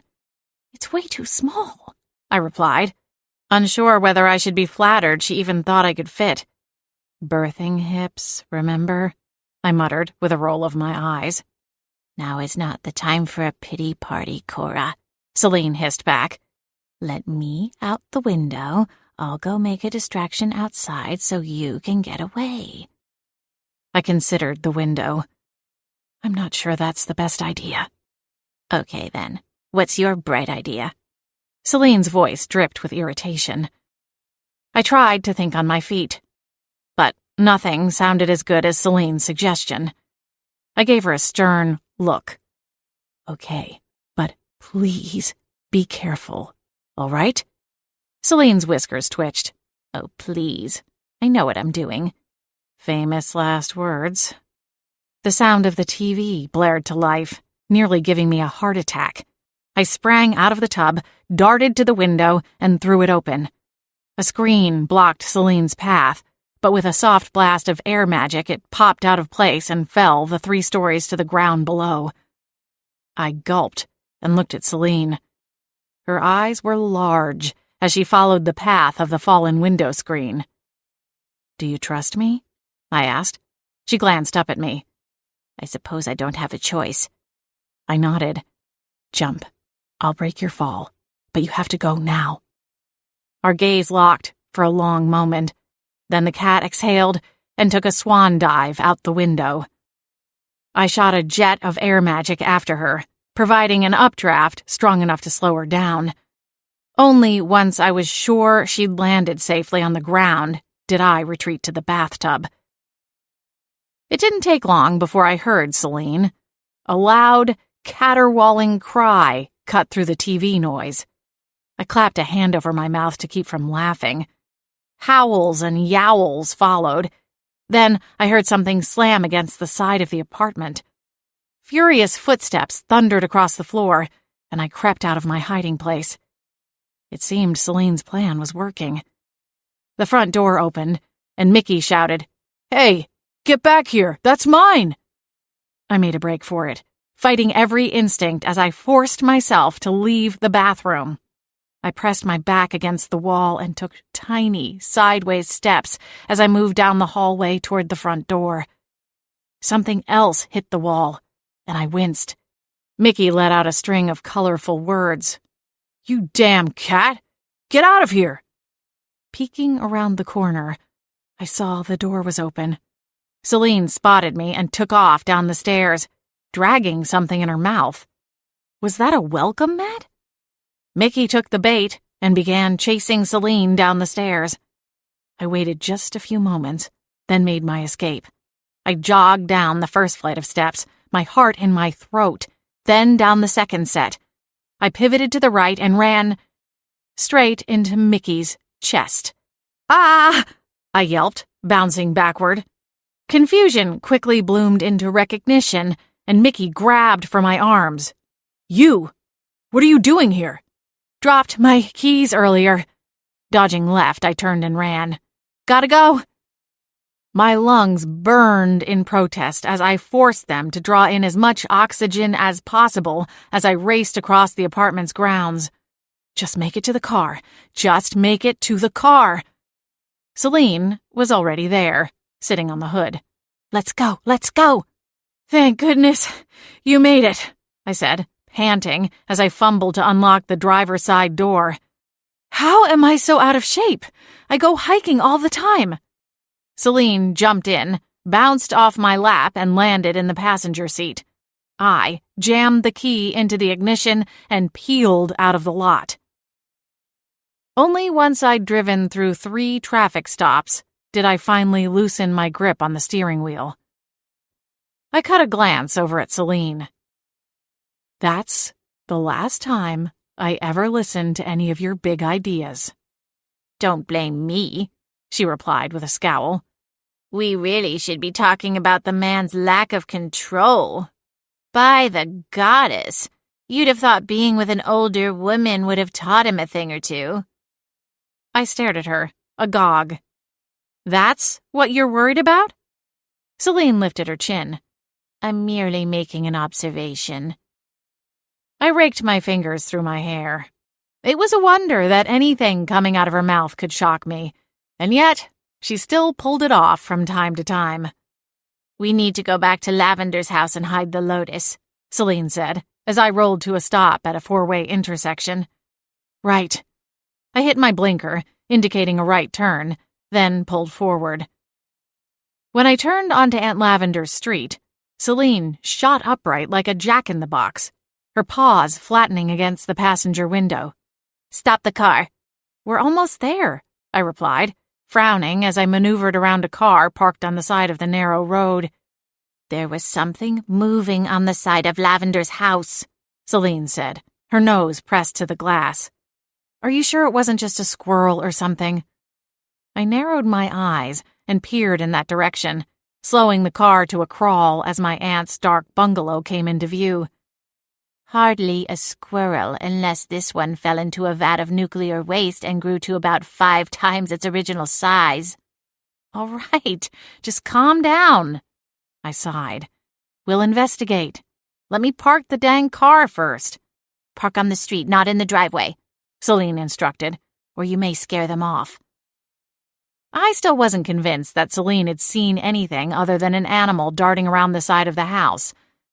But, to err on the side of caution and avoid yet another argument, I appeased her and parked on the opposite side of the street. The house appeared undisturbed, even better than before Aunt Lavender's disappearance, thanks to my brother taking over landscaping duties. If someone strolled through the neighborhood, they wouldn't even know that something truly terrible had happened here, or that the owner of the home was missing. A crack of magic sounded, and the passenger door flew open. Celine darted out into the night, without hesitation. "Celine!" I shouted. "What on earth do you think you're doing?" She ignored me as she bounded across the street, not giving me so much as a glance over her shoulder. I groaned as I pushed the driver door open and climbed out of the car, scurrying to follow her. "There they are again," Celine exclaimed, picking up her pace as she rushed across the yard in pursuit of the unidentified culprit, whom I now could see was a person and most definitely not a squirrel, or any other animal for that matter. Celine disappeared around the corner of Aunt Lavender's house. I struggled to dig my phone out of my coat pocket, and by the time I got the flashlight on, Celine had tackled the trespasser and had them pinned to their back in the middle of the yard, face down, with their arms and legs splayed out like a starfish. "I hit them with a spell and knocked him right to the ground," Celine crowed. "I've still got it." "All right, champ. Now move so we can see who this is," I said, shooing the cat away. Celine jumped off the person's back, and they rolled over. A sheet of silvery mauve hair fell aside, revealing Tabitha's face. I gasped as I jumped back a step, nearly dropping my phone. Tabitha? What the heck are you doing here? Celine growled, her fur standing on end. Tabitha sat up and brushed a few leaves from her hair. "What's going on?" I demanded. "Tabitha, tell us what you're doing in my Aunt Lavender's backyard without permission." "I can explain," she said, holding up one hand. She reached around to her back with the other and rubbed at a spot in the middle. "That spell sure packed a wallop. It feels like the time I got shot in my Kevlar vest." Celine flashed her fangs. "There's more where that came from if you don't start talking." Okay. I came over here to get something that belonged to Lavender to use for the tracking spell I have planned. I crossed my arms. "And you didn't think to give us a heads up? Or better yet, ask for permission?" "Listen, Tabitha, I know you're here to help us, but this is still crossing a line. You can't just help yourself to my aunt's things. Her home." Tabitha's face drained of color, her features etched with guilt. "You're right. I'm sorry." She exhaled as she pushed to her feet. Once upright, she rubbed at her back again. "I have a bad habit of getting tunnel vision when I'm working on a quest," she continued. "I get so caught up in what I'm doing that I bulldoze over boundaries and red tape." I met her gaze. She seemed sincere, but there was a niggling of doubt in my stomach that wouldn't go away. "It won't happen again," she promised. "I swear." "Good." Tabitha winced. "This really hurts. I'm going to head back to my hotel and take a soak in some Epsom salts." For a moment, I thought about stopping her. But we couldn't tell her about our escapades at Mickey's apartment. At least, not without confessing we had one half of the Golden Lotus. Something that seemed even more unwise in the aftermath of her near break-in attempt. So, I let her go. She offered a pained wave and a promise to check in the following day, then shuffled to her rented SUV, rubbing her back every few steps. Celine marched back to stand beside me. "What do you think is going on with her?" I shook my head, dumbfounded by the whole event. "I honestly have no idea." "She was certainly acting peculiar." "That's one way to put it." Celine tilted her head and studied me. "Do you believe her story?" I hesitated, watching Tabitha drive away. "I don't know, but I want to." "I think we'd better keep the Lotus and the book at your place for now," Celine said. "I know a spell we can do to keep them both safe from prying eyes." "Great minds think alike," I replied. "I'll go and get the book." It took me a few minutes to retrieve Oben's Odyssey from its hiding place in my aunt's house. Then I rejoined Celine out front and led the way back to the car. "Come on, let's go home. I think we've earned some ice cream. I have a pint of cookies and cream in the freezer." "And this time don't forget the whipped cream," Celine said, trailing closely on my heels. "I've had a very stressful evening." 17. "Have you talked to Tabitha lately?" Celine asked. I wiped my mouth with my napkin and shook my head, reaching for another slice of vegetarian-style pizza from the delivery box. Nope, not since that encounter at Aunt Lavender's. For all I know, she's tucked her tail and gone home. Celine briefly glanced up from the slab of seared tuna she'd been noshing on. Well, if that's the case, then I say good riddance. What good did she do anyway? Sure, she found the so-called Golden Lotus expert, but you'll notice she didn't offer us his information so we could contact him directly. I suppose I could try texting her again, or maybe stop by the hotel where she's been staying, see if she checked out. I crossed my legs and took a bite from the end of my pizza, my gaze wandering out the window into the night sky. The stars weren't very bright tonight, but the October moon hung low, a silvery crescent that pierced through the darkness. Forget about her, Cora. Celine shook her head, then tore off another piece of flaky fish. We'll have Warden Quinton's ear soon enough. I brightened ever so slightly. That bit of news was the highlight of the past week. We'd received word that Warden Quinton had agreed to meet with us on her trip to Winterspell. The warden's time was short, but at least we had our foot in the door. We should start working on our presentation, I said, lifting my slice. And we need to be on the same page. We can't be talking over one another. Celine puffed out her chest. I tend to agree. I'm glad you think I should be our official spokesperson. I frowned. That wasn't what I had in mind, but I wasn't going to argue with her. Things had more or less gone back to normal between Celine and me, but we weren't all that far removed from the ugly conversation we'd had after our fight in the storeroom. Besides, Celine was just as invested in finding Aunt Lavender as I was. She knew the facts of the case inside and out. Plus, while she generally viewed everyone as a step or two beneath her, I had a feeling she would grant Warden Quinton the respect she deserved. That's fine with me, I said. Celine blinked. She'd clearly been expecting pushback. What? I asked, before taking another bite. Her eyes narrowed. Don't tell me you've given up, Cora. Given up? What are you talking about?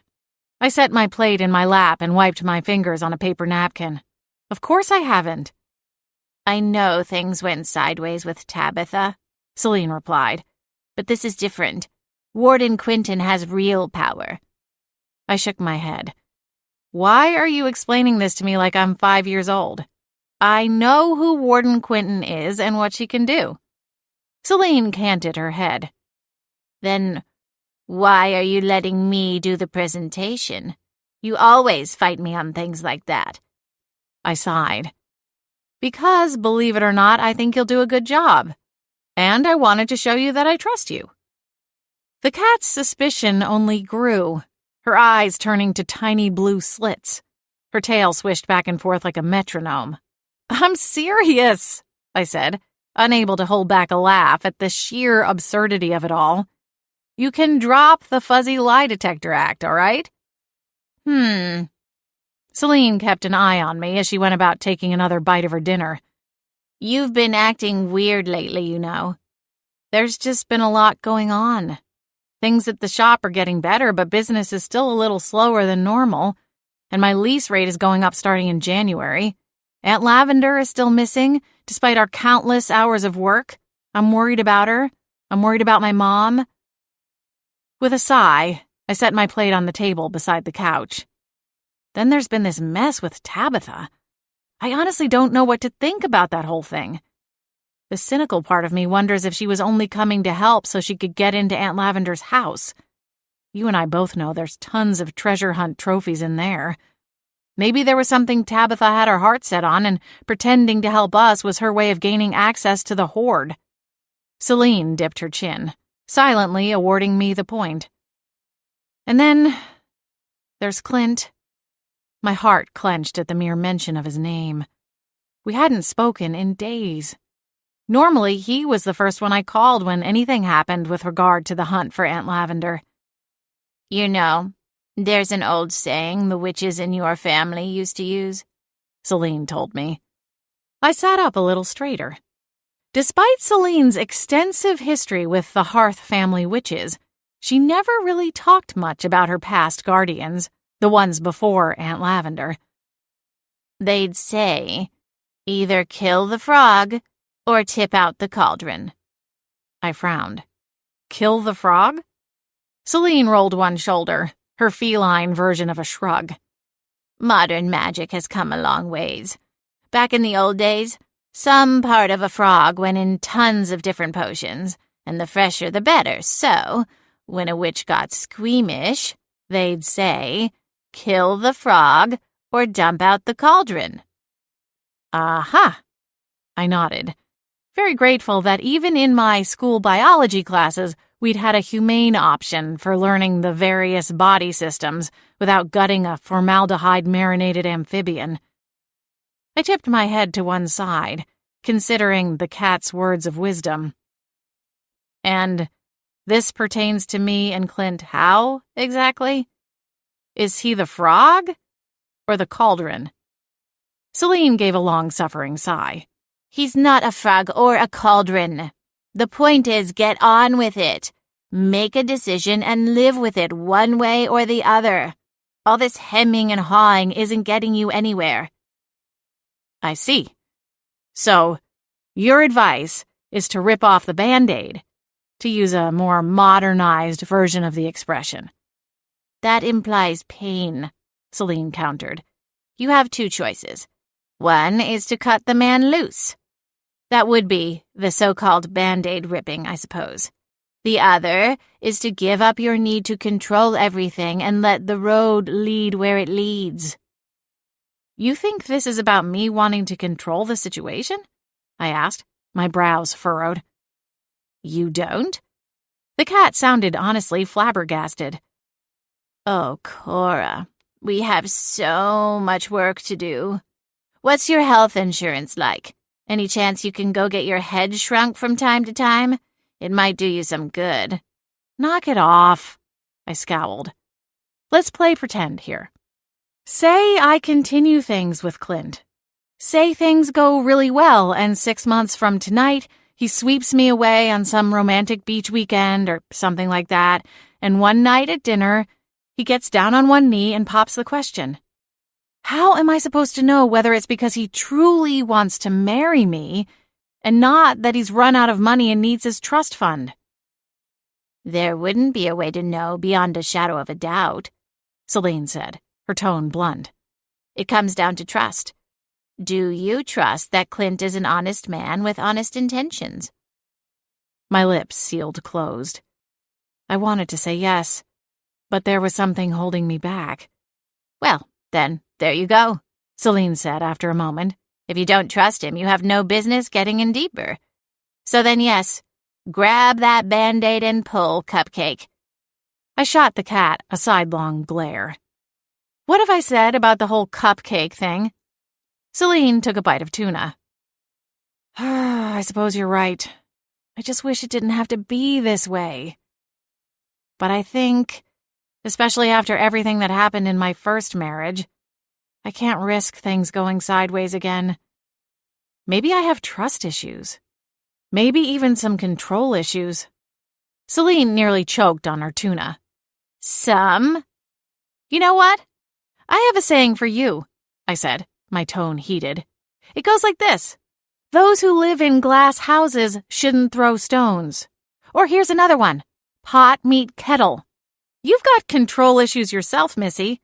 Everything has to be just so, the thermostat setting, the temperature and plating of your food, the brand of litter in your overpriced robot box. You have to read the newspaper before me, even though half the time you end up smudging the ink with your wet paws from going out in the rain to fetch it, making it unreadable by the time you allow me to take a page. On and on and on it goes. Celine's ears went flat against her head. All right, first off, I do not fetch anything. I am a cat, not a dog. I threw my hands in the air. This is ridiculous. Let's change the subject. I don't want to argue with you. Fine by me. A loud buzz sounded from the kitchen, and I jumped off the couch to grab my phone. Saved by the bell, I muttered to myself as I rounded the corner. The number on the screen was local, but there was no name attached to the caller ID. Hello? I answered. Hello, a male voice replied. Is this Cora Harth? It is. Can I help you? Oh, good. This is James Midnight. Do you have a moment? Of course. What's up?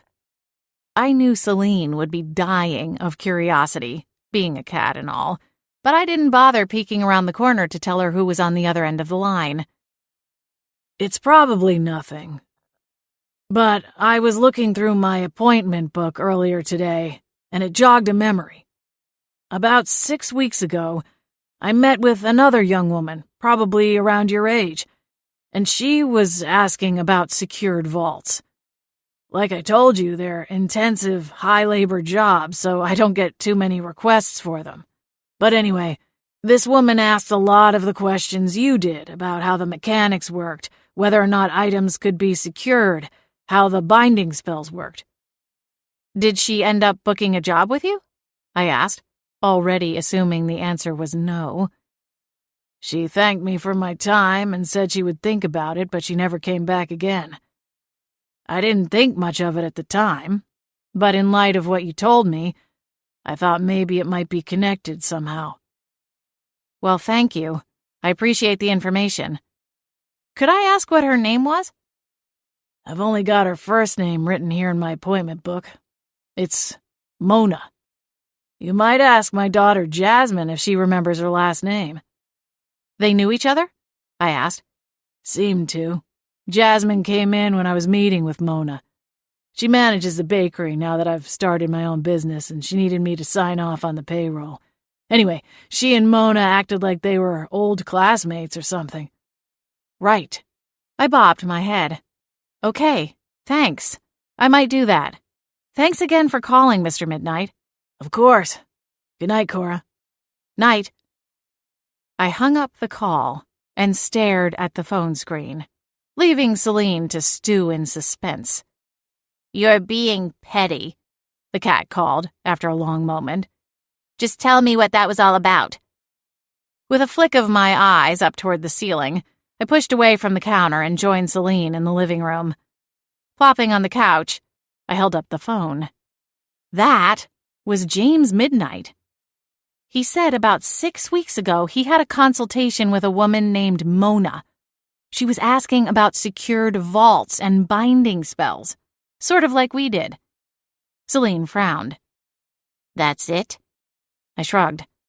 I guess he thought it strange to have two people asking about them within a short span of time. Secured rooms and vaults aren't his specialty, so he doesn't do many of them, or advertise those services. I see. And does this Mona have a last name? He didn't know it, but said his middle daughter Jasmine might have gone to school with her. I'm not sure how old Jasmine is, but she's a few years younger than Rosella, his oldest daughter, and she was 4 years behind me in academy. I straightened, my palms slapping against my thighs as I sprang off the couch. I have an idea. I raced down the hall to my spare room/guest room/Celine's private bathroom/storage space. I had a tall bookcase wedged in one corner. Most of the shelves were covered in random candle-making supplies, overflow from what I could fit in Wicked Wick's storeroom. But the bottom 3 shelves had paperbacks, family photo albums, scrapbooks I'd made as a teen, and a set of yearbooks from the Winterspell Academy. Celine followed me into the room and leaped onto the desk that was also covered in supplies and notebooks. She scowled as she made a show of carefully stepping over the obstacles to find a level place to plant her fuzzy rear. You're starting to turn into your aunt. I hope you know. Am not, I replied, already flipping through the yearbook from my final year of high school. The academy was large enough that everyone attended the same school, rather than having separate schools for different grade levels. Something of a magical K-12. Mona, I muttered, flipping through the younger grades. Aha! I pressed one finger to the photo of a smiling brunette with braces and glasses. There's Jasmine Midnight. So if they were in the same grade, Mona must be here somewhere. I moved my fingers down the rows of smiling faces until I saw it. Mona Peters.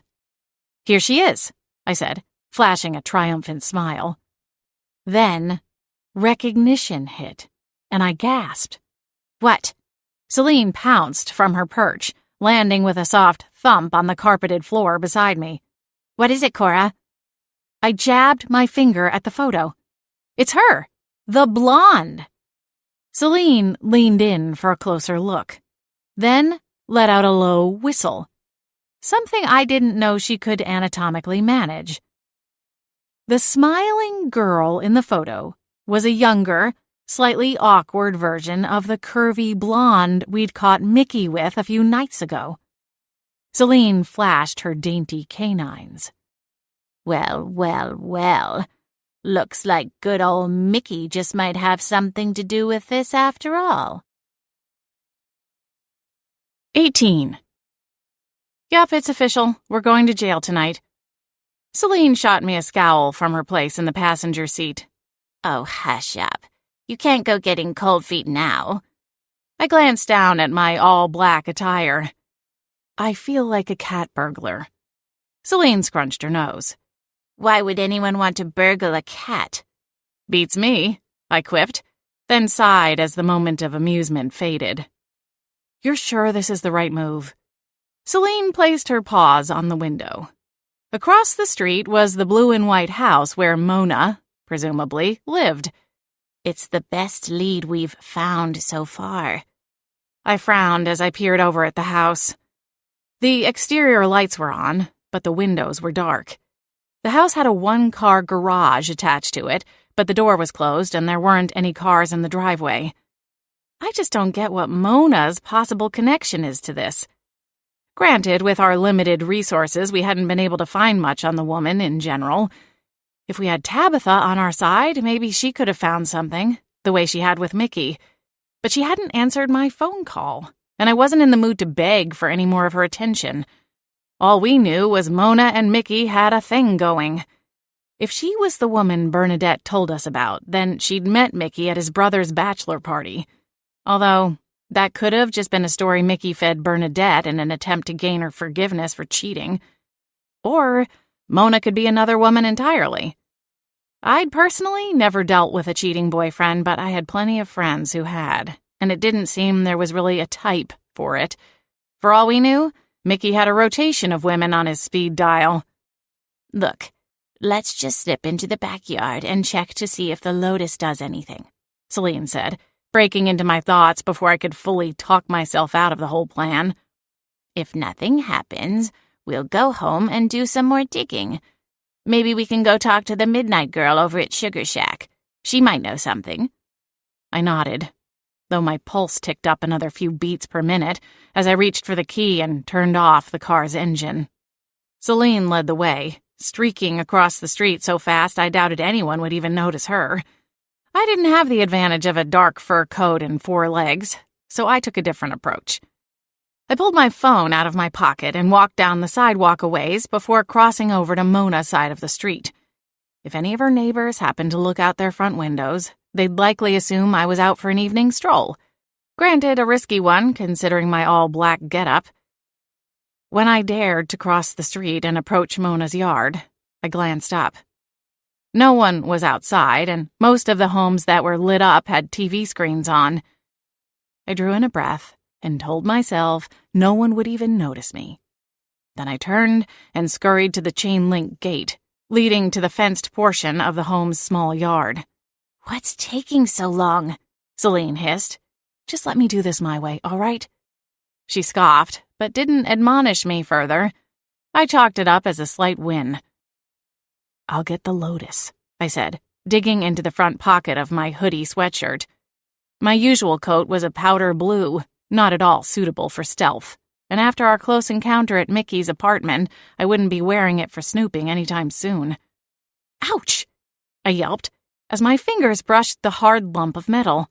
This thing feels like it's on fire. Celine's eyes glowed. It's working? I paused to put on a glove before removing the fragment of the Lotus from my pocket. It glowed as bright as a torch, the light seeming to heat the golden exterior. I dragged my eyes away from it and looked to Celine. The cat's jaw hung open. "Celine?" I said, my voice quivering. What do we do now?" Celine raced to the back door. "We go inside and find those pages. They must be here somewhere."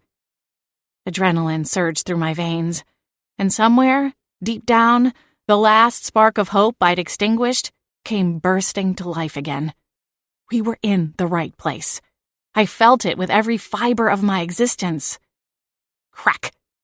A flurry of pink sparks snapped my attention away from the glowing shard of the lotus, and I looked up just in time to see Celine blast her way through Mona's back door, using my magic. "Celine!" I barked. "What have I said about—" From somewhere inside the house, a scream pierced the air. Celine reared back from the open doorway, her eyes flashing. "Oopsies. Guess maybe someone is home after all." With a growl, I shoved the lotus back into my hoodie pocket. "Gee, you think?" A figure appeared. But it wasn't Mona. It was Mickey.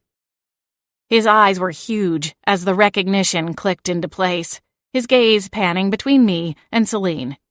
"Hey, you're the witch who broke into my apartment!" He leered at us, marching forward with his fists balled in anger. "What are you doing here?" As he lumbered out onto the small back porch, Mona stepped into the doorway, her arms crossed over her busty chest. She wore a silky robe, and, judging by Mickey's bare torso and the low-riding pair of sweatpants clinging to his hips, we'd interrupted a romantic evening in. I cringed. We should have peeked through the garage window. Though how I could have done so and maintained a low profile was beyond me. "Oh, good. You're both here," Celine said, not a hint of a quiver in her voice. But then, that was her superpower. Where most beings had a healthy dose of fear and common sense, the pint-sized cat had bravado and recklessness. Maybe she wasn't pulling my leg with this whole ninth life business after all. "We know you stole the pages about the Golden Lotus," Celine continued, her glower intensifying as she stared at the pair of them. "That's what this is about?" Mickey tossed his head. "I told you I don't know anything about it. Sal told me he had the book, but that was it. I never saw it, touched it, nothing." Celine's icy stare shifted to Mona. The color drained from her pretty face. Her blonde hair was pulled up in a messy bun, exposing her slender neck and part of her chest, which was now blotched with red. "I don't know what you're talking about. I don't even know who you are." "One of you is lying," I said, my hand slipping back into my pocket to grip the lotus. We couldn't tell them we had it. That would be too dangerous. But maybe there was another way to flush out the truth. "We have the rest of the book." Celine snapped around to stare at me, her tail ramrod straight. My throat constricted. I swallowed hard and continued. There was no turning back now. "My Aunt Lavender got it from Salvatore before he died. Perhaps you met her?" I said, fixating on Mickey. "Lavender Hearth? She was an old friend and client of Sal's." Mickey frowned. "He sometimes hung out with an old lady. Wild hair, Coke bottle glasses, wore a lot of moo-moos." "Witches' robes," Celine hissed. "Oben put a spell in his book," I lied. "One that could be used if any pages ever went missing. We cast that spell tonight and it led us here." I sucked in a breath, holding it until Mickey's expression shifted from anger to confusion. That doesn't make any sense. This is my girlfriend's house and she—" He stopped, a muddle of doubt creeping over his face. He adjusted his glasses and cast a sidelong glance at Mona. She shrank back half a step, into the dark interior of the house. My eyes widened as I followed his gaze. "We know you spoke to James Midnight," I said, loud enough that she could hear. "You were asking questions about Sal's vault." "What?" Mickey's brow furrowed. He reached into the house and tugged Mona out by the arm. It wasn't violent, but firm enough that Mona didn't try to wrench herself away. "Mona, What is she talking about? Is this true? I can explain. It's just... Mona trailed off, wringing her fingers together. She gave Mickey a tortured look. She might not care about what we thought, but it was clear she was desperately seeking his approval. Mickey's eyes remained hard. What did you do, Mona? I did it for you, Mona cried, her voice wobbling with panic. I did it for us. Celine bolted past the woman's legs, not bothering to wait around for the full explanation. Come on, Cora. They're here somewhere. Mona yelped and hurried after the cat. Mickey ran after Mona. Celine! I exclaimed, rushing after all three of them. Mickey threw on an overhead light, and I spotted Celine rooting around the Oak Entertainment Center. A flat-screen TV sat flanked by 2 bookshelves that held a handful of knickknacks. Get away from there! Mona shouted, her eyes wide like a scared animal. The lotus grew warmer in my concealed clutch. It's around here somewhere, Celine. Just leave. This is none of your business, Mona said, her voice cracking on the last word. What is going on? Mickey demanded. Celine swiped her paw at a small, brown wooden box and sent it flying to the ground. Mona gasped as the force of the impact knocked the lid off, and a folded wad of old papers fell across the area rug. A half-howl, half-growl escaped from her throat, and she fell to her knees, her arms outstretched, hands grabbing to snatch up the pages. Mona? What have you done? Mickey's voice was horror-struck as he watched her. She had this ominous, possessive glaze in her eyes that sent a shiver down my spine. Mickey pulled her away from the pages, then glanced at me and gave a small, begrudging nod, allowing me to collect them. I handled them carefully. Having never seen the missing content, I couldn't 100% guarantee the writing and small illustrations matched the rest of Oben's tome. Mona turned into Mickey's chest and began to sob, her thin body shaking with the sheer force of her emotions. Mickey's jaw flexed as his arms hung at his side. He didn't step away from her, but all affection of a romantic partner had vanished from his face. Why did you do this? I wanted to make you happy, Mona squeaked, her eyes pleading with him. Happy? Mickey's features warped with disgust. He bared his teeth, his eyes flashing with fury as he backed away from her. You desecrated a major historical work, Mona. This goes against everything I stand for. Mickey, Mona reached for him. You were the one who told me how much money these pages were worth. Mickey's eyes blazed hot and wild. Don't you dare try to pin this on me. I had nothing to do with this. Mona's bottom lip stuck out as fresh tears filled her eyes. I was going to tell you about it when the time was right. I thought we could sell them and finally buy a house, like we always talk about. Go on a nice trip or something. A trip? Mickey's mouth dropped open. Mona blinked away her tears. It's just a stupid old book. What difference does it make?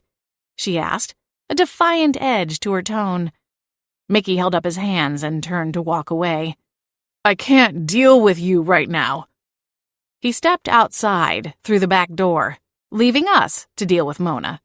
Men, she scoffed. I held up the pages. Mona, tell us what happened. She crossed her arms as she spun back around to face me. Her tears had magically dried up. Sometimes I'd go and visit Mickey at that old man's house.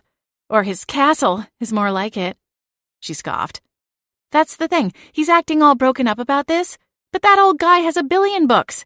He's never going to notice a few pages have gone missing. Celine looked up at me, stunned. She can't be this dense, can she? Hey! Mona squealed. Mona, we're here because of those missing pages, I explained. So clearly someone noticed. The blonde flapped a hand.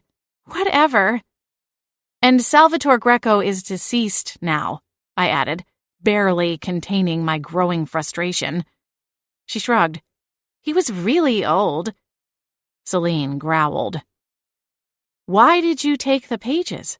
I asked, hurrying to continue the conversation before Celine sank her claws into the woman's ankles. You said you did it for you and Mickey. You were planning to sell them. But why that particular book? And why these particular pages? Mickey was always talking about it. He said it would help in his research for the book he's writing, but he could never afford the asking price, and the old man was being stingy. He wouldn't even let him borrow it. Mona shifted her weight and adjusted the sash on her robe. I finally got tired of listening to him talk about it, so I went to the house one day when Mickey was at work. I thought maybe I could work my charms, so to speak. Oh boy, this ought to be good, Celine muttered. Mona ignored the cat's snarky commentary. Unbothered, she continued, I pretended I was interested in seeing his collection. He brought out a bunch of books for me to look at, but I didn't see the one Mickey wanted. I finally got tired of hinting and asked him outright for Odin's book. Obin, I corrected. Mona rolled her eyes. Whatever. The old man said he didn't know what I was talking about and he thought I should leave. I asked to use the powder room before I left. A smile plucked at the corners of her lips. He left me to it, and I followed him back to the library and watched him open that secret passageway. What happened next? He came out, and I asked him a bunch of questions about it. He didn't want to tell me anything at first, but then I asked him who designed it because I was looking to add a shoe closet but didn't have the square footage in my house. He told me to talk to James Midnight. Then I let him walk me to the door. So, you went to James and asked how the vault worked, I said. It was a statement, more than a question, but Mona nodded along. But that doesn't explain how you got those pages. I'm getting to that part, Mona said impatiently. I knew I couldn't get the whole book out of the vault, not with the magic spell on it, but I thought I could probably get some of it. And from what Mickey told me in one of his rambling lectures, there was only one part that people would pay for. The part about this golden lily or something. I sighed.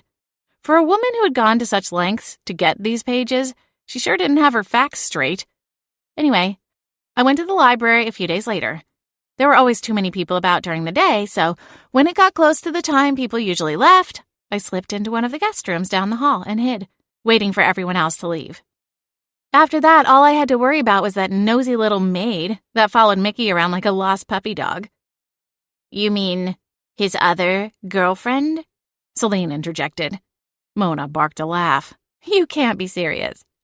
I leveled the woman with a harsh stare. Bernadette and Mickey were together romantically. She told us so herself. Mona waved a hand. In her dreams, maybe. Mickey reappeared in the doorway, his face expressionless. It's true, Mona. The smile slid off Mona's face. What? Mickey, you can't be. She isn't. I was seeing her long before I met you, he interjected. She ended things a few days ago after you got drunk and tagged me in one of your Instagram stories, showing me asleep in your bed the morning after Ben's bachelor party. Celine laughed. This is like a real-life episode of Love Island, huh, Cora? Mona's eyes went glacial. You were cheating on me this whole time? Technically, I'd say I was cheating on Bernadette with you. There wasn't an ounce of remorse in Mickey's dead tone. But that hardly matters. I may have lied about who I am, but you did too. I never pegged you for a thief. With her eyes locked on Mickey, Mona snapped her fingers, and a burst of flames appeared, dancing on the palm of her hand. Without warning, she flicked her hand in my direction, and the pages from Obin's tome caught fire. No! I screamed, frantically trying to put out the flames before they could swallow the pages whole. Mickey swore and ran at Mona. Get out! He shouted over his shoulder. Get the pages away from here now!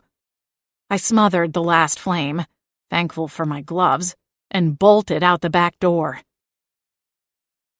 We never got the full story from Mona, but it wasn't too hard to put the remaining pieces together. She must have stayed hidden in the house, only sneaking back into the library after Bernadette went home. From there, all she had to do was open the vault, which she had seen Salvatore do on her previous scouting trip, and cut out the pages pertaining to the Golden Lotus. It seemed the only snag in her plan was that, beyond Mickey, she didn't have any connection to the rare book world and had no idea how to go about finding a buyer for the pages. So, she'd stashed them in her house, biding her time while she worked out her next steps. The specifics didn't matter much in the grand scheme of things.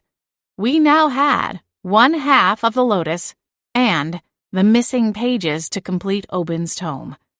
We knew everything, except the thing we wanted to know the most. Who took Aunt Lavender? Mona was misguided and selfish, but it was clear she wasn't some kind of criminal mastermind. She wasn't capable of something as elaborate as kidnapping my aunt, nor did she have a motive to do so. Which meant, yet again, Celine and I were back at the drawing board. So, when Tabitha breezed into my candle shop the following morning, neither one of us was all that thrilled to see her. Her appearance was something like salt in our freshly opened wounds. I got Lily's attention from across the store and gestured for her to step in and finish with the customer I'd been helping. We traded places, and I approached the counter where Tabitha stood waiting. "Morning," she said, offering a soft smile. Her face was dolled up in her usual makeup. "Do you have a minute to talk?" Celine came wandering in from the back room. Judging by the bleary look in her eyes, she'd only just woken up from a catnap. She did a quick double take, and her fur stood up on end. "What are you doing here?" she asked, jumping up onto the front counter. "Let's hear her out," I said to the cat, running a hand down her back to smooth the ruffled fur back into place. Celine cut me a sharp glare, but didn't protest. "I'm sorry I went radio silent on you," Tabitha began. "I was embarrassed after what happened at Lavender's house the other night. To tell you the truth, I thought about leaving town, but I didn't feel good about the decision. I never give up on a quest, and this one is too important." I inclined my head. "We appreciate that." She placed her palm to her heart and gave me an endearing smile. "To make it up to you, I made some calls, and I have some good news." "What is it?" Celine asked, still glowering at Tabitha. "I've contacted a treasure hunter friend of mine. He used to work as a bounty hunter before he decided that chasing things was safer than chasing people." "Okay." "Anyway," Tabitha continued, her smile widening, "he's agreed to lend me a tracking pixie." I gawked at her. "Wow, are you serious?" Tracking pixies were extremely rare, but they worked much like a bloodhound or a German shepherd, used to search for missing people or clues in an investigation. On top of that, they could fly, giving them almost limitless access to pursue their targets. Tabitha held up a hand. "It's still a bit of a long shot, considering how much time has passed since Lavender was taken. But these pixies are quite skilled. I think it's worth a shot if you're willing to try." Celine and I exchanged a look.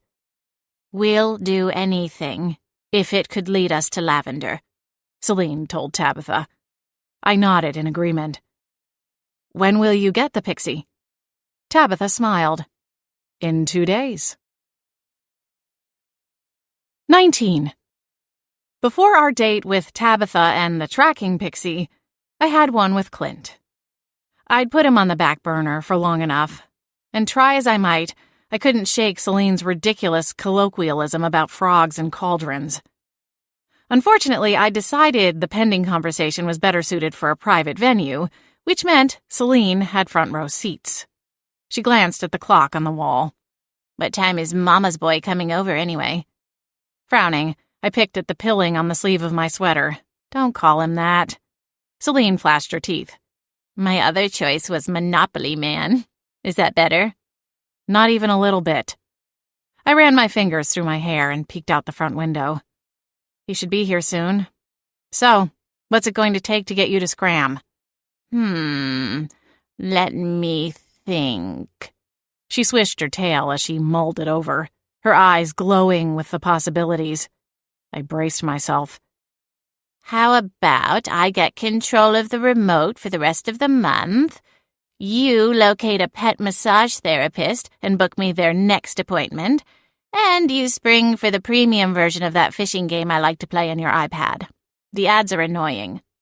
I blinked. The first 2 requests didn't shock me. The third one caught me off guard. You actually play that? I downloaded it as a joke. Celine licked one paw and rubbed it over her whiskers. I get bored sometimes, so sue me. But with your mind and intelligence, you really like slapping digital fish on a screen? Celine narrowed her eyes. We got a deal or not, Cupcake? 'Cause I'm pretty sure I just heard Clint's car pull up. My eyes flew to the window, and, sure enough, a black BMW was idling in the street, waiting for a car to pass before the path into my driveway was cleared. Okay, deal, I squeaked. Now shoo! All right. Celine stretched, then hopped down from the arm of the couch and sashayed out of the room. Moments later, I heard her cat flap slap shut. I exhaled and went to the front door. Frogs and cauldrons, I whispered. Frogs and cauldrons. Clint had just raised his hand to knock when I swung the door open and greeted him. Oh, he smiled and held up a paper bag. I come bearing gifts. I hope Italian is okay. Of course. I took a step back and gestured for him to come inside. Italian always sounds good. Clint's eyes met mine as he hesitated in the entryway. He started to reach for me with his free arm, then pulled back as I stepped forward. We both smiled, trying to break the tension. It's good to see you, I said, giving him a quick side hug. He wore a white and blue plaid button-down shirt, with the sleeves rolled up to the elbows. It was as casual as he ever got, save for his pajamas. He'd paired the button-up with dark-washed jeans and a pair of expensive-looking boots. His dark hair was slicked back with product. A whiff of cologne trailed after him as he made his way into the kitchen. The familiar scent made my heart ache. I was still hopelessly attracted to Clint. I wanted nothing more than to wrap my arms around him and get lost in a passionate kiss. Clint placed the bag of takeout on my dining table, then began unpacking the contents. I got you eggplant parmesan. I know it's your favorite. And extra garlic bread, obviously. He flashed me a smile, and my stomach flip-flopped. Thanks. It smells delicious. I tucked a short tendril behind my ear and took my seat at the table. Clint laid out the spread, ensuring we had the proper utensils and adequate napkins, before he sat down in the chair opposite me. We smiled at each other. The silence heartbreaking. We used to be one of those couples that was always bursting to talk to each other at the end of the day. We'd find things to talk about even if we'd only been apart a few hours. Now, here we were, not having seen each other in days, and we had nothing to say. Clint dug into his box of spaghetti carbonara. Bon appetit, he said. I cut into a piece of eggplant. It was expertly fried, the breaded exterior a pleasing golden brown, underneath a hearty helping of the vibrant marinara sauce. How is it? Clint asked as I chewed. I bobbed my head. Really good, thank you. Oh, I forgot the wine in the car. Clint dabbed his mouth with a napkin, then held up a finger to excuse himself. He dashed outside, returning a moment later with a bottle of Cabernet. He didn't need to ask where I kept the corkscrew or the wine glasses. We'd had plenty of nights here, cuddled up on the couch with a movie, splitting a bottle of something while we munched through a bowl of popcorn. The subtle reminder only deepened the knife tip poised against my heart. Clint did his best to keep his placid smile in place as he set a glass before me. There you go. I hope it's okay. It was the best one I could find at the market. The selection there is surprisingly terrible. I smiled and reached for the stem of the glass. I'm sure it's fine. You know I'm not much of a sommelier. Clint smiled as he retook his seat. Right.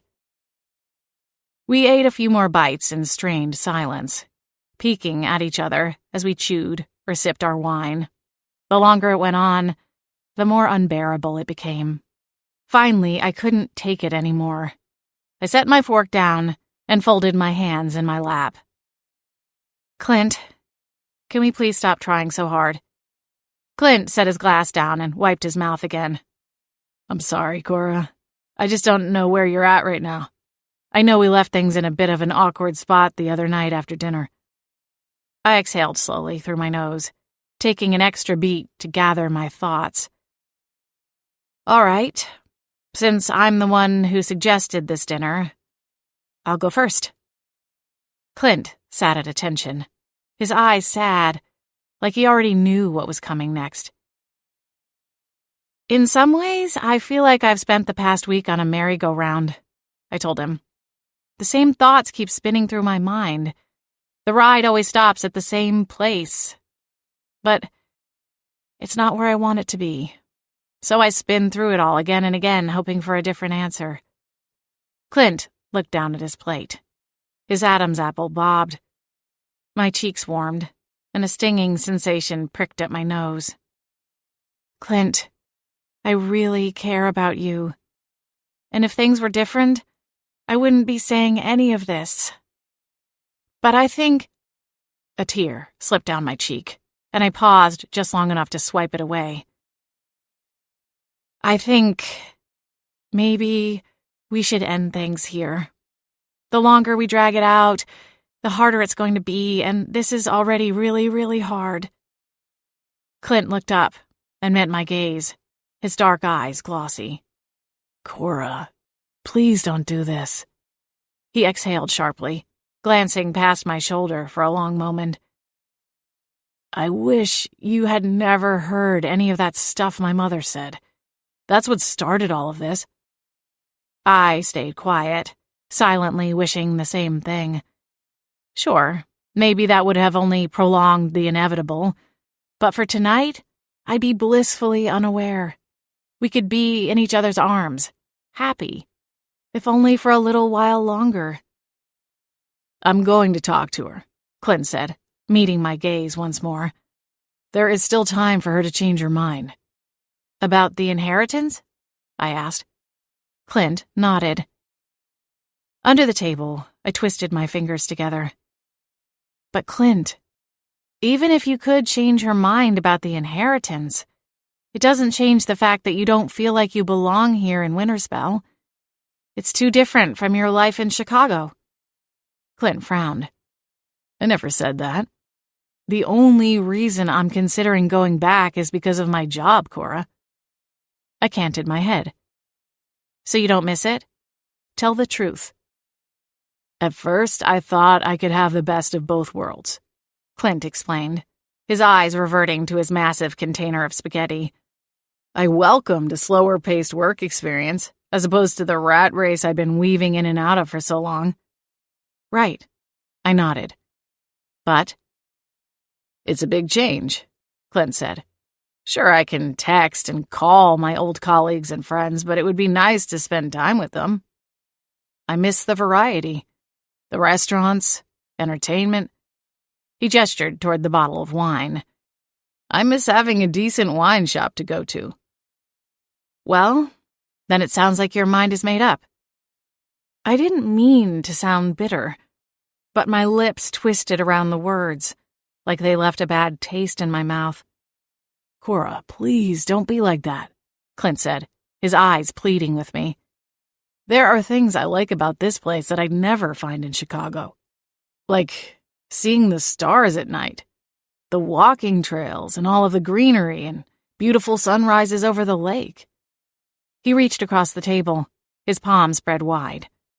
My stomach swooped, and I reached for him, placing my hand in his. Things with my mother have gone so far off course, he continued, clutching my hand. I didn't think it was possible, but somehow she's only grown more caustic since Seth died. I thought his death might soften her heart and spur her to try and repair our relationship, but it seems to have had the opposite effect. Half the time, when I go to visit her, she doesn't even say anything, just sits in silence until I get tired of trying to kindle a conversation and leave. The days she speaks, It's mostly barbed insults or complaints about her household staff. My heart clenched. I'm sorry, Clint. That must be incredibly hard to deal with. He nodded. I've come to peace with it. At least, as much as I can. He squeezed my hand. You've been the bright spot in my life in this whole mess. I've never fallen so hard so fast, Cora. I love you. Fresh tears welled up in my eyes. I blinked a few times, trying to clear them before they could slide down my cheeks. I know, I said, the words clogged with emotion. It's been fast for me, too. But that's part of what scares me, Clint. I'm afraid my heart is getting ahead of my brain. In what way? Well, not to open the X-Files, but with Roger, we started out with all this stuff in common. It was so easy. Then, as the years went on, we just sort of lost touch, grew apart. He wanted to leave Winterspell. He felt constrained by the small-town life. So, when he got a job opportunity outside of the magical world, he jumped at it. And when I didn't want to go with him, we decided it was best to separate. Permanently. I swallowed the lump in my throat. It happened slowly, over time. But somehow it still surprised me, you know? It was like we went from being inseparable to virtual strangers, or at the very least roommates, in a handful of years. And I can't go through that again.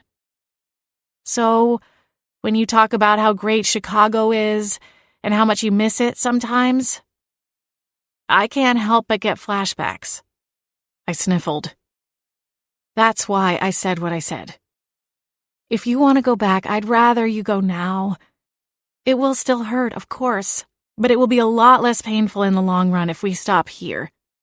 Cut our losses and move on as best we can. There's a difference, though, Cora. I'm not Roger. Clint's grip tightened on my hand. I can be happy here in Winterspell. I'll find a new job, a new passion. Hey, maybe you'll convert me to an outdoorsman. I snorted a laugh. I'm serious, he smiled. You know me.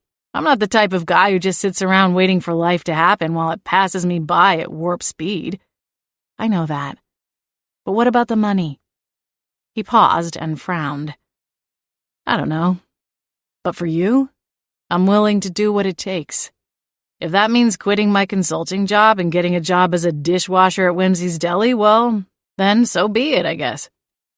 I shook my head, as hot tears pricked behind my eyes. No, I won't let you do that. Clint's eyes searched mine. Why not? I look good in an apron.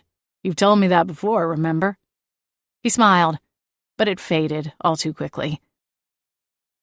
I'm not willing to be the reason you abandon your career and your goals. I'm not your prison warden, Clint. You are allowed to live your own life and make your own decisions. I won't allow that guilt to fall on my shoulders. Clint blinked as he stared at me. What guilt? The guilt I'll feel when you eventually start to resent me because you feel anchored to Winterspell. Clint's eyes glistened. I won't feel resentment or anchored. I closed my eyes and sighed before looking at him again. Yes, you will. Clint's eyes widened. Cora. No, I cut him off. He needed to hear this. I'd always be the girl you gave up everything for. And that wouldn't be fair to either of us. You'd try to make it work, to justify your choices, and I'd try to make it work out of guilt for holding you back. It's too much pressure. He opened his mouth to protest, but I pulled my hand back from his before I changed my mind. No, Clint, don't. I don't want this to end, he said, his voice a hoarse whisper. I could barely see him through the pool of tears blurring my vision. I don't either, but I don't see this ending any other way. Clint's features crumbled. I can't change your mind? Slowly, I shook my head. I'm so sorry, Clint. He held my gaze for another heart-wrenching moment, then slowly stood up from the table. He leaned over and kissed me gently. An overwhelming swell of emotions poured into the way our lips met. And then he straightened, gave me a sad, pained smile, and left. 20. We met Tabitha in Aunt Lavender's front yard exactly 2 hours later. Tabitha smiled at our approach.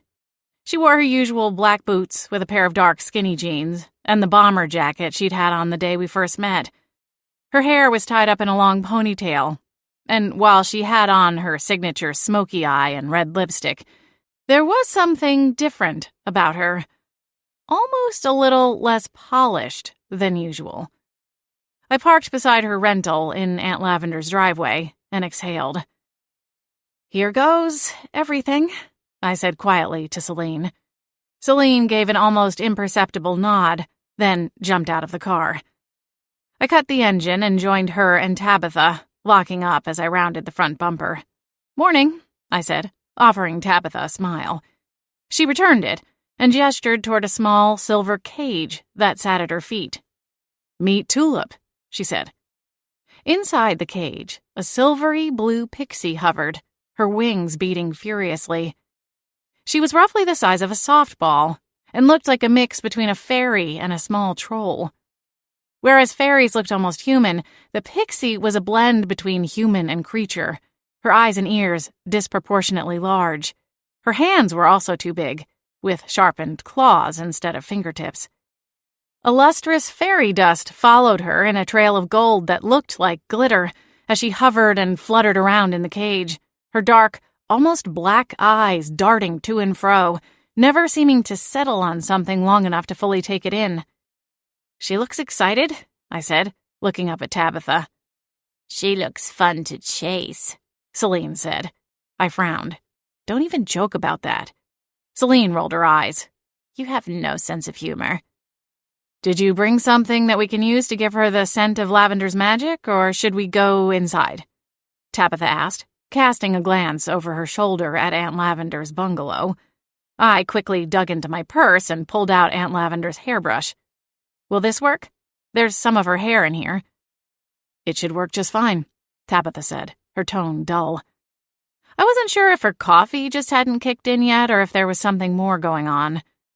I quickly pushed aside the thought, chalking it up to residual awkwardness. "So where do we go from here?" I asked. It's been a long time since Aunt Lavender was taken from the house. She could be miles and miles from here for all we know. Will her scent trail even be strong enough for this to work? Tabitha glanced at the cage. "Pixies like Tulip are well-seasoned at this work. It's not just Lavender's scent she'll be able to pick up. It's deeper than that. It's more the scent of Lavender's unique magic signature. We all have one. It's like a fingerprint, unique to every witch."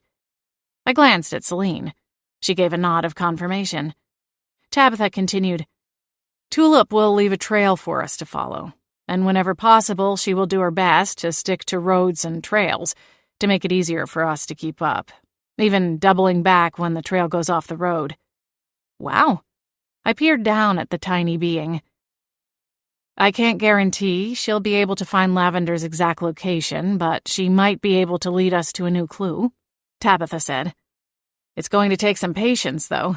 She might lead us on a bit of a goose chase before she finds the strongest current of Lavender's magic." "How many pixies are there like Tulip?" Tabitha shook her head. "I'm not certain, but they are incredibly rare. The training process is intense, and most pixies don't have the attention span for the work. Pixies are also very selective when it comes to breeding, so it isn't easy to breed high-performing pixies together to up the chances of having a good bloodline, the way people do with purebred dogs." "Got it." I nodded, though I was a little overwhelmed by the information, and stunned at our luck in securing the use of Tulip for the day. "Thanks again, Tabitha, for arranging this. It means a lot." Tabitha hitched her satchel up a bit higher on her shoulder and gave me a curt nod. "It's not a problem. Now, are we ready to go? I thought we could take my car." "Oh, of course, sure." I headed for the passenger seat of Tabitha's rented SUV and found the door unlocked. Only once Celine and I were buckled up did Tabitha pick up the small cage. She brought it around to the front of the car and opened the door. Tulip shot out like a hummingbird, flying high and fast, before zooming back down toward Tabitha. "Here," Tabitha said, offering the hairbrush. "We need to find her." Tulip scattered pixie dust over the hairbrush, then inhaled deeply, breathing in her own magic and lavender scent. "I wish she had told us it was a magical scent, not an actual scent," I said to Celine. "I would have brought one of Aunt Lavender's magical instruments instead." If she needed something else, she would have said so, Celine replied. "Besides, I think it's best we don't let her inside Lavender's house." "You still think she was here that night to try and steal something?"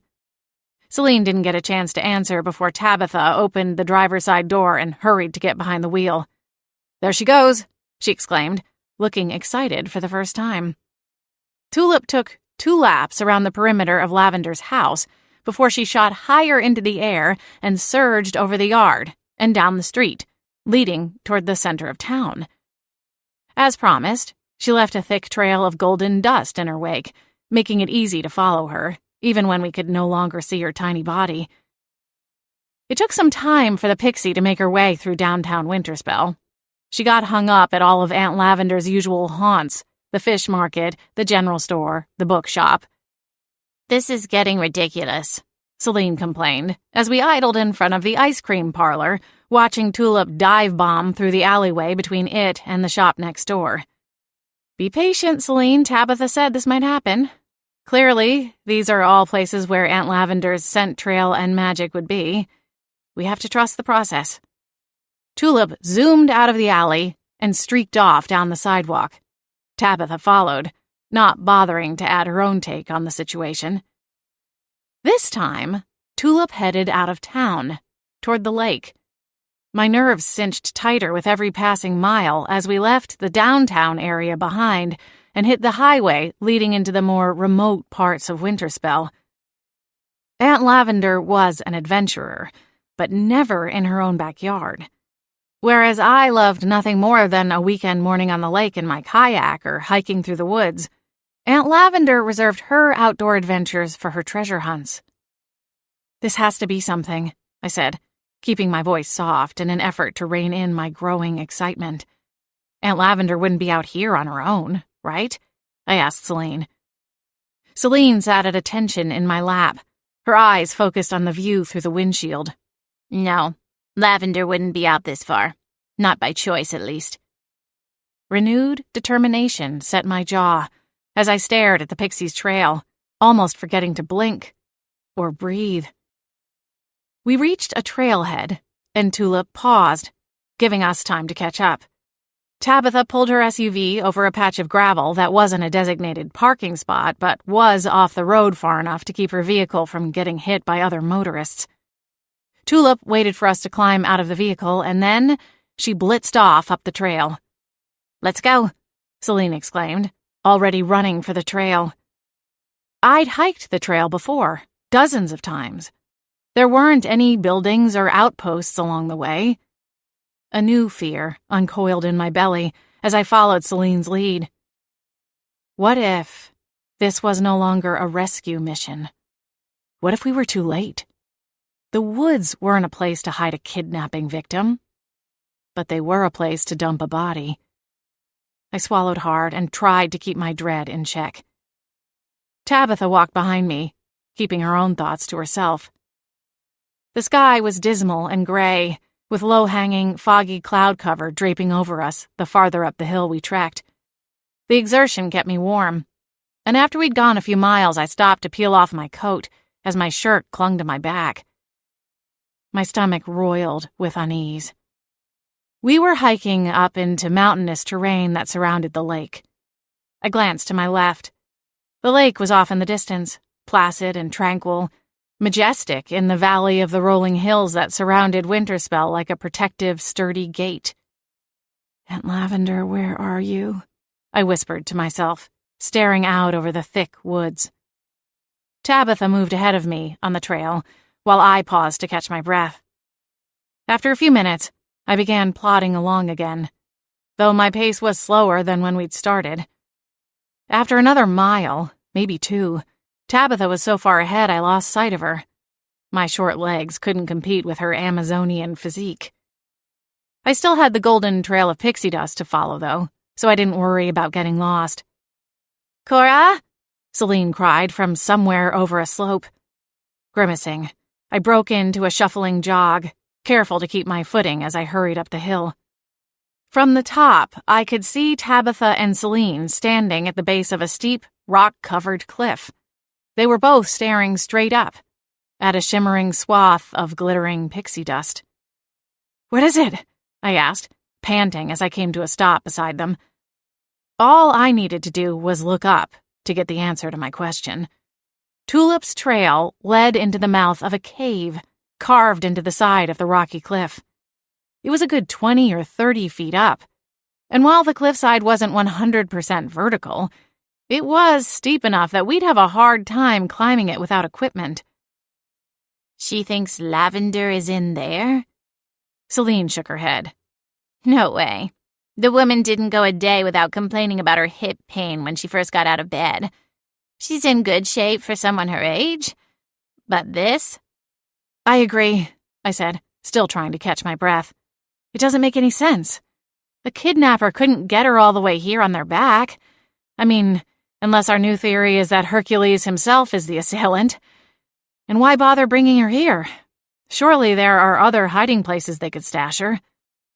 I glanced at Tabitha. She crossed her arms, still peering up at the side of the cliff. "I don't know why, but that's where the trail leads."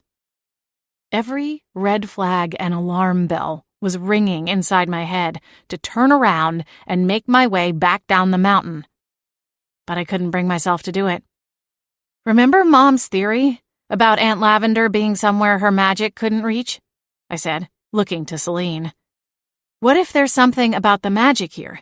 Some property or some enchantment that's suppressing things?" Celine cast a suspicious look around the woods. "Seems pretty normal to me. But..." My heart jumped. "But what?"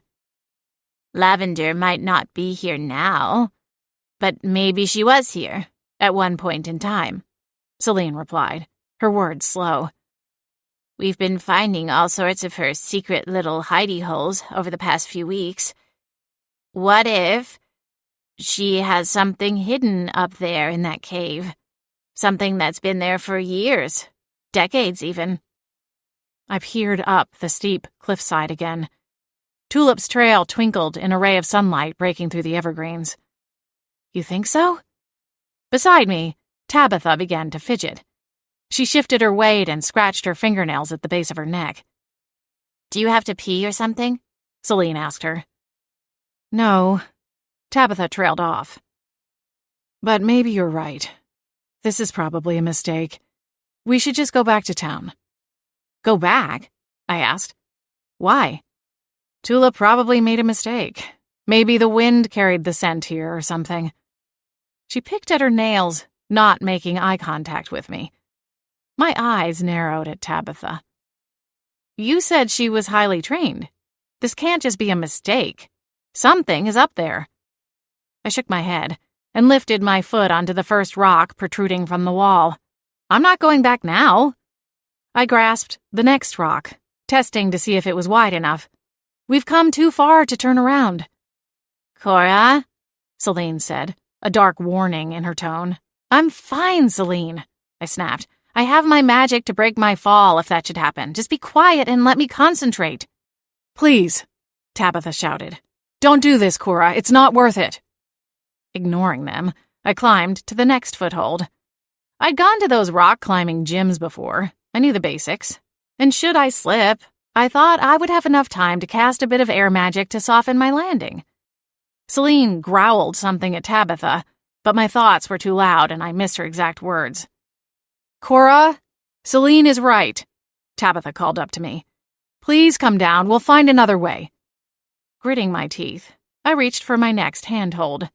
The rock gave way and I slipped. "I just need to..." I grunted and paused. "Keep my footing. Careful steps." Cora, stop!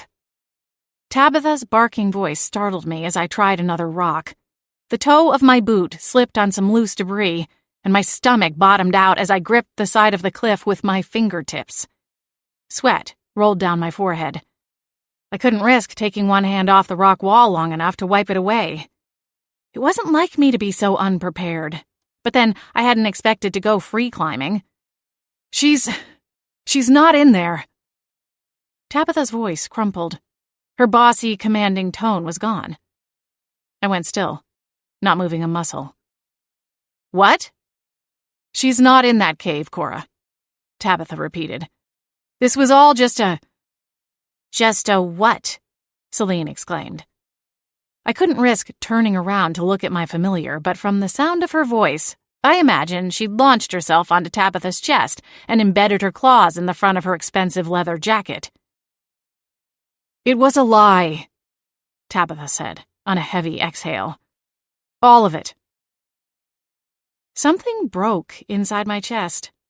Surprise, bewilderment, pain. It all coiled together in a thick, heavy braid that pulled tight and snapped. I'm so sorry, Cora, Tabitha continued with a sob. Please come down so I can explain. What is there to explain? Celine growled. You lied to us. For what? Why lead us on and bring us all this way out here? For laughs? What are you, some kind of sick puppy? You get your jollies watching other people suffer? We ought to throw your bony butt right off this cliff. Celine? I ground my teeth and shifted my focus. Instead of up to the destination, I needed to find a way back down to the trail. Stars, this would be so much easier if I had a rope. I swear, Cora, if you don't let me handle this... You're my familiar. If you kill her, I'll be the one they march off to prison, I said, sliding my hand back to its previous spot on the wall. All I needed to do was retrace my steps. Only if they find the body, Celine growled. I pinched my eyes closed for a moment and drew in a breath. Celine, please, just help me get back down, okay? And then I can claw her eyes out? I'll let you know, I grunted. I made it to the last step and took a tiny leap. Once I was on solid ground, my knees wobbled, but I quickly found my footing. And as soon as I did, I marched up to Tabitha. Tell us what's going on, right now, I demanded, my voice so deep and low it sounded foreign to me, as if the words had come from someone else's mouth. Beside me, Celine was vibrating, like a buzzsaw ready to slice through anything that got in her way. Tabitha's face was paler than usual, as her gaze flickered from me to the cave and back again. All that's waiting in the cave is a sweater I stole from Lavender's house the night you guys found me sneaking around. Why would you do that? I stared at her, dumbfounded, grasping at straws to make sense of it all. Tabitha looked down at the rocks under her boots, her features contorted with guilt.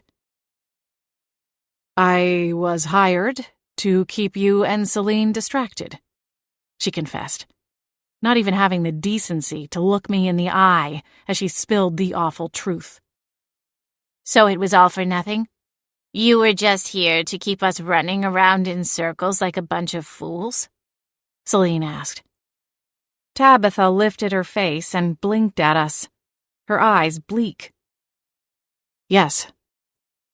I should have your head on a spike, you know, Celine began. Everybody, just calm down, I said, standing between the two to keep Celine from digging her claws into Tabitha's eyeballs. I raised my hands and looked at Celine. I'm just as livid as you, but we need to figure this out. Tabitha shrieked. Celine's eyes grew wide with horror. What in the hot fudge sundae is happening to her? I spun around and looked at Tabitha. Her eyes were wide with shock. Her body was rigid. Her arms were stiff at her sides, her feet rooted to the ground. Inch by inch, a stony gray substance began trailing its way up Tabitha's body, starting at her ankles, then to her knees, crawling up her thighs, her torso. "I can't move," she yelled. Her eyes went wild with panic. "Help me!" "Celine," I exclaimed, my own body frozen with panic. "What's happening? What do we do?" Celine hijacked some of my magic and sent an unknown spell at Tabitha's chest. Pink sparks bounced off the rough gray substance, like a bouncy ball hitting tile flooring. Tabitha began to gurgle and choke. She gasped for air, but it came out more like a cough. Her eyes glazed over as her face began to turn gray too, stiffening and causing her skin to become rough and rigid. She opened her mouth. "Stay away from," she warned. But her voice became strangled, and she couldn't manage to get the rest out before her entire face seized. The spell sealed itself with an ominous crack. And there, before us, stood famed adventurer Tabitha Blake, formed entirely out of stone. This concludes